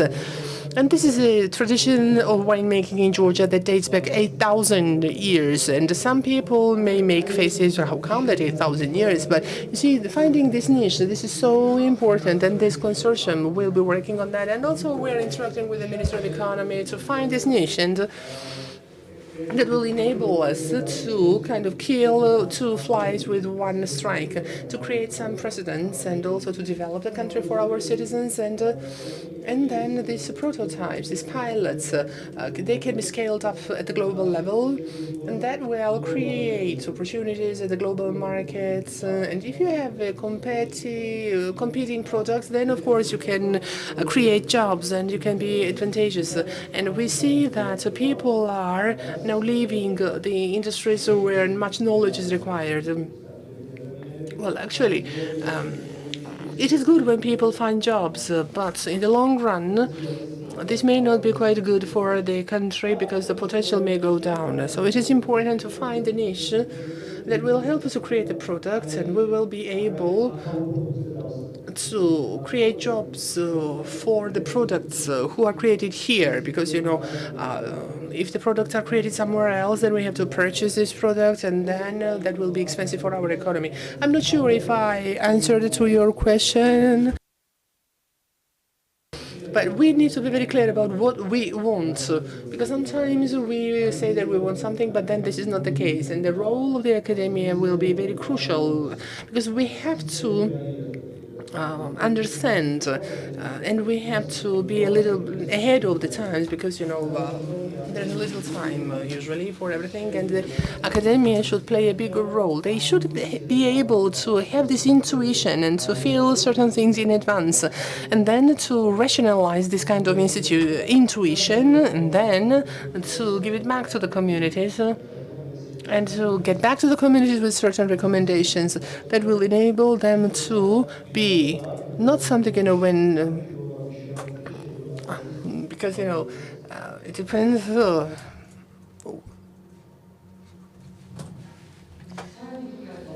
Thank you very much, Mr. David, for such an exhaustive and interesting response, and also for discussing a very topical issue, and for introducing this interesting topic in our panel discussion. Unless we have questions about the particular issue, now let's move to the next thing. This is a presentation of David, and this is about the digital transformation. More specifically, we will see clearer examples or cases in the presentation, and then we may ask more specific questions about this issue. That time. Thank you so much, Tiona, Tamar, for your presentations and for the discussions, of course. And now over to you, Mr. David, please.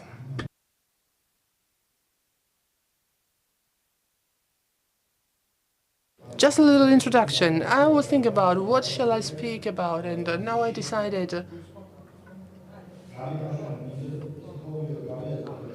we just need to understand psychologically that it is us who needs these technologies, and therefore it is very important to understand very well where it can be used. And therefore, I decided to choose a topic which is about the mechanism of trust and confidence, which is the most problematic nowadays for our community, because the trust is a very problematic issue, not only in Georgia. And this problem exists in other countries as well. 9 out of 10 people say they distrust strangers. So this actually points to the fact there is no ground for social interaction or cooperation. So let's say 91 people say so out of 100. In European countries, you have a figure of like about maybe up to 60%, well, you have 90%. So this is a serious problem here, and we think one reason of this is polarization. Fukuyama has wrote an interesting book about this, anticipated this, how to say, discrepancies back in 1990s. I see, because this event should have been for the students. So I'm sorry if you know this topic. So I just decided to touch upon some basic issues as well.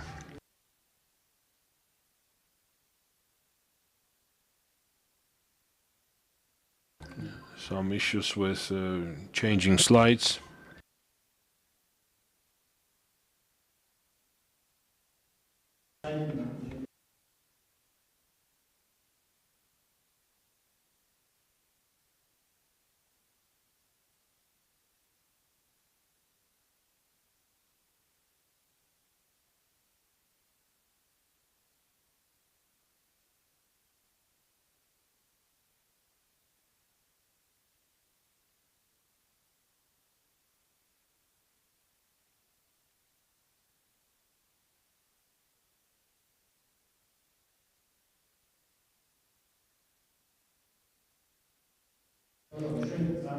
So technical issue is resolved now. In our life, there's always, systems that has a head, but it actually turns out that everything that exists in nature is decentralized, self-organized and self-developing forms. Even DNA is a code that allows human organisms to develop on its own. So every DNA, if we take DNAs, so that the DNAs ensure that human organisms develop, on their own. They are kind of autonomous.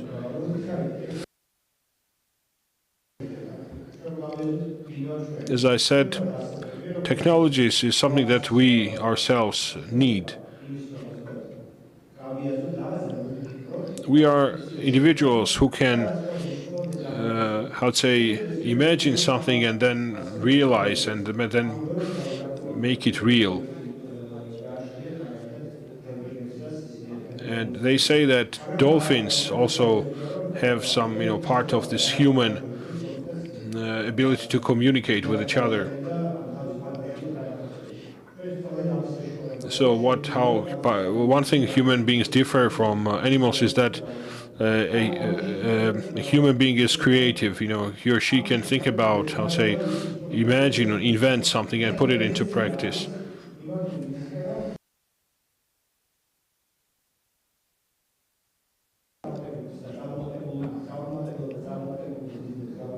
If we look into the reasons for failure of those who have failed,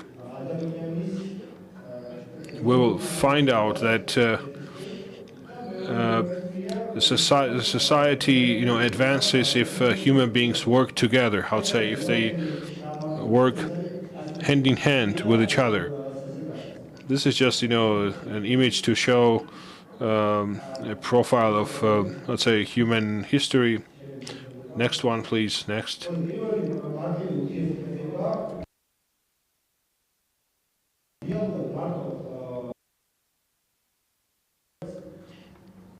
A human being alone.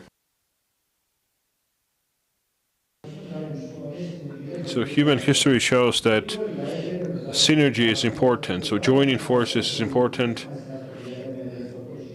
When two people know each other in a village, they can barter items.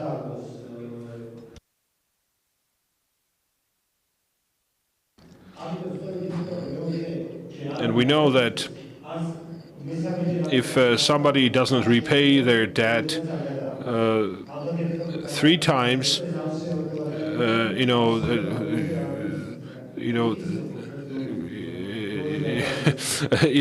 doesn't repay, next time they will not be able to take loan anymore.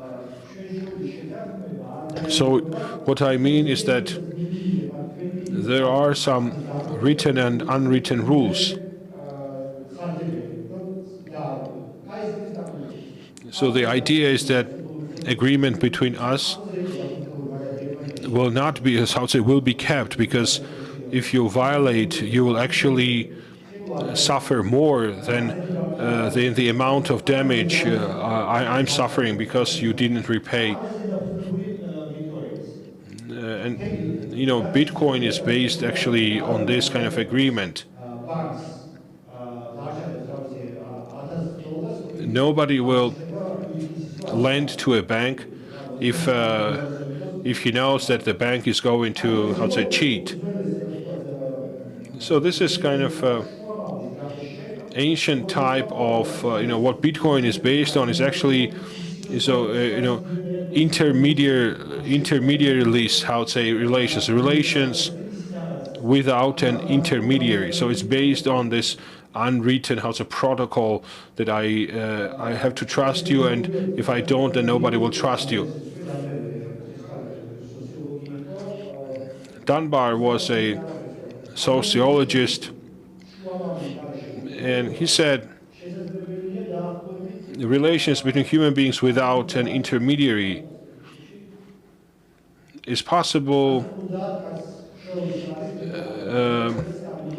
So more or less, these relations are stable within 150 people.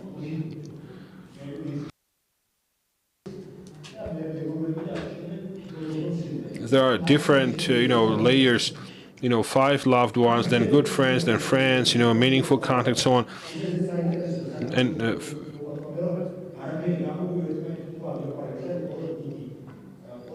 in Georgia,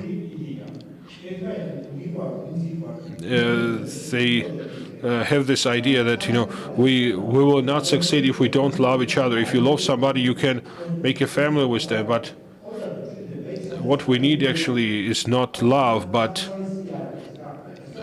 a contract. And the contract is needed where there is no love, and so there can be no love, in more than, let's say, 5 people, or even less than, maybe more than 2 people. So we need a contract, not love.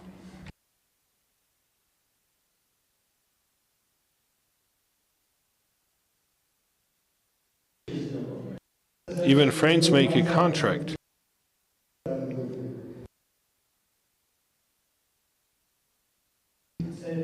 And partnership is exactly that.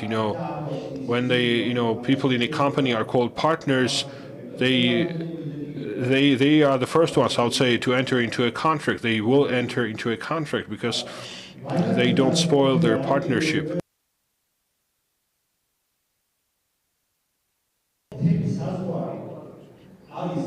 In Georgia, community borders reach out to a place, to a distance, where this ring of bells could be heard. So the community borders will end where the sound of bells would no longer be heard. So in ancient Georgia, they would ring bells, and if at a distance that you could hear bells, you were inside this community.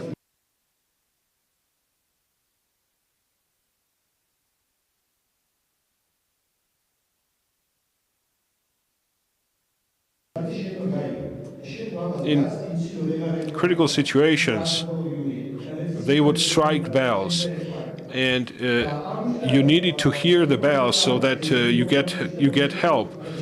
And so this community, the borders of the community were confined to this distance at which bells could be heard.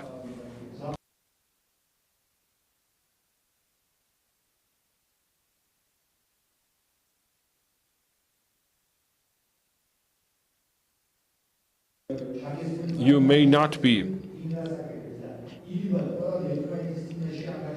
listening, how to say, per se, but you will still, how to say, you keep attention to things that are going on in the society, and so it's critically important that we,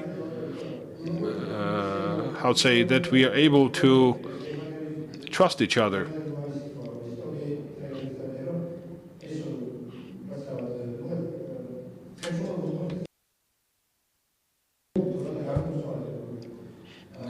There was this German story that women were sent for sexual services, and the man said, we actually now became friends, so send us new women who are not our friends.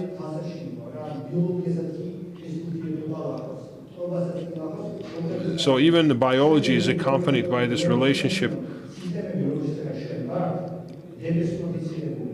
The systems we are in are diversified.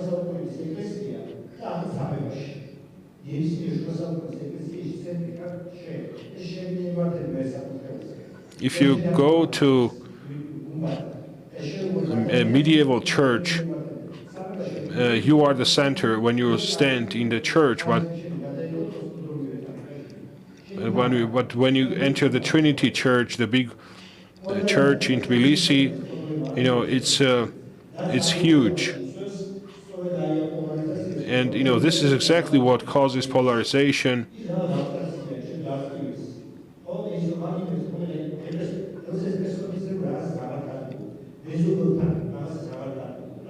When relations are personified, you find it harder to, how to say, fight with a person, to say bad things about the person.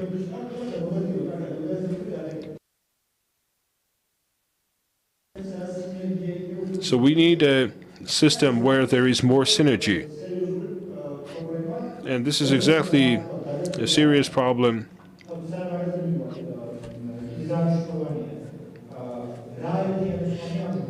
What makes these groups unite? First of all, it's biological kindred, kinship.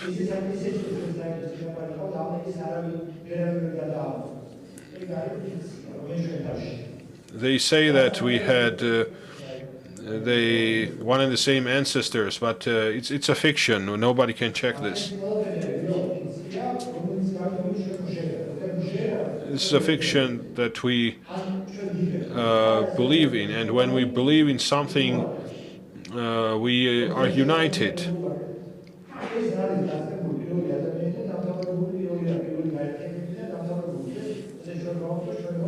So whenever we say we are the people, or we have a state, when we say we, it means that we are united in some kind of belief.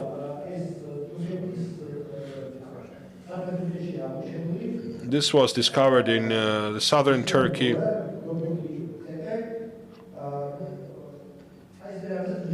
A belly heel, a heel with a belly. It was considered that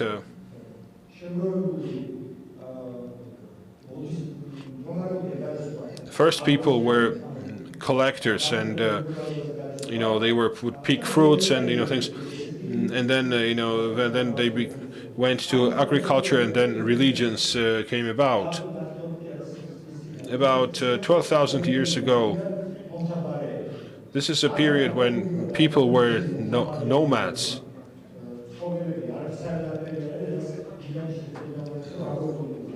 there is nothing to show that there was agriculture at that time.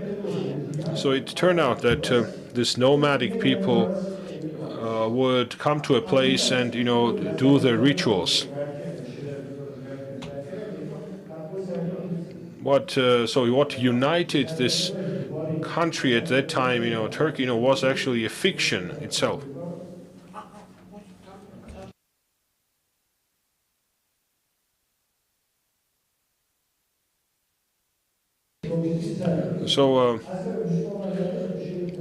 So this shared fiction or shared belief is what makes people unite.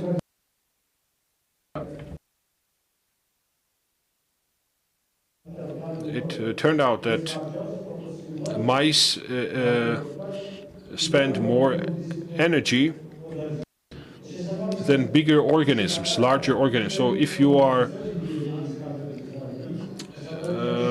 you're smaller, you spend the same energy, but you're less effective.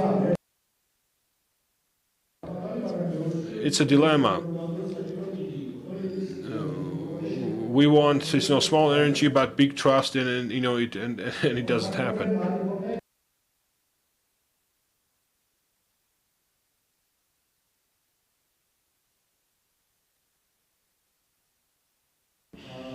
The problem of scaling public relations.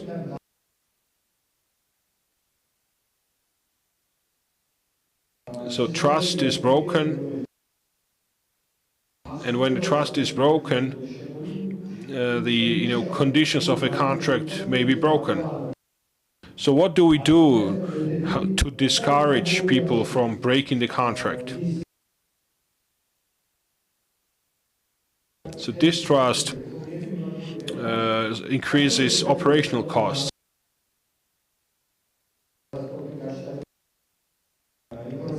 Why we use alphabet, why we use public transport. It's about scaling of social groups. Groups that have larger resources have an advantage. But at the same time, existing mechanisms are not sufficient to consolidate larger groups. So there is, and this problem of distrust pops up.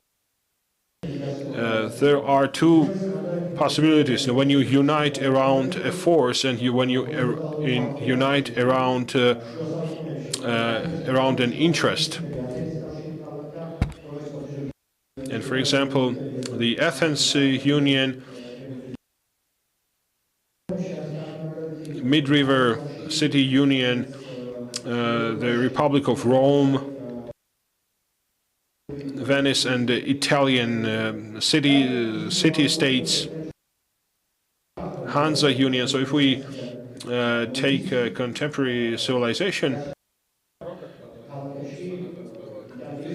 they came. It comes from this Italian, I would say, city-states.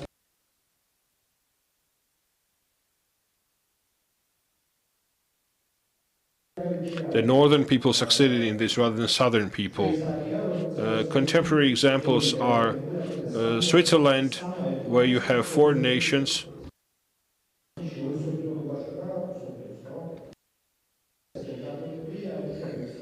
Swiss cantons unite Germans, French and Italians, and they managed to find synergy there.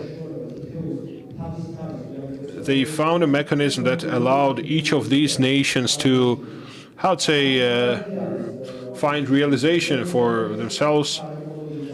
Another example is the United States, and then European Union, which is a huge economy. So how trust works in these big systems? For trust, we have somebody who we entrust these powers. It could be the state, it could be a judge, a government official, somebody in the criminal, a crime lord, whoever.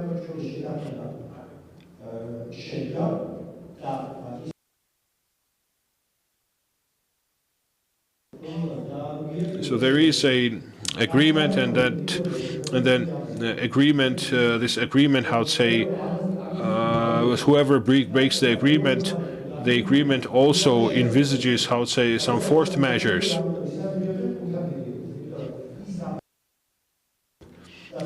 For example, in some 2 decades ago in Georgia, people would not go to a court. They would go to a crime lord because the crime lord was able to enforce.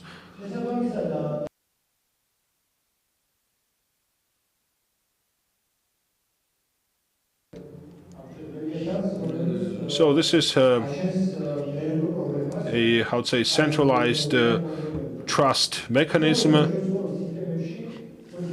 In fact, we live in social systems. It's a product of a second industrial revolution, a pyramid. As a result, we get the result that the intermediaries are abusing their powers.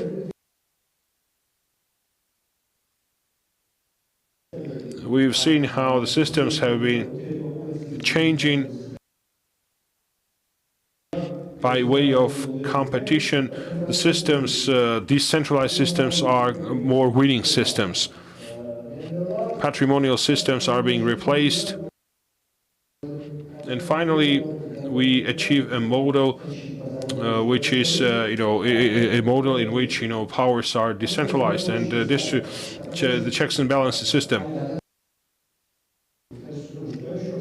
In Georgia, in fact, the whole entire power is centralized in the central hands, and it's not decentralized, which is an anomaly for Georgia. To this, an additional challenge was added. This is fourth industrial revolution. It brought about smart machines. It is. I want to emphasize, it was not virtualization of services. It was the third industrial revolution when Amazon has abolished physical points of touch.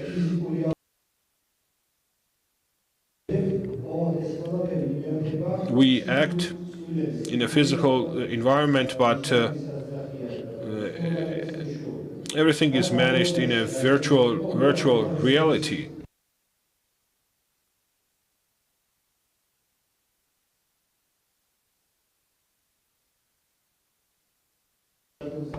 And of course, this changes traditional approaches. From a centralized state, we are going to a decentralized state.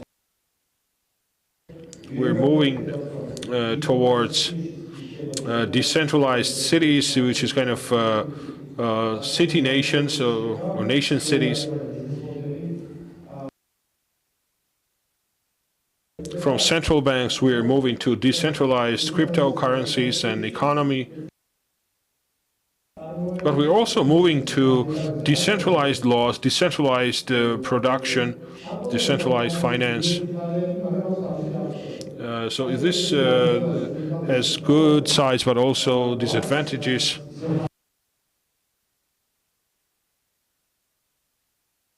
For example, hacking risks.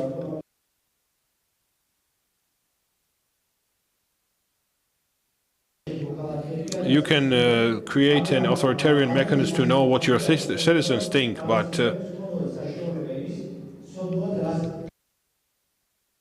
there were no systems until now to know what you think, in other words, what you are up to, what you are intending to do.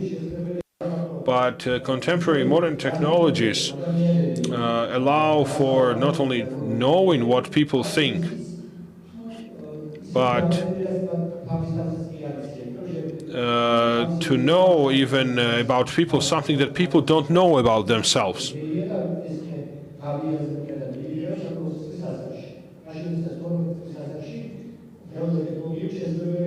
So when you're 12-year-old, there's AI possibilities, and it can tell you by what you watch, by what you do, how you behave. It can tell you what more or less you are going to do when you're in your 20s. And that's one of the risks, like the Chinese digital gulags. And cities are being controlled using this technology. Solutions are also important. I'm just going to say this is the centralized model. There you see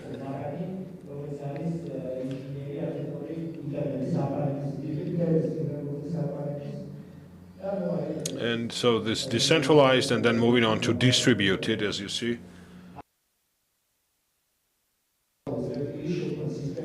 So the solution is to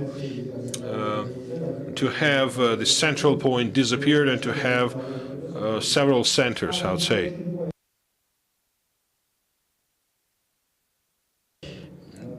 The centralized intermediaries are replaced by a protocol. This automatized, automated agreement amongst us. And that's exactly what blockchain is about. Parties agree with each other.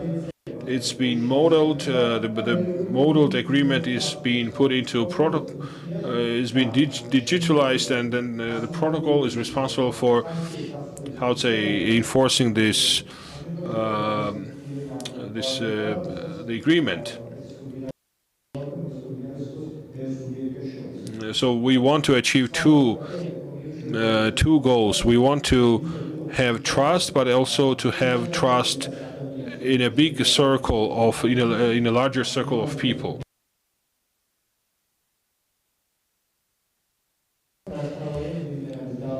And what's most important, if first of all people are not able to break the agreement, and if they still do, then there are sanctions for this.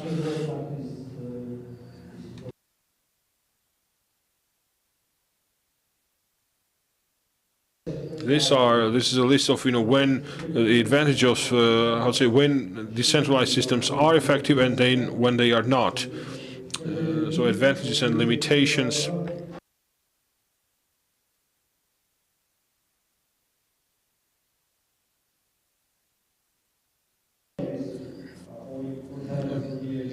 So, for example, opportunities. One of the opportunities that procedures can be determined in advance, and it's possible to use machine learning.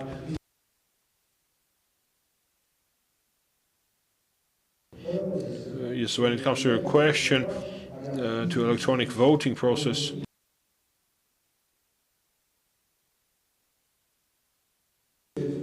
Modern technologies do not ensure, on the one hand, protection of anonymity, but also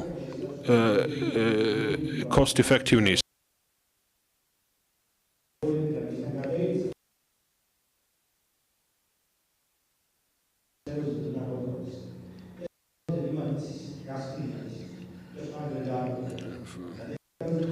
In a decentralized system, transactions are open. So bitcoins are not anonymous. They are pseudonymous, how to say. And everybody can see the wallet. So to avoid double costs, this is why these bitcoins have these ledgers.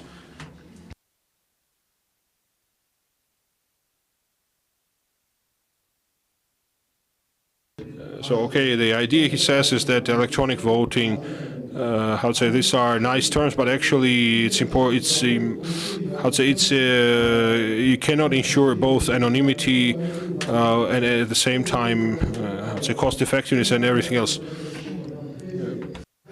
But if you input any wrong data, let's say, example, for example, unauthorized access or breaching the system, because if I have the key and I'm telling you that the lock is secure and the door is secure, and breach means that somebody forcibly did that. But if somebody forced me, kind of intimidated me and threatened me and made me open that, actually the effect is the same, although it is not the same as breaching the system. The blockchain will calculate everything correctly and arrange everything correctly, but the problem lies somewhere else. But as for the automated thing, automated voting, it is in Estonia, but this is kind of cheating to their own selves, because Switzerland said no to that, but Estonians say that this is our brand. But usually voting violates the confidentiality or a balance, either or. You cannot have both. If you want to have confidentiality, then you may distort balance, but if you want to observe the balance, then but as for, we don't have it with mathematical means.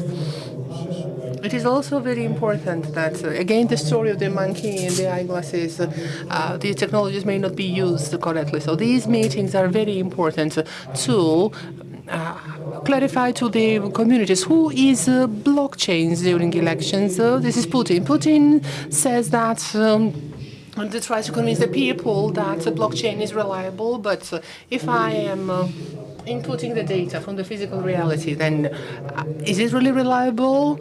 The moment of inputting the data, then this is actually where the data can be compromised. However, then you can have the balance.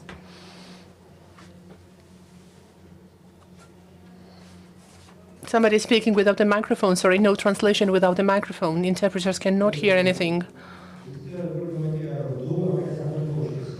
And the answer is that maybe you haven't heard that Mr. Adeshvili asked his IT who pasted somebody's property into the public registry. You may not have heard the story, but physically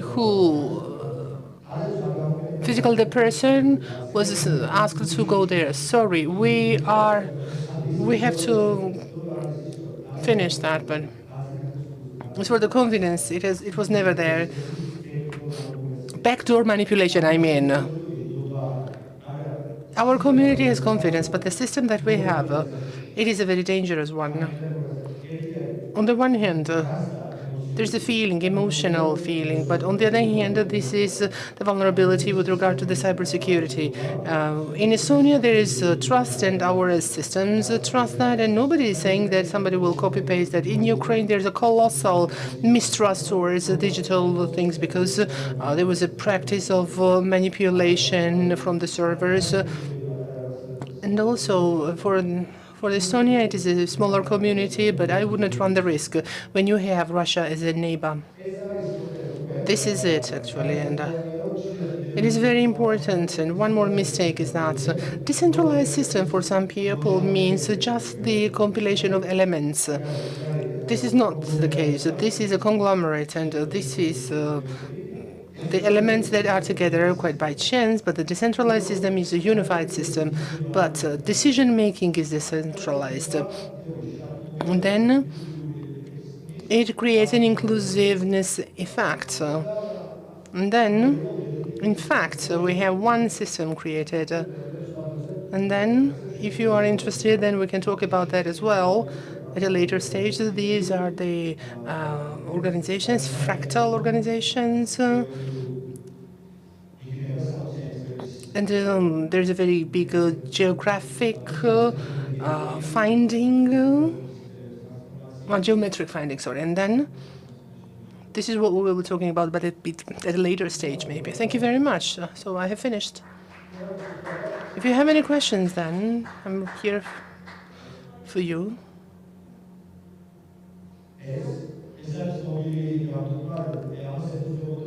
The question was about some phrase, but the decentralization was based on that. In necessariis unitas, in dubis libertas, in omnibus caritas. This is read in the slide. people in different communities have different order, even in Georgia. And then we have so many different communities. We have 10,000 people living in one area, but everybody has its own culture. And we have 3 official languages in Georgia. And these are languages, and I'm sure that you don't speak Spanish language. What about Migrelian language? But we may understand Polish, because when we speak one Slavic language, then we may understand another Slavic language. What is important here? In these differences, we have found something in common. Our cultural strength and power is based on, you see, we are the country of polyphony, but why do we have to prove decentralization? Polyphony is when we hear many voices, but it is not the noise. This is the synergy. This is harmony. This is what the decentralized system is about, because it is sustainable, because every counterparty has the possibility to express themselves, and this is what we have to move for. And if we reflect everything in the digital technologies, that will be great for us, and that will be a perfect example for others. Because as mentioned already, and you may have heard about GDPR, self-identification, when the data are possessed by the citizens and by not the platforms, this is a trend. And we can use this trend, and then we can create certain precedent solutions. And we can actually provide these solutions to the communities. Sorry for interrupting, but the discussion was indeed very interesting. Thank you so much, David. Thanks for kind of bringing new energy to our panel and to make it a lively discussion. Thank you very much for your engagement. And if we have questions, very briefly, and then we can finish our panel, and then we can summarize. Google, one question, and then we will finish. Thank you very much. I would like to join these words of gratitude. It was a very interesting presentation. I only have one question about the decentralized system. With regard to the economy, let's say ESG factors, in general, what challenges Georgia may face? And is there anything, some very basic solutions and solutions that we have to address first and think about the decentralization only after that? We need to understand what is the nodes, what should be the nodes in the system. And we have to be very clear about that. That was a Georgian tragedy for centuries, because, you know, there was no balance between the center and the regions. And we have to set it up correctly, otherwise the system will collapse. And this is very important to do that properly. In my understanding, if we're talking about the social structure and administrative governance, they should be the municipalities, not the regions, because this creates an illusion of the quasi-state, because it is about affecting the residents, but even Tbilisi is big, and Tbilisi should be divided into different administrative units to ensure that the citizens can make decisions. But because it is not interesting for a person living in Saburtal what is happening in Glutani, and we have to ask the people who live there, because I may never go to that particular district. One suggestion or one proposal, if it is interesting for you, we can follow up and we can have another meeting. I think the businesses were quite interesting in that, and the consortium has been working for a year and a half, and the academia has been the least active, and we can use the platform, and then together with you we can start thinking about that. We just have to think about certain things from the theoretical standpoint. There are no answers. If somebody already creates some precedent, we are late. We have to create something that has not been created by anyone else. This is about the match used. If you strike a match and if you light a fire from one stick, then you cannot reuse it. Thank you very much. I agree with you. And then, of course, thank you so much for your proposal, IGF and the youth. We are ready to work with the cluster, with the consortium, and we plan not to have just one event, and the students will be involved in our further activities because even today we were talking about that. And just to summarize everything, we have discussed the advantages brought by maximum internetization and electronic engagement, and also raising awareness, and also advantages of the global world and how we can embrace these advantages. Thank you so much for your active participation and engagement, and we will continue our session tomorrow. So until tomorrow, we're saying goodbye. Thank you very much, and bye-bye.